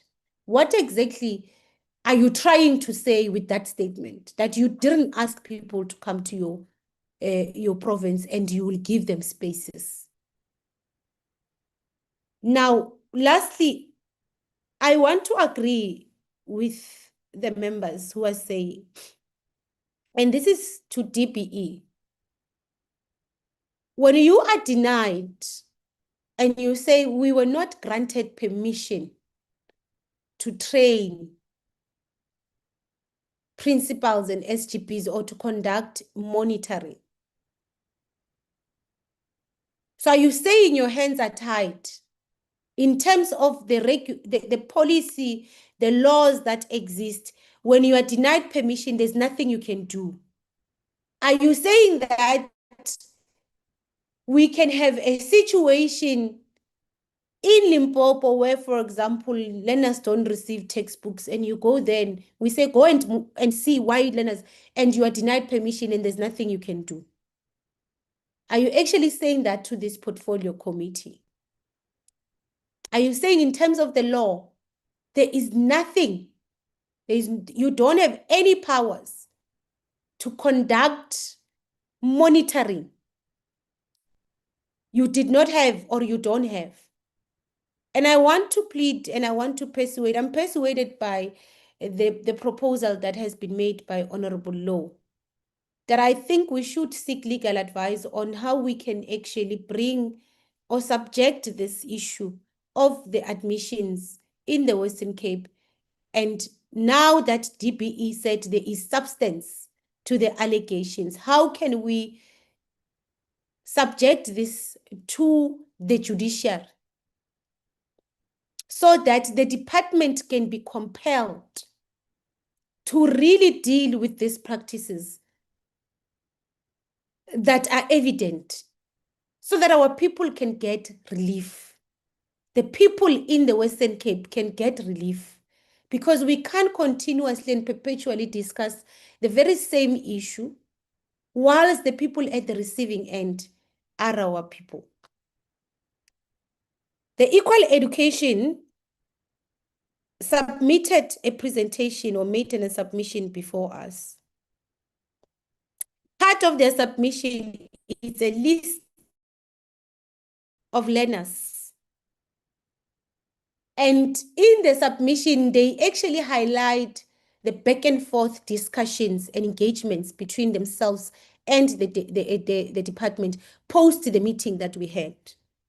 Now, this is what now really stressed me with their submission. They are, in terms of the list that they've sent us, they are learners in terms of their submission who are still at home, who applied in January this year. They are still not placed at school. That's according to their list that they've submitted to us. It's true, when they went to do a match, they submitted to us a list of learners that were still or that were unplaced. And in my own understanding, in our own understanding, we thought, no. We agreed with DBE, with the Western Cape Department, that Equal Education is going to submit the list and Western Cape Department is going to ensure those learners are placed. Now, there is a list that they've submitted to us that indicate details, the name of the learner, the schools where they applied, when they applied, all the details, and there are learners that still remain unplaced. And those learners, some of them applied in January this year, if you call that late application. Some of them actually applied last year and still remain at home. I want the Western Cape Department to respond on this list. Respond on this list as to why are these learners still at home now in August, learners that applied last year. One of the report in this list even says the parent went to the school. In fact, one parent was told by the district, no, go to the schools directly. The parent went to the school and the school just said, no, we're full. Now please respond to this submission by Equal Education, because it does have lists and it's not the first list that they've submitted to us. I will leave it here and start by requesting, perhaps let's start with the Western Cape Department and go to DPE for responses. Thank you. Thank you very much, Chairperson. Thank you to the members for the questions. So let me first start off with, we're going to answer the questions. I will do some of the answering and Mr. Meyer will answer portions of the questions as well. So let me first start with the equal education list, Chairperson, because that is the thing you raised now at the end, and say to you that I actually had an agreement with Equal Education. That agreement was to meet the senior leadership once a quarter to clear lists.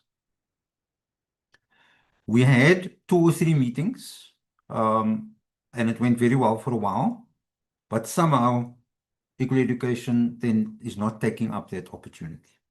That opportunity is always there, Chairperson. Mr. Meyer and his team, together with myself, we meet all our unions, we meet all our governing body associations, we meet all the people interested in education, and Equal Education is a player in the education space. So that undertaking from our side, to sit with them and actually just work our way through the list, Chairperson, I give that undertaking. We'll make contact with Equal Education and go through the list. And obviously you have also provided us with a list. So Mr. Meyer and his team will work their way through the list and see where perhaps there are shortcomings.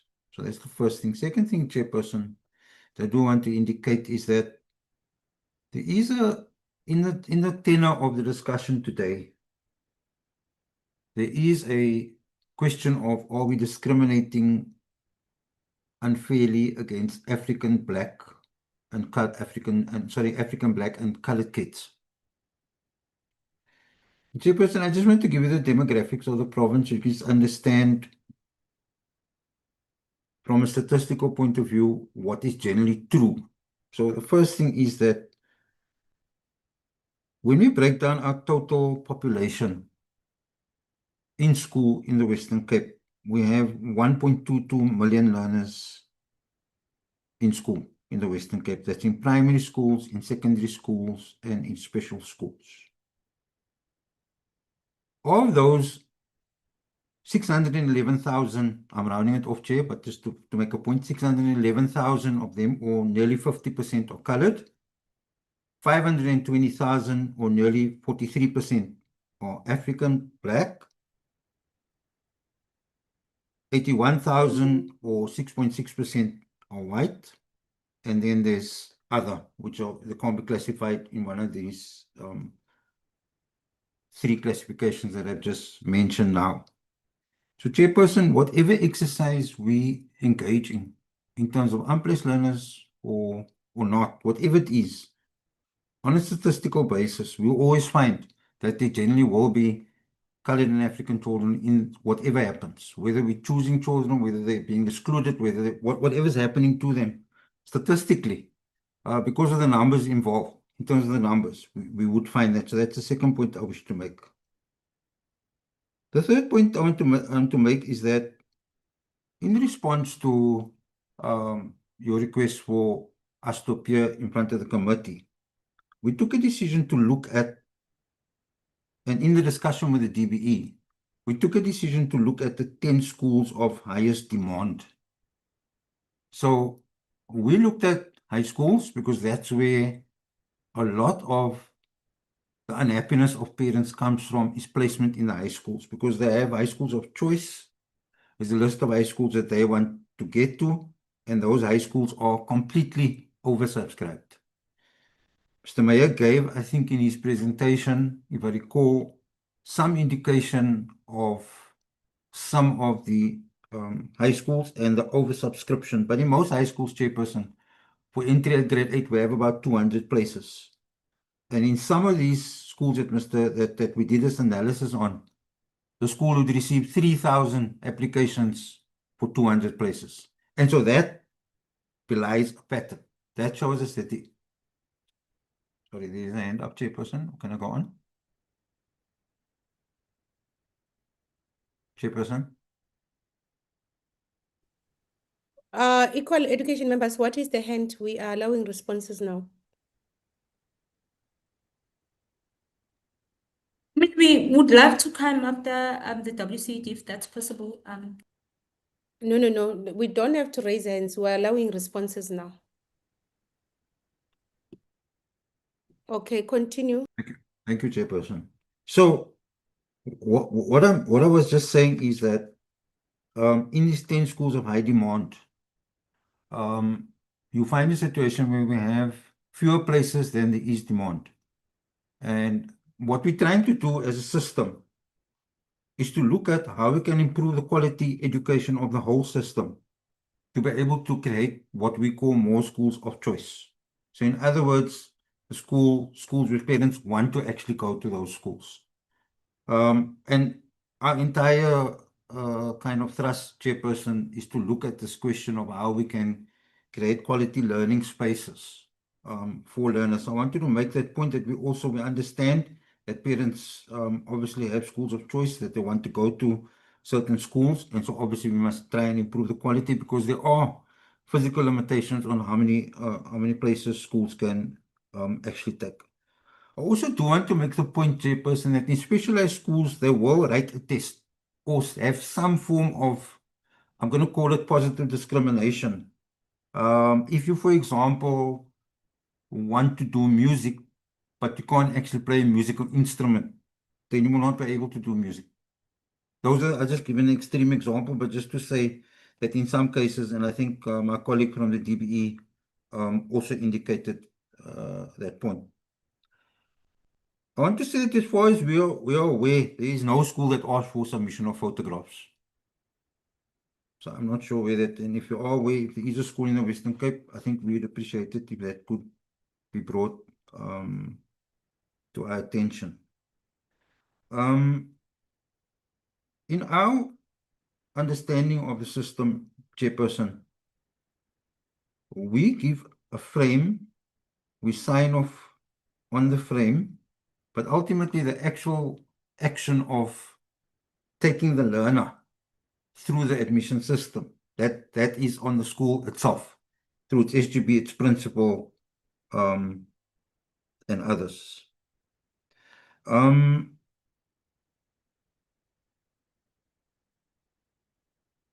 just trying to get to some other points. I would say that just in terms of how we have done our sort of foray into the area of placement, is that we are committed to making sure that every learner has the opportunity to apply equally. At the time of placement, chairperson, we put a lot of effort into making sure we have pop-ups, as I'm sure you are aware, and I think Mr. Meyer did say it in his presentation. We have the pop-ups where we can actually make sure that parents, through shopping centers, activations on a Saturday, they can actually come and apply. And what we do see is that people are taking that up. They have taken it up every year. And what we also see is we have fewer later placements because people take that up. And what we want to get to eventually in our system is that the overwhelming majority of learners do actually apply on time so that we can actually offer them a place. Those are just my comments. I will hand over to Mr. Meyer. Thank you, Mr. Meyer.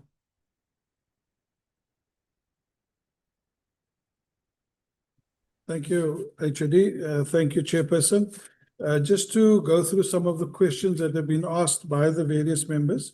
Chairperson, Member Mkhize, Honourable Member Mkhize raised the question about the research that was done into the 10 schools.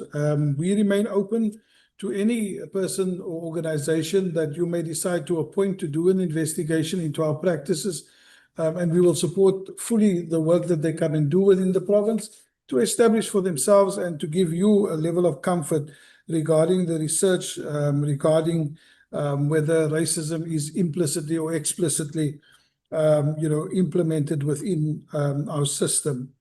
I also just want to raise the issue about sport, music, and mathematics, for example. On our list, of course, there are no schools who ask for photos, and so I don't know how that got onto our list. Perhaps the DBE can explain that. But the reason why we have it on the form is we've got one form for all of our schools. So whether it is a public ordinary quintile 1 or a public ordinary quintile 5 school, or whether it is a focus school, one form is utilized. If your school does not offer music, individual music, as an example, that will not form a criteria, part of the criteria for that school to make a decision on who they're going to accept or not. If the school also, for example, does not offer sport, but is a focused maths and science school, of course, the academic results and an admission test, as the school may have decided they need to implement, will be done. And so it's just a combination. Our application form was not decided alone by the department, but it was a discussion with various school parties, governing bodies, and schools as to what do we put on the application form. Because what we had in the past, we had every single school having their own application form, doing their own application process. And to standardize that, we created one standardized application form that learners would need to complete and parents need to complete when they're applying for a position at our schools. I want to just re-emphasize that we do not have schools who ask for photos. I know that it was raised by a person who claimed to be from a community organization, but we've subsequently established actually charges people 250 Rand to take their matters up with the WCED as a community person. And so therefore, we've asked that individual as well to give us detail on that, and unfortunately that has not been forthcoming. I want to touch on what Honourable Member Ngubeni raised around exclusionary outcomes, and I agree with her that we want to have a full analysis of that. And I suggest again that we actually, we open ourselves to that. And if the committee, would require a private company or a university to do so, we can arrange with the universities or whoever, and we'll give them access to our data to be able to make that kind of determination that will give you the kind of level of comfort to support what we've been saying all of the time. I also, just want to add to member Shikwambana, sorry.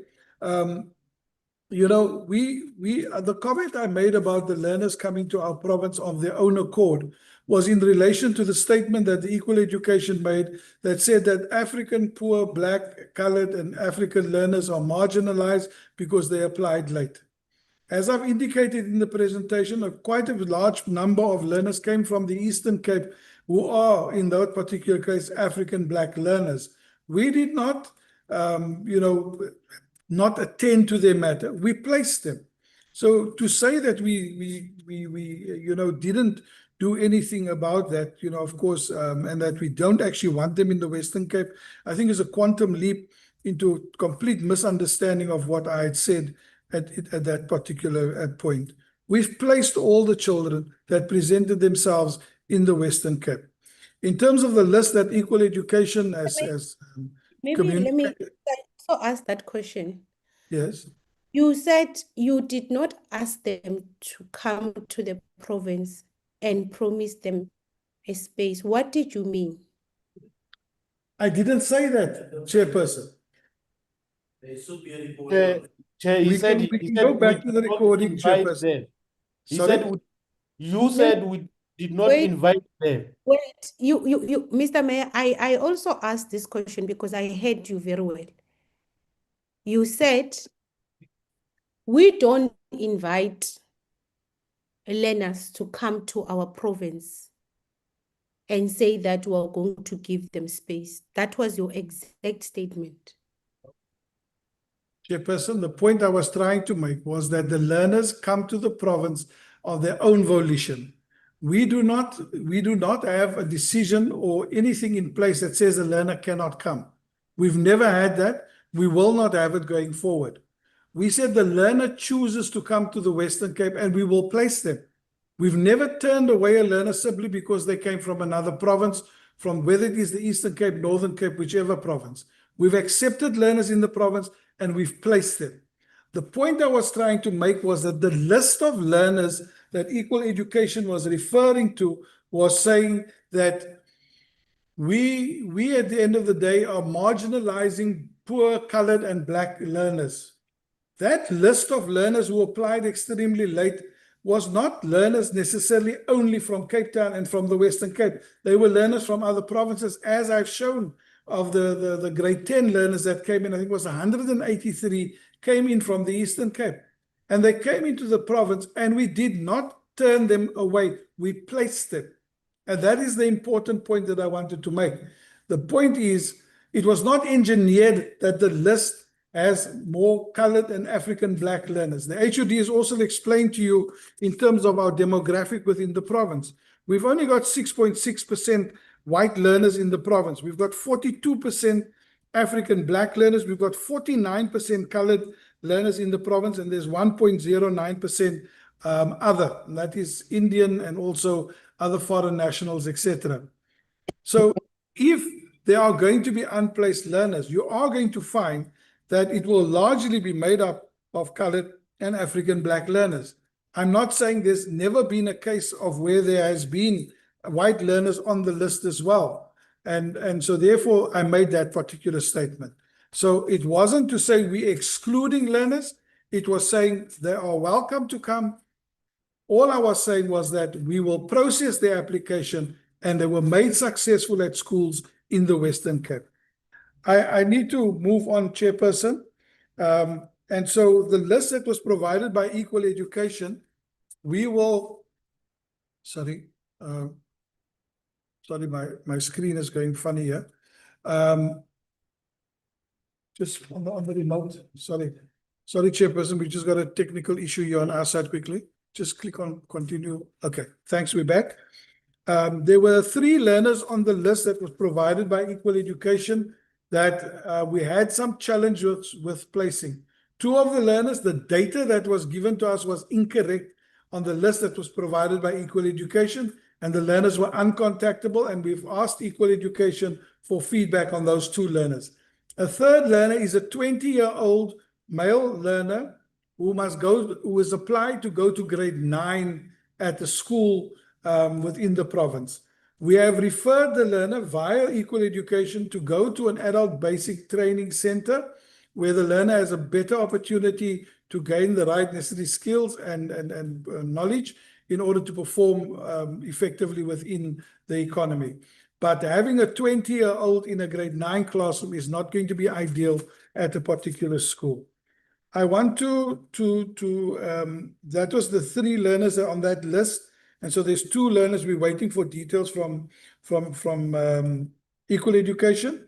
And then the one where we've referred them to the adult education center where that learner would be ideally be placed.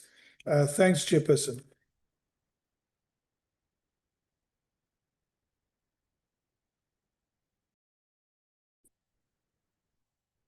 Western Cape, are you done? Sorry, my apologies, Chairperson. There was just one last matter. In terms of the investigation report that I was referring to, a report is something very different to a presentation. So we've seen the DBE presentation on the findings, but the Western Cape did not receive an actual report that says, this is what the purpose was of the report, this is the findings, this is what, that information we've not received, and that is the reflection I was making about the MEC and the HOD not receiving a formal report from the DBE. Thank you.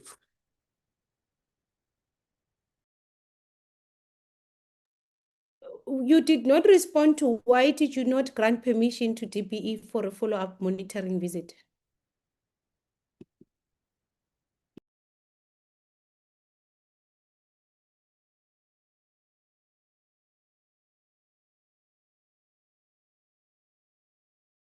I'm sure the HOD will respond to that question, Chairperson.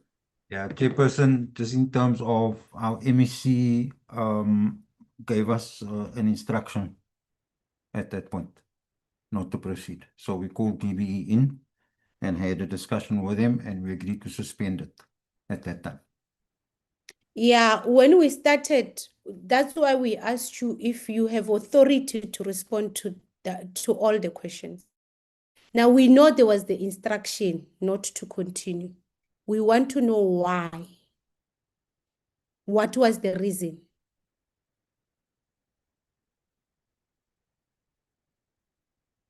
And that's why when we started, we asked you, do you have authority to respond to all questions that pertain to this issue? Because where we're seated, we know that the DBE was instructed to stop. That we have established. Now we want to know why. Why was there such an instruction?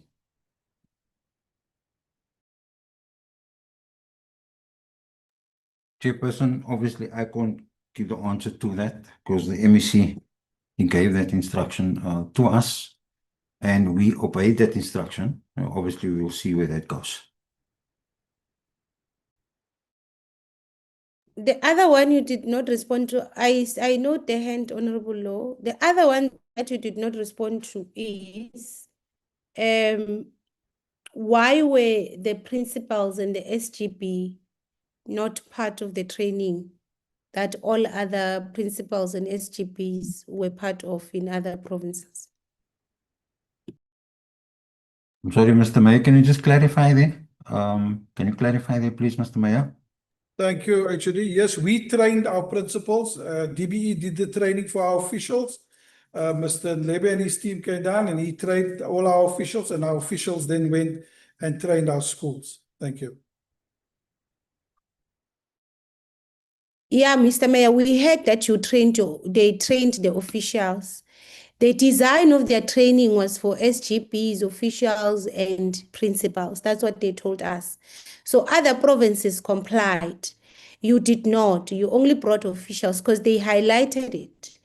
Why did you choose not to allow DBE to train the SGBs and the principals?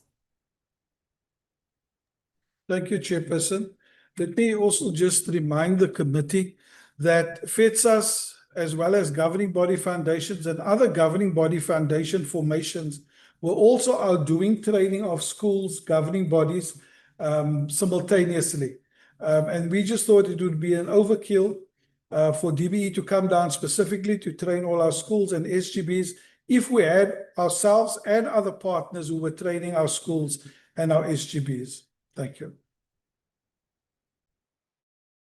So you opted for other bodies to do the training as opposed to a department. So in your view, FEDSAS would have more authority and more comprehension of the laws of this country, or the laws, or the South African Schools Act and the Bella Act, more than DBE. Chairperson, if I may, it is to my knowledge that all of those formations meet with the DBE on a very regular basis, where all matters related to Bella was fully workshopped and discussed with all the governing body formations as well. That was my understanding, and so therefore, having that understanding, it wasn't going to be very difficult for us to allow them to do it, because they already had started doing some of the training on their own. So we let the people who monitor and support schools also train them. And so this is why our circuit managers and even some of our heads of governance and management in our district offices provided the training to our principals, which we are satisfied with, that all our schools have been covered in that regard. As we will be reporting to DBE again tomorrow, more than 80% of the admission policies have been reviewed and have been corrected and has been uploaded onto our system, as well as the language policies.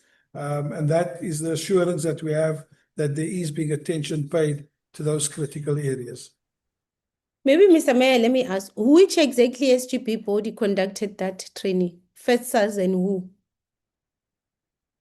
The governing body foundation also did training in that regard of their schools.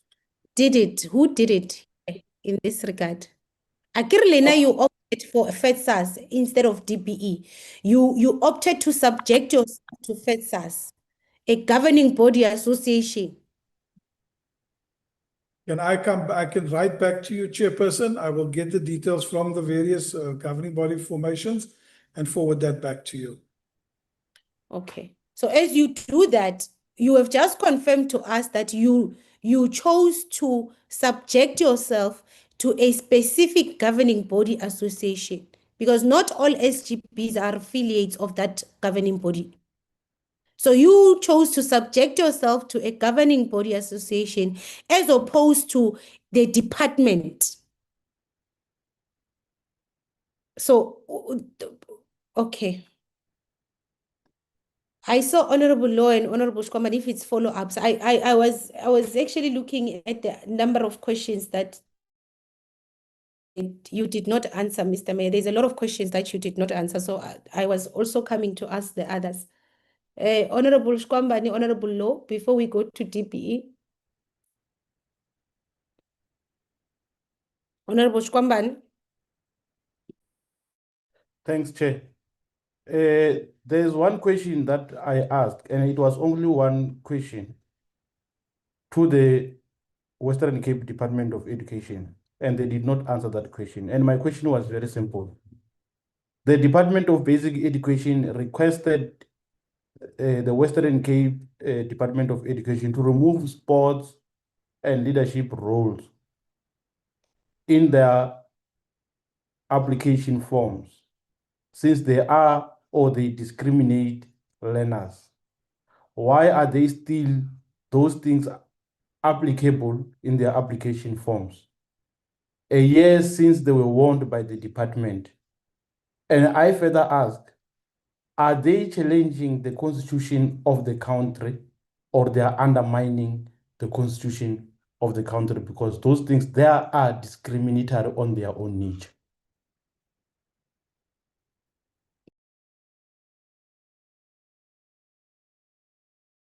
Okay, Honorable Law, are you covered? No, Chair. Thanks, Chair. Chair, you will remember that I would have also highlighted on the section 928 and 2933 of the Constitution, and I did pose the question to say, what does Western Cape right now do to meet the duties while there was an appeal? Because I made an example what the public participation plan in case the case is not there and the policy is there of what does it prohibit, because the Constitution cannot be superseded no matter the matter was on board. And I did not know where I get the highlight as to what was the response from the department. Other than that, I'm fine, Chair. Thanks. Western Cape. Chairperson, I'm not sure if Mr. Mayor is able to answer these questions, but I would ask that if we can't answer the questions, that we will provide the answers in writing to the committee. No. I think we'll be able to answer the first question at least. Mr. Mayor, the question about the removing sport and leadership roles.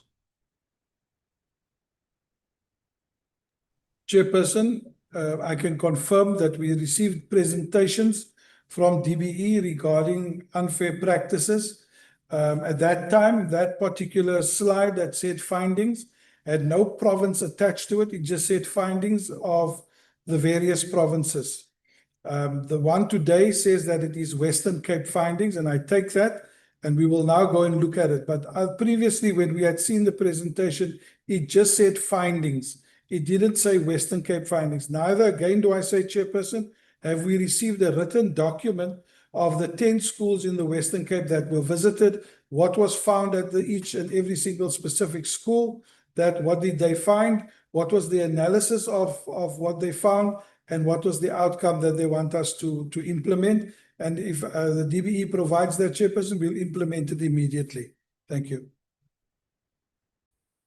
Chair. Honorable Shkwambane. I'm not happy with how the department has responded to my question, to be specific. My question is very simple, and I'm going to repeat for the last time. This was the recommendation made by the department to the Western Cape. And they said they must remove these sports and leadership roles in their application forms because they are discriminatory on their own nature, and they did not remove them. And it's been a year now.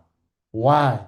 After a year, they can't tell us about the presentation that which the department presented today, as if it was only at this point in time when they were warned about these things, because Western Cape was warned about these things by the department for more than a year now, and they've never done anything with regard to that. Why?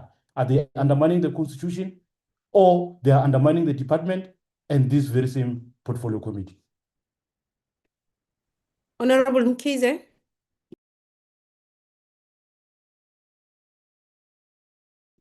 Honorable Mkhize. Chairperson, the Court of Law in South Africa said there is racial profiling in the Western Cape.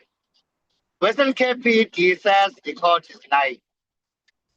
Equal Education says there is racial profiling and provides evidence in the form of lists and others. The Western Cape Education Department says Equal Education is lying. The National Department of Education has found that there is racial profiling, amongst other things. The Western Cape Education Department says the department is lying. What more do we want as a committee? Why we are still wasting our energy with these people who are not willing to identify the problem and start facilitating the process of transformation? What more? I think they've rolled the ball towards us. They are saying to us, yes, we have seen it, we are doing it, so what are you going to do about it? Show us what you got. That's what Western Cape is telling us. We can go left, go right, go up, go down. They've made a statement. We are doing it, so what are you going to do about it? If you like, keep on threatening us, but we know we've got no teeth. I'm saying, Chair, this meeting has to come to an end, and the committee must start doing what it's supposed to be doing. We can't have people now continuing to write straight to the chairperson, to the Speaker of Parliament, because we're not doing something about departments like this one. I submitted that we start summarizing, indicating what we are going to do, starting with the National Department of Education, having to report to us what are they going to do to make the Western Cape Education Department account respect them. We need action now. We no longer need the threats, the talking, the twisting. The National Department of Education must tell us what are they going to do to make this province comply with the laws of the country. Stop treating itself as if it is an island. And that's the chair. Ourselves as a committee, we must start saying what are we going to do about this province because they've really made their point. And to me, I heard it loud and clear. Honorable Mkhize, thank you. I thought you were also making a follow-up question. Honorable Mr. Mayor, respond to Honorable Shkwambane's question because your response is something else. You say you've seen the presentation, but earlier on it did not say Western Cape. Even if it did not say Western Cape, the recommendation was that these things must be removed from the application forms of all provinces because they're discriminatory. So even if it was not saying you specifically, but it was speaking about the discriminatory requirements, why have you not removed such on your application forms even now? That's the question. Chairperson, as I've requested previously, if we can be provided with a formal report from the DBE on those particular matters, we will then consider what the DBE has written to us in that formal report. Thank you. No. Let's wait on the formal report, Mr. Mayor. You said to us there was a presentation. You said DBE did make a presentation on what is discriminator, right? Correct. You said that, right? Correct. Yes. Why have you not implemented that? Chairperson, if I sit in a meeting and somebody says something, it's one thing. If I have a written document, I can attach it to my submission for why I need to change certain things within my application form, Chairperson. So in that you have DBE, you don't do anything until DBE writes or instructs. So the meetings you have, when you have meetings, even now, we're having a meeting with you and we're saying, do this and do that. Until we write a report, you're not going to do it.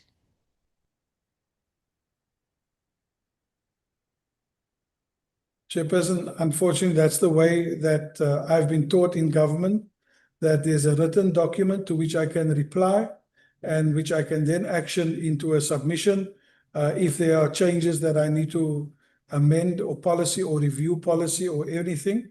And that is what all I'm asking for. Thank you. Okay, so maybe let me ask this question. No, it's fine, Honorable Shkwamane. Maybe let me ask this question on Mr. Mayor and Mr. Waters. In your own view, as a department in the Western Cape, demanding a sports participation or leadership role on your application forms, does that not form any part of discrimination in your view? Doesn't that prejudice learners that have not been part of any leadership role or who do not play any form of sports?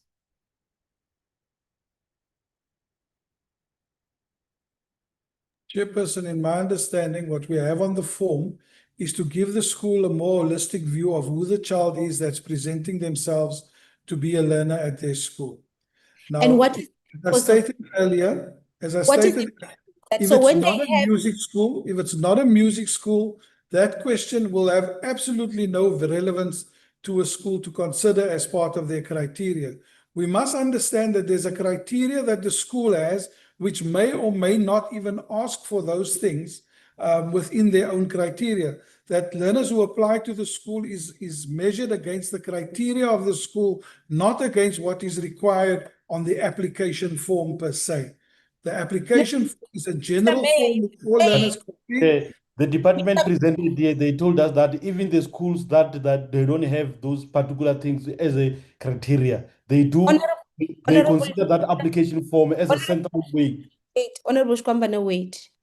Mr. Mayor, you are saying to us The reason why that is a requirement, you ask those questions on your form, is so that the school can have a holistic understanding or knowledge of the learner.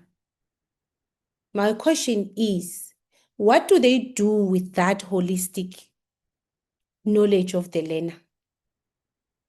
What is the purpose of understanding the holistic knowledge of the learner? Doesn't that prejudice learners that are not part of sports or a leadership position? No, it doesn't negatively affect the learner, in my opinion, because the school's criteria may not call for those aspects as part of their criteria.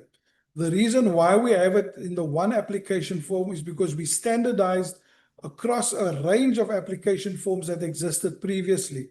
And so there are questions in there that schools had asked us and governing bodies had asked us to put in a transversal or a one application form that they require in terms of their criteria. But most schools would probably not even have that as a criteria as part of their selection process, and therefore would be irrelevant to a decision of whether a child is getting a place or not. But once the child is accepted, that data gets carried over into our learner administration system, where all of that information is then added to a learner's profile when they are accepted at a school. Okay, Mr. Mayor. Now we're getting somewhere.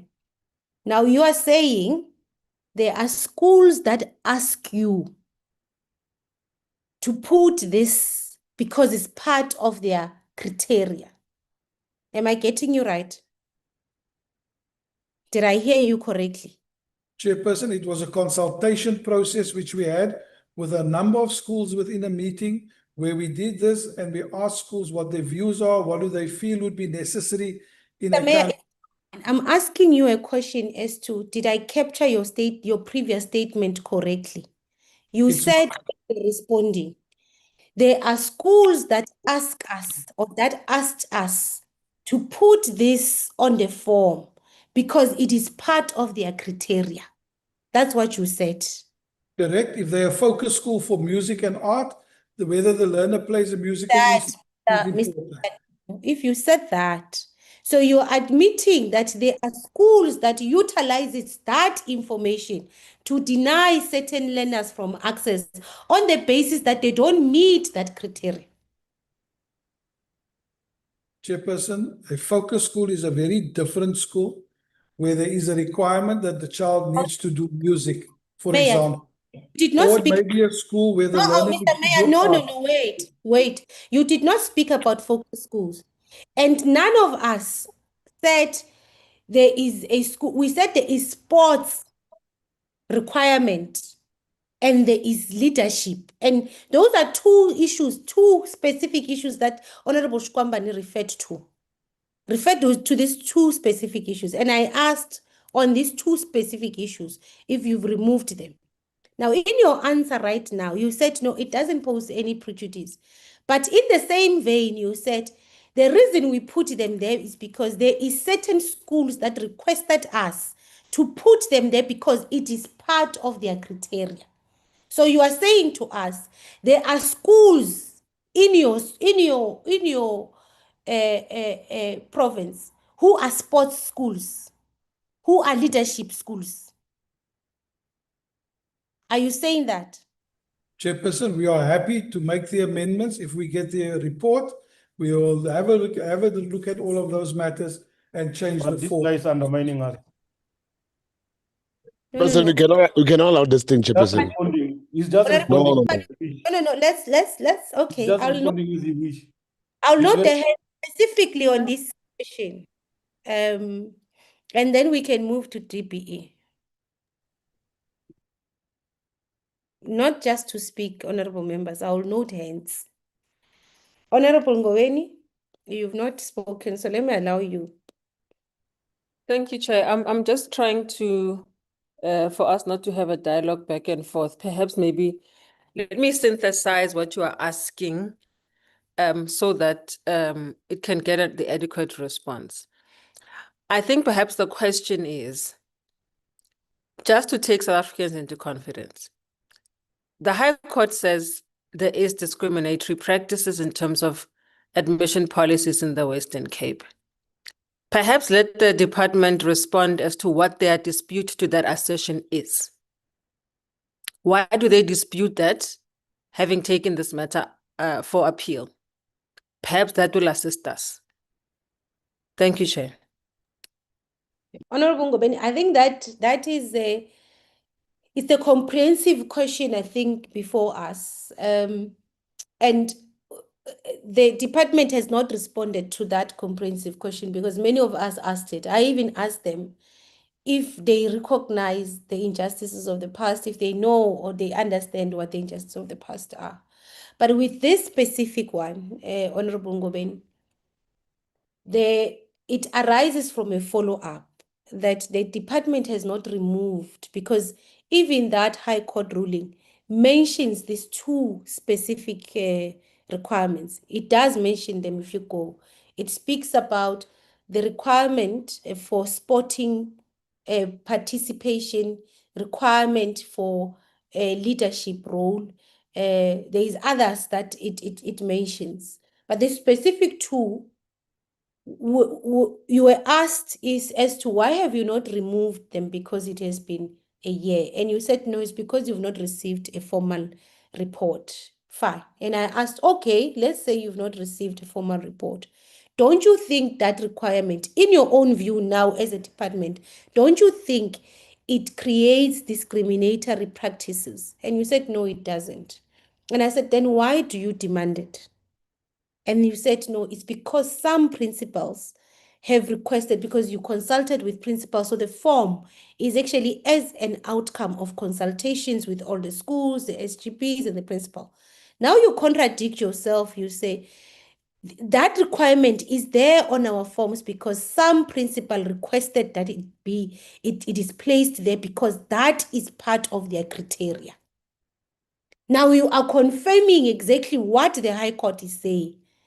Because the High Court is saying that criteria that is used by the schools is discriminatory.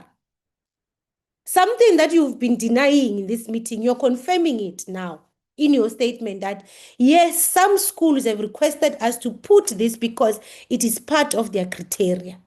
And now you want to say, no, it's because those schools specializes. And I'm saying, do you have schools that specializes in sports, that are just sports schools? There is a soccer school. Do you have school that specializes in leadership? That is just a leadership school. Because you want to make an example of music. And that is, if you had that, we were very specific to sporting and leadership.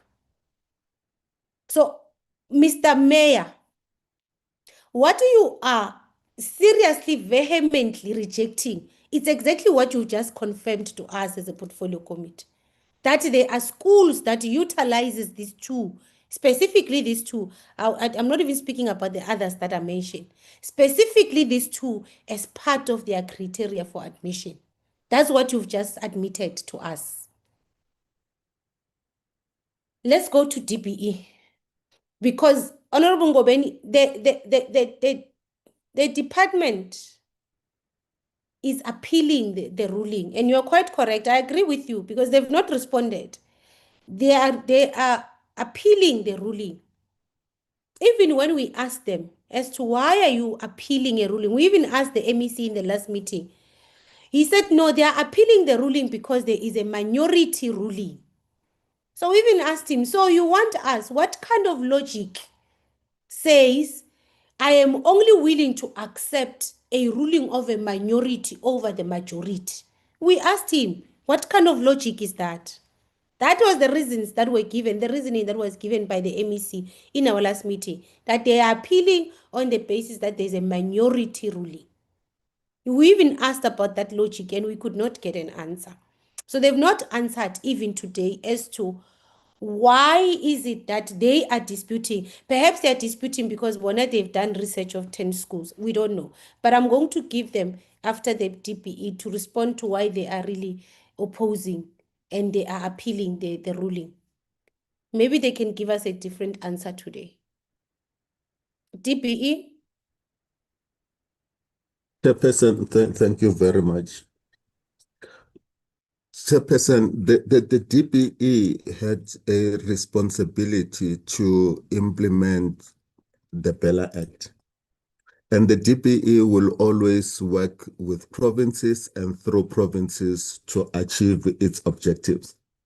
Now, when we did this exercise, besides your written instructions to us to look at them, we had already set up processes to ensure that when we implement the Bella Act, we do it in a legal and procedural manner.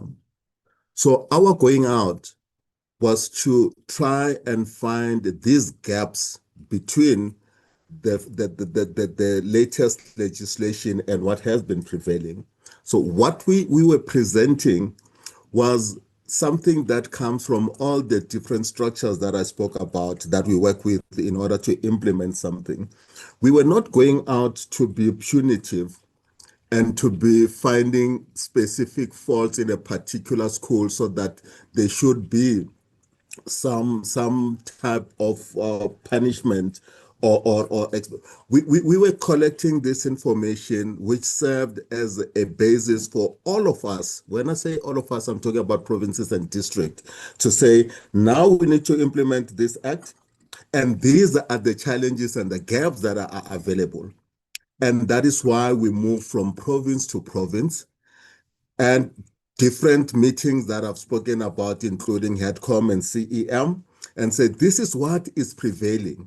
And we're now requesting our colleagues, we work together and do that. So the presentation that I was doing throughout the country, it's a presentation that emanates from these structures, that now that this is what is prevailing in the country, how do we arrest this and move forward? So that answers the reason why we would sit down with a province, all of them, I must say, let's say the Western Cape in particular, which bring its senior management, and then we say, officials, this is what is prevailing in the country, and you are also implicated in these things. How do we move forward? And it was a simple statement that says, these things can't continue. Hence, we're putting them out there in all these different forums. There was a question about DG's roadshows as well, which sometimes are done online. These presentations have been made even in those meetings as well to say, can we guard against these issues? Now, the questions that were raised by Honorable Spies and Honorable Jordan are focusing more on what facts do you have? How do you calculate the number of learners in the classroom? What do you look at? When you say you found black learners, only black and colored learners on the waiting list, do you have evidence for that? In my presentation, I went to town to explain that how this process was done. We wrote, we were given schools, because there's a question that says, how did you select these schools? We didn't select them. The province selected them. And the province gave us officials to go with. And copies were made together with those officials that were there to take them home. So when we sit as a DBE and provinces and we discuss these issues, we're not aware that in some provinces, these meetings are now not taken serious, that the officials that represent the province do not have a mandate to go and report that these are things that needs to be changed. And that's what makes this thing very, very challenging to us. All we wanted was to say, here's the Bella Act. The Bella Act outlaws these things. The Constitution outlaws these things. Moving forward, can we start amending and change these things so that we all comply with that legislation as prescribed? That was the idea. And that is why we're giving this type of a reporting nationally. And at the same time, we're pointing out some of the issues that are just relevant to the Western Cape. So the trends that Honorable Jordan is asking, the presentation is about national trends. But at the end of the presentation, it then focuses on specific issues of the Western Cape. But generally, right through the country, this is what we're dealing with. Now, Honorable Chairperson, when you say, why didn't you proceed with the training of SGBs and principals in the Western Cape? The way we operate, we get dates and venues from a province. And if we don't have those dates, we are unable to get into a province. And these dates are normally discussed and agreed upon, and we fill them in our diaries in those specific meetings that I was referring to. So there's no time where DG writes and say DBE, especially the units that I manage, that DBE will be coming to a province on this day. We normally say, give us a person to work with, and the person will give us the dates and the venues and the time, and then we operate. So we did these things nationally, Chairperson, but without being given that dates and permission to get into a province, we are then unable to do that. And that's our response. And all we wished was that all provinces, like they are doing now, are amending.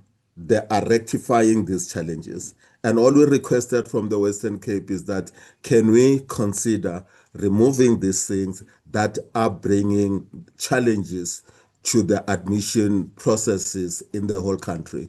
And then we wouldn't be here if that was happening. Thanks, Chairperson. Chairperson, if I may just come in as well to augment further question that was asked by the Honorable Jordan. So in relation to the questions around the visits that DG does, especially his visits in the provinces, I think it's important for us to indicate that the purpose of DG's visits in the provinces has nothing to do with admissions. The purpose of those meetings are solely around that we look at improvement of performance and prepare the all the districts and the identified schools for the examinations that are to come up. In the last round of all of DG's visits in particular, the focus was on supporting the matriculants for the class of 2026. And so that was what those visits were. But notwithstanding those visits, we also have twice a year, we have DG engagements. And these engagements happen virtually. And so we, at that time, we have admissions on both of these agendas. In the first quarter, where we have the first DG engagements, it is around closing out the admissions report and to ensure that all of the provinces, as we meet with them individually, give us a sense of the extent to which they have covered all of the placements and that they have closed out on the various aspects that were picked up around admissions. And this is augmented in the second round of the DG engagements, where we then focus on the preparation for the next year's admissions. And that gives us a sense of where provinces are at, how well they are dealing with admissions, what the teething problems are, and how to troubleshoot it. And we continue to work on those aspects throughout, even the up to the end of the year. And then we have another set of engagements that happen physically. So we have also monitoring that happens around school readiness, where we specifically look at what is in place around the admissions and how provinces are dealing with the various aspects of admissions. It's not only around the placements, but also around the extent to which they have the space, so infrastructures involved there. But also we have a detailed account from each of the provinces on how they are dealing with the admissions, how far they are, and the extent to which they have placed all the learners. We have a second round of monitoring and for school readiness, and that happens at the beginning of the year. And again, because schools are busy admitting the learners, We monitor how that happens, the extent to which they are dealing with late admissions, and how all the learners then are placed. And all of these actual physical visits that happen at the end of the year and the beginning of the year around school readiness is supported and accompanied by the provincial officials. And after we have concluded on that, we have reports that are compiled. These reports, especially at the beginning of the year, are sent to the provinces and the districts around the various aspects that need to be resolved that were found during these monitoring visits. And we then have teams that continue to follow up and track the extent to which that has been implemented. So I think those are the aspects that we deal with around admissions specifically. I just wanted to clarify that as well. And then I think DG is also in the house now, Minister. I'm not sure. Sorry, Chairperson, Honorable Chairperson. I'm not sure if DG would like to also make some few comments on this. Thank you.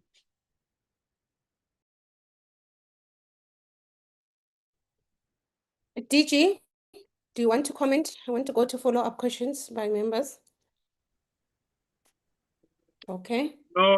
Good afternoon, Chair, Honorable Chair and Honorable members. I've just joined because I was chairing HEDCOM, so I don't have really full sight of all the questions that were raised, and I just thought that after finishing the meeting, because of the importance of this meeting, I must also join, Chair. I think from what Mr. Ndlebe and Ms. Geya have addressed, I am satisfied to clarify about my visits and any other information that might be required. We will also provide, as we have done before. Let me also acknowledge the HOD of the Western Cape, Mr. Mayor and colleagues from DBE. I'll await any follow-up questions that might require my input. But I think it's also important to make this point that when we go out to provinces, we carry out Section 8 of the National Education Policy Act, which enjoins the minister to ensure monitoring and evaluation.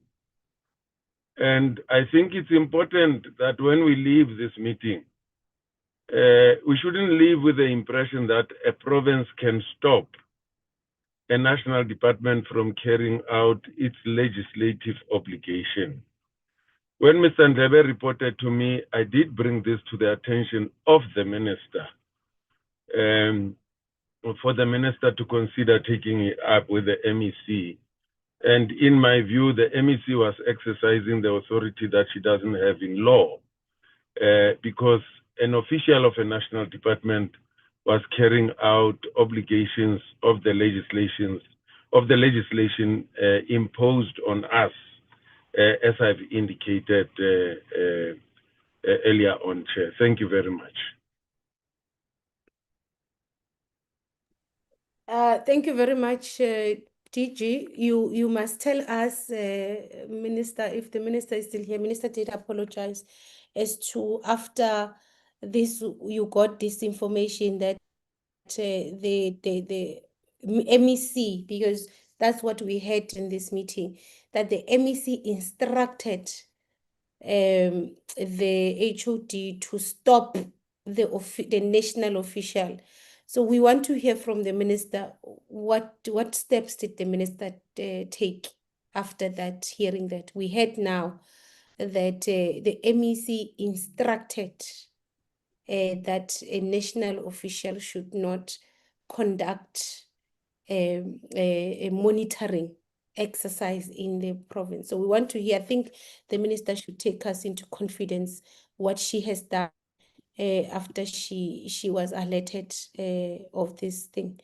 DG, one of the things that I think Ms. Gear tried to responded to, was that Honorable Jordan, of course, was raising an issue as to say the presentation identifies a gap in admission queries processing. And that officials, meaning most importantly, the circuit officials, circuit managers, are not actively involved in ensuring that such queries are processed and they are resolved. And Honorable Jordan was making a submission that you said one of the key responsibilities or one of the key functions or roles of your district monitoring trips or visits was to deal with that as to why is there a gap if that is what you are doing in the districts. I think that was the question. If I did not get it right, Honorable Jordan will advise. Chair, do you want me to respond? Yes, I think it would be better because you're here now. No, I thought Ms. Geya has adequately addressed that question. You know, there are various teams of the department that go out for monitoring. It's not possible for one team to address everything. The team that is led by Mr. Ndlebe and sometimes Mr. Mlambo, these are teams that focus on admission. My team focuses on monitoring and support. And in all instances, including virtual meetings, I've emphasized on the role of circuit managers, that circuit managers are not really doing what we're expecting them to do. The HOD of the Western Cape can bear me out. I've said we need to affirm the role of circuit managers and begin to promote that role because it's important. Everything in an institution, which is carried out in an institution, every circuit manager must be alive to what is happening in the institution. That's how I'm addressing it. I don't go in there and say, how many learners have you admitted? I won't be able to do that. 75 districts, average of 15 schools, you would not be able to do that. You develop a template, it focuses on specific things so that we don't repeat the same things when we go to schools. So the team that focuses on matters of admission is the team that comes from the line function of Mr. Ndlebe. But in terms of the gaps, I address it.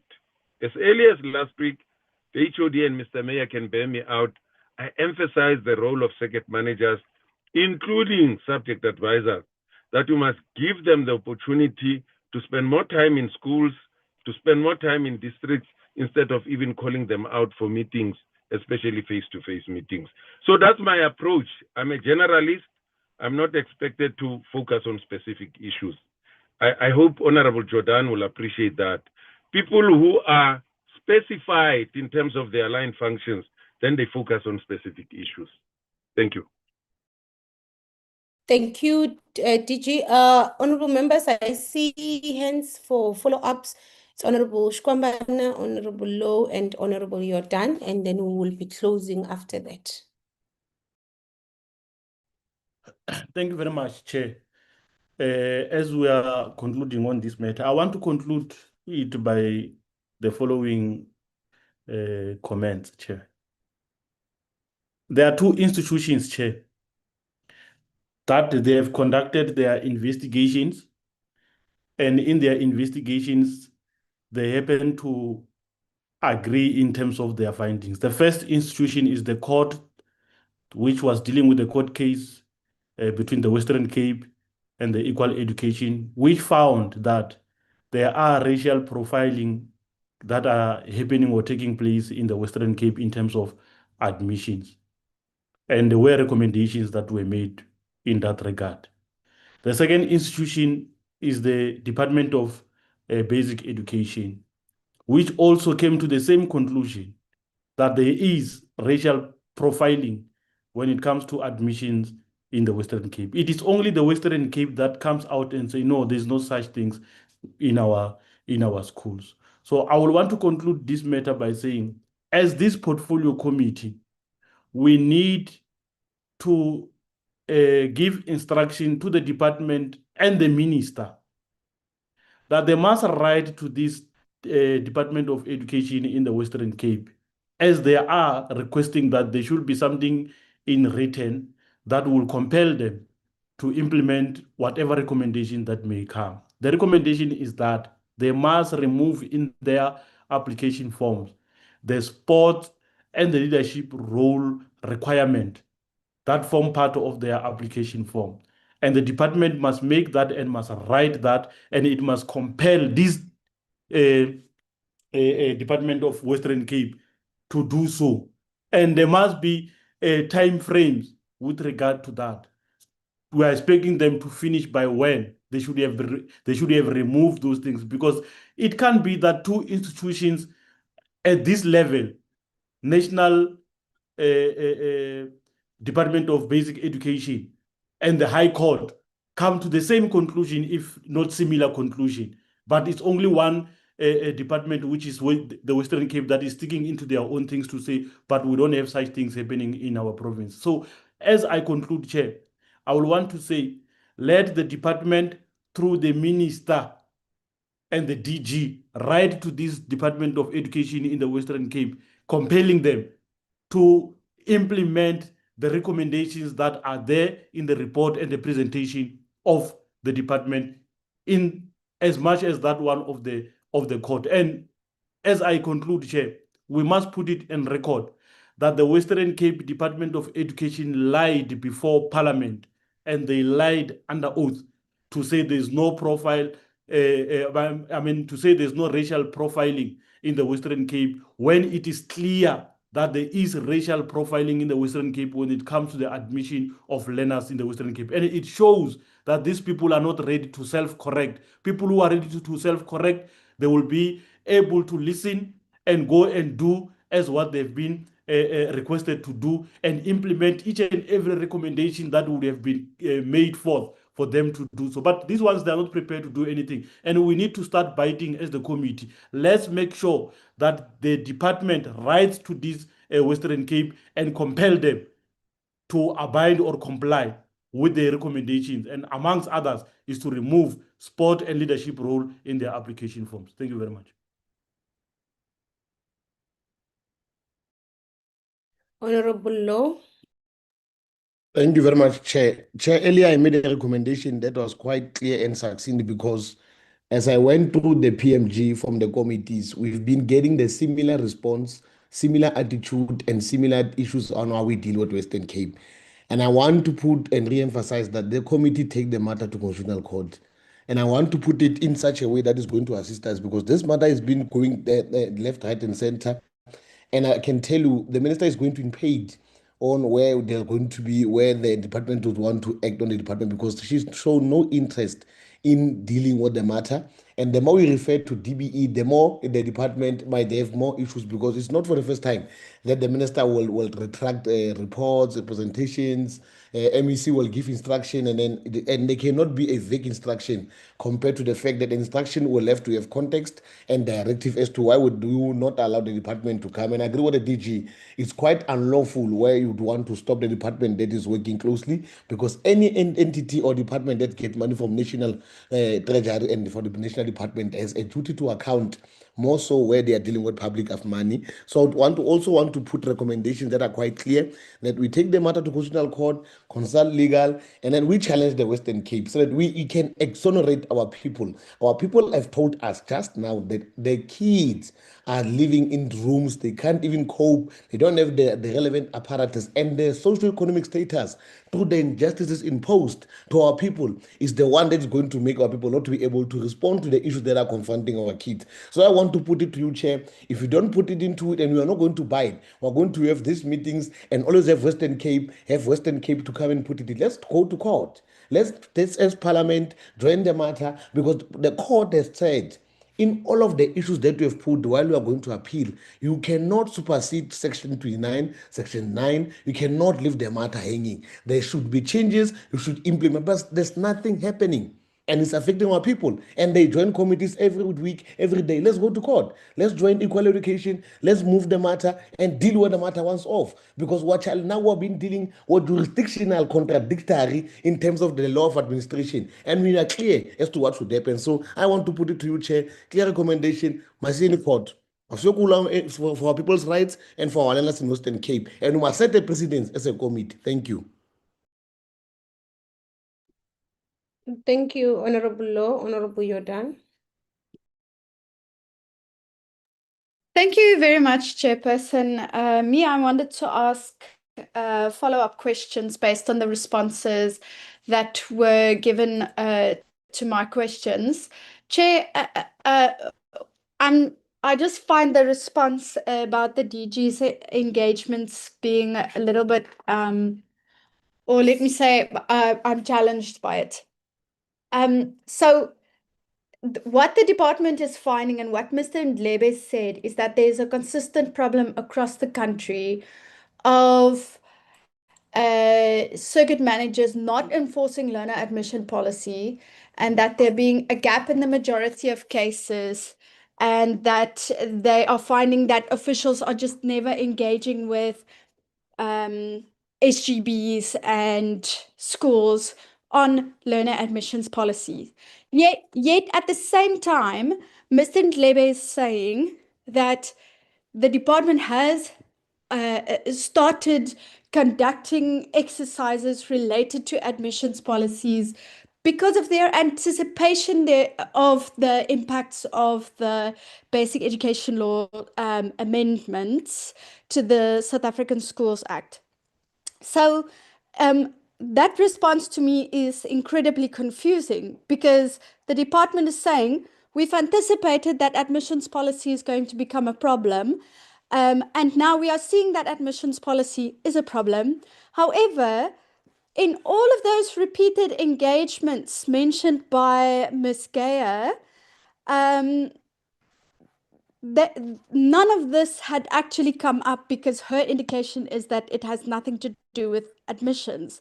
So despite all of those readiness engagements and the DG mentioning that, yes, these problems come up and he does address them when it does, the department is now finding that nationwide admissions policies are a problem. And this is for the first time that we are seeing that being an issue. I'm very concerned with that kind of response, because it even appears that then it brings to question again what the readiness engagements are for, what the district engagements are for, if the department addressing the issues that it becomes aware of at that stage. Or alternatively, perhaps the DG can then indicate to us when these gaps are addressed during his engagements, what happens thereafter? Where is the gap? Why is the department repeatedly finding that schools and circuit managers are not doing what they're supposed to do, and schools are not aware of what they should be doing with their admissions policies? So that's my question. And then my second question, Chair, was related to the costs for those engagements, and so that the committee is able to assess the effectiveness thereof, how it is being monitored, versus the investment that the department is making into them. Because as we are seeing here today, it appears that even though the same findings continue to arise, nothing comes of it. Thank you, Chair. Honorable Mkhize.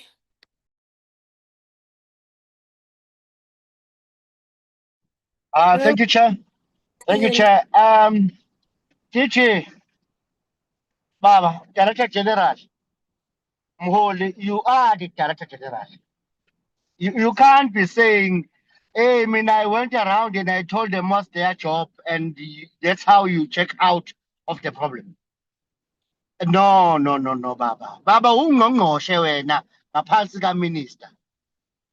Awukwazi uthi wena hayi ngabafundisa washiya njani. It is your responsibility, mhlonishwa. ukwenza sure ukuthi zonke izisebenzi department zenza umsebenzi wawo. Zenza umsebenzi wazo. It's your responsibility. If the circuit managers are not doing their job, it's your job to make sure that the district managers make sure the circuit managers do right. If district managers are not doing their job, it's your job to make sure that the HODs, the heads of department, deal with their district managers. So that at the end of the day, the department that you are directing generally is functional. You can't check out like that of the issue, sir. Please rethink this and be aware that if there is dysfunctionality in your department, you are responsible for it. You are the director general. Chairperson, as I said, as while I'm sitting down, I want to say the Department of Basic Education must write to you, Chair, and explain what it's going to do to make sure that the Western Cape Provincial Education Department complies. They must write to you and explain the action plan to enforce compliance. Ourselves, Chair, we must find our time and reflect as to how to move forward with this matter. We can't be played by the Western Cape like this. For myself, in the next meetings, I'll keep quiet if no action was taken from this because I have no time to play with people who are somehow suffering from nuanced racism while sitting in government positions and doing nothing about it. Why if we want to address rape, we must allow people who are responsible for rape to deal with that problem. It seems racism is at a national, at a provincial level. That's why that they even have audacity to speak against the court of law, speak against the national department, speak against the civil society organization, equal education. What level of audacity is that? No, Chair. National department, the minister must write to you, Chair, and explain what she's going to do about this misconduct. Ourselves, we must reflect. Thank you, Chair. Thank you, Honorable Nkizo. Honorable members, I fully agree that we have been seized with this matter. I think it's 2 years, if it is not 2 years and a half now. Specifically as it relates to the Western Cape Department. And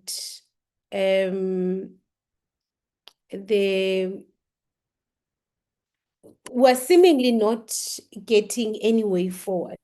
And I really don't think we are going to get any way forward. I listened to all honorable members, and I want to say that I really concur with your sentiments.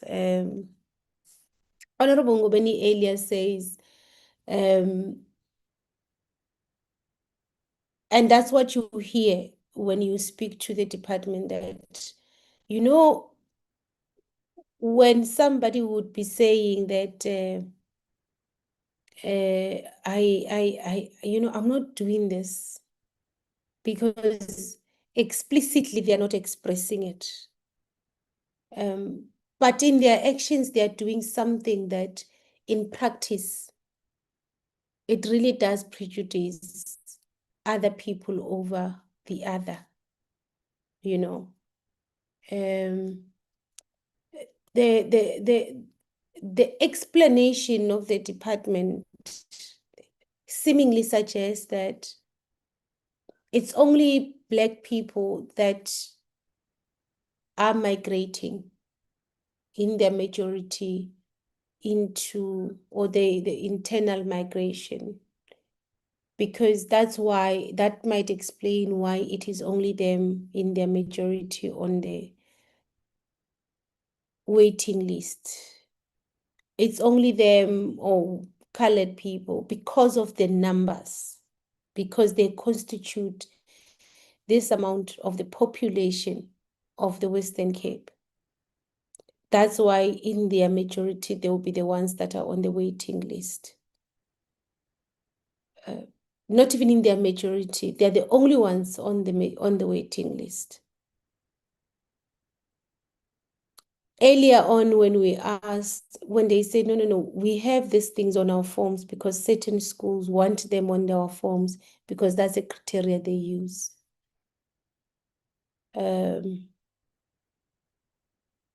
And what you don't understand is the impact of these practices on ordinary South Africans. And I'm speaking as one of those ordinary South Africans. And I'm sorry that I have to make it personal, that because of being in Parliament, I had to relocate with my kids here. And the application process with the Western Cape was so difficult that I had to resort to private institutions, which are very expensive. And that's the reality of many parents. And the difficulty is that it's that the discretion is the discretion of SGBs. Now, SGBs are parents of learners that are in that school at the time. Now, in their discretion, they choose who they want in the school. And the department is unable to tell us at which stage do they exert authority on ensuring that SGB's discretions complies with the law. Because if I was the department, I would say, well, because you're confirming, yours is just a central data collection system. You collect applications. You've confirmed that.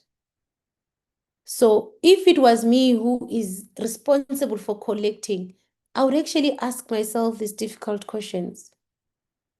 Why is our system viewed in this manner? Why does it produce these outcomes? The first instance, I would not be defensive. I would start by saying, but why does our system produce this? And I would actually interrogate each and every SGB decision, because that's another issue that was raised by DBE, that admissions is a administrative process. But here in the Western Cape, that administrative function is actually conducted by a governance body, which is SGBs. So I don't think we're going to get anywhere, because the department itself, and this is now the body and the HOD that is given the powers, seemingly is oblivious to the situation, does not want to see or does not see anything wrong with the situation.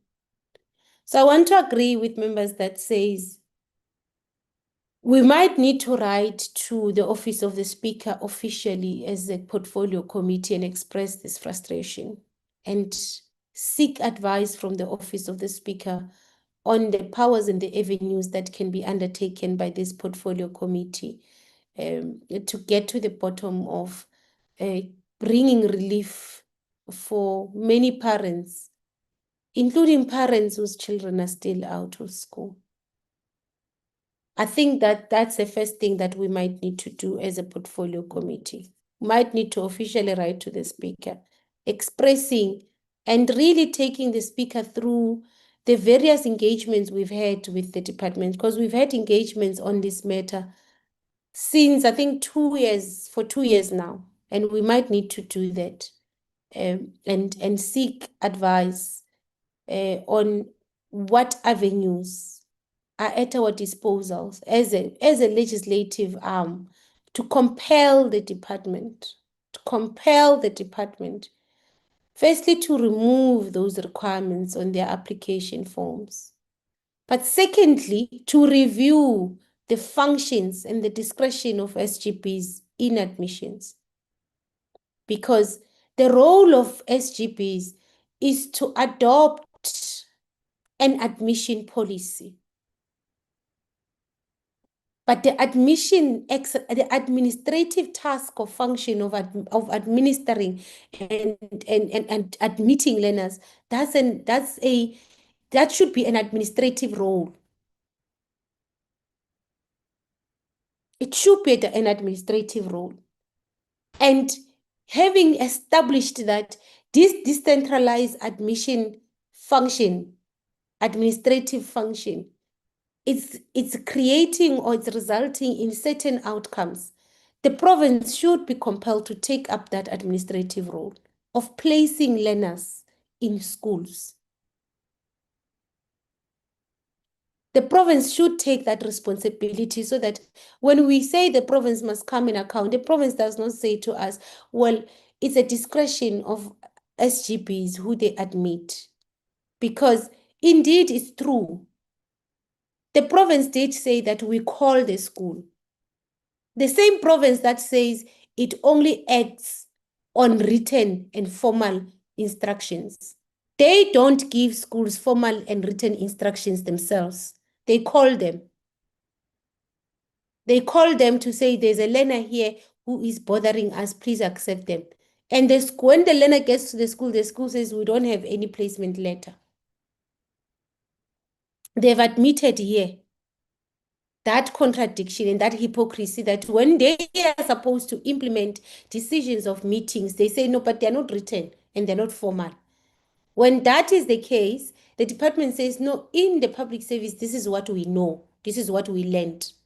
But they, the same department, in the same vein, in the same breath, they call schools. Hayi senzeleni favor, thathani lo mntwana, with a call. And then they don't do placement letters. They don't instruct because their established practice is that they don't do placement. SGPs do placements. So I think that's something that we should consider as to how do we compel the Western Cape Education Department to really take up their responsibility of ensuring every learner that is in this province has access to basic education without being discriminated against on the basis that they've never played any sporting code, they've never been in any leadership position, they are not A students. They are not accepted in a certain school because that SGB doesn't want students that are average. They want A students.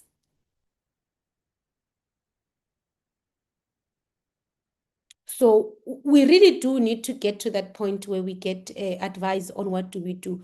If the avenues that we should take is the judicial avenue where we really subject the practices of the department to the judicial, to the courts as well, so that there can be a ruling that compels the department to really change. Or if us as a department, because I'm thinking now, there is learners that still are in place, it's August. The application period has opened already. Placements are being done. SGBs are all over now, already doing placements. Next year, this time, we'll be saying the same thing. Black and colored learners will, in their majority, still be on the waiting list and will still be bickering. And I don't think that's correct. So I think we should really seek some form of advice, including honorable members, perhaps giving ourselves time in the next term to really go to the Western Cape, sit with at least identified, even if it's 50 schools or 40 schools, and say, give us your data in terms of the number of applications you've received and the ones that you've admitted. Maybe make it our responsibility and our role to go through this exercise every year so that we certify ourselves that this work or this criteria of the SGPs is really not done with prejudice on certain learners deliberately. So I think that is going to assist us a lot, but we need to get to a point where we write and report this matter. Unless if the Office of the Speaker says to us, submit a formal petition to the Petitions and Undertakings Committee so that they can undertake a formal petition process. But I do believe that we need to now take action. I agree with Honorable Mkhize that we need to take action.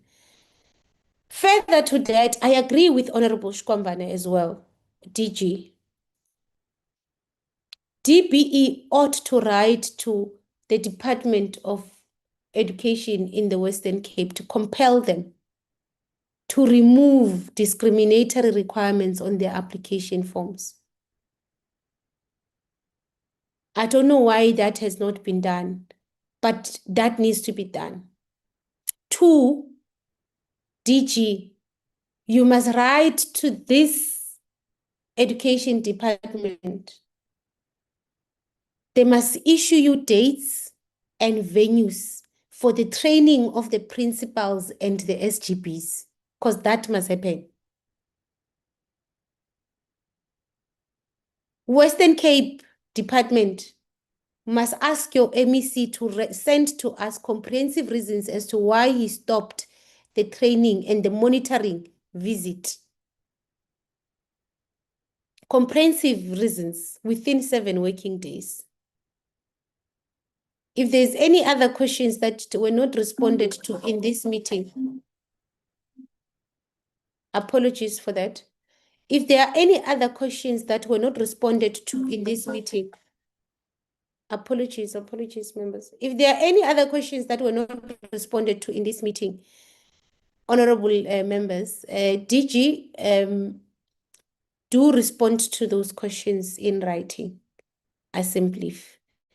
I know there's Honorable Jordan's questions that you might need to respond to in writing. But to the Western Cape Department, I really don't know if it's a culture where you have really normalized the kind of picture and the kind of experience that parents are having. But if I were you, I would really, really reflect on myself. I would do that. Because indeed, Western Cape, it's a province in South Africa. It doesn't belong to you. It's a province in South Africa. It belongs to all South Africans. And the South Africans' experience in the province must be the same.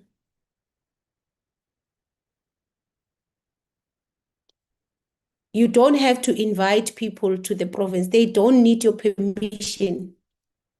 They don't need some form of a pass or a permit to be in the province or to come to this province to seek greener pastures or to participate in economic activity, whatever the case might be. They don't need that. As a government of the day, your responsibility is to provide services. According to the Constitution, you must provide services. You don't have to invite people. You don't have that authority to invite anyone or to refuse anyone or to actually specify that others must be where and others must not be where. The experience of Black people in your province can't be that it's a coincidence that that experience is experienced by one race only. We've never had any other race except the 2 races coming before us and saying, my child has not. And so are you saying they don't migrate into Western Cape? So please, we really are, I think I don't even agree with Honorable Mkhize that I also think it's actually a lost cause to engage with you on this matter anymore, because even up to now, you don't see anything wrong. And that is a serious crisis on your part.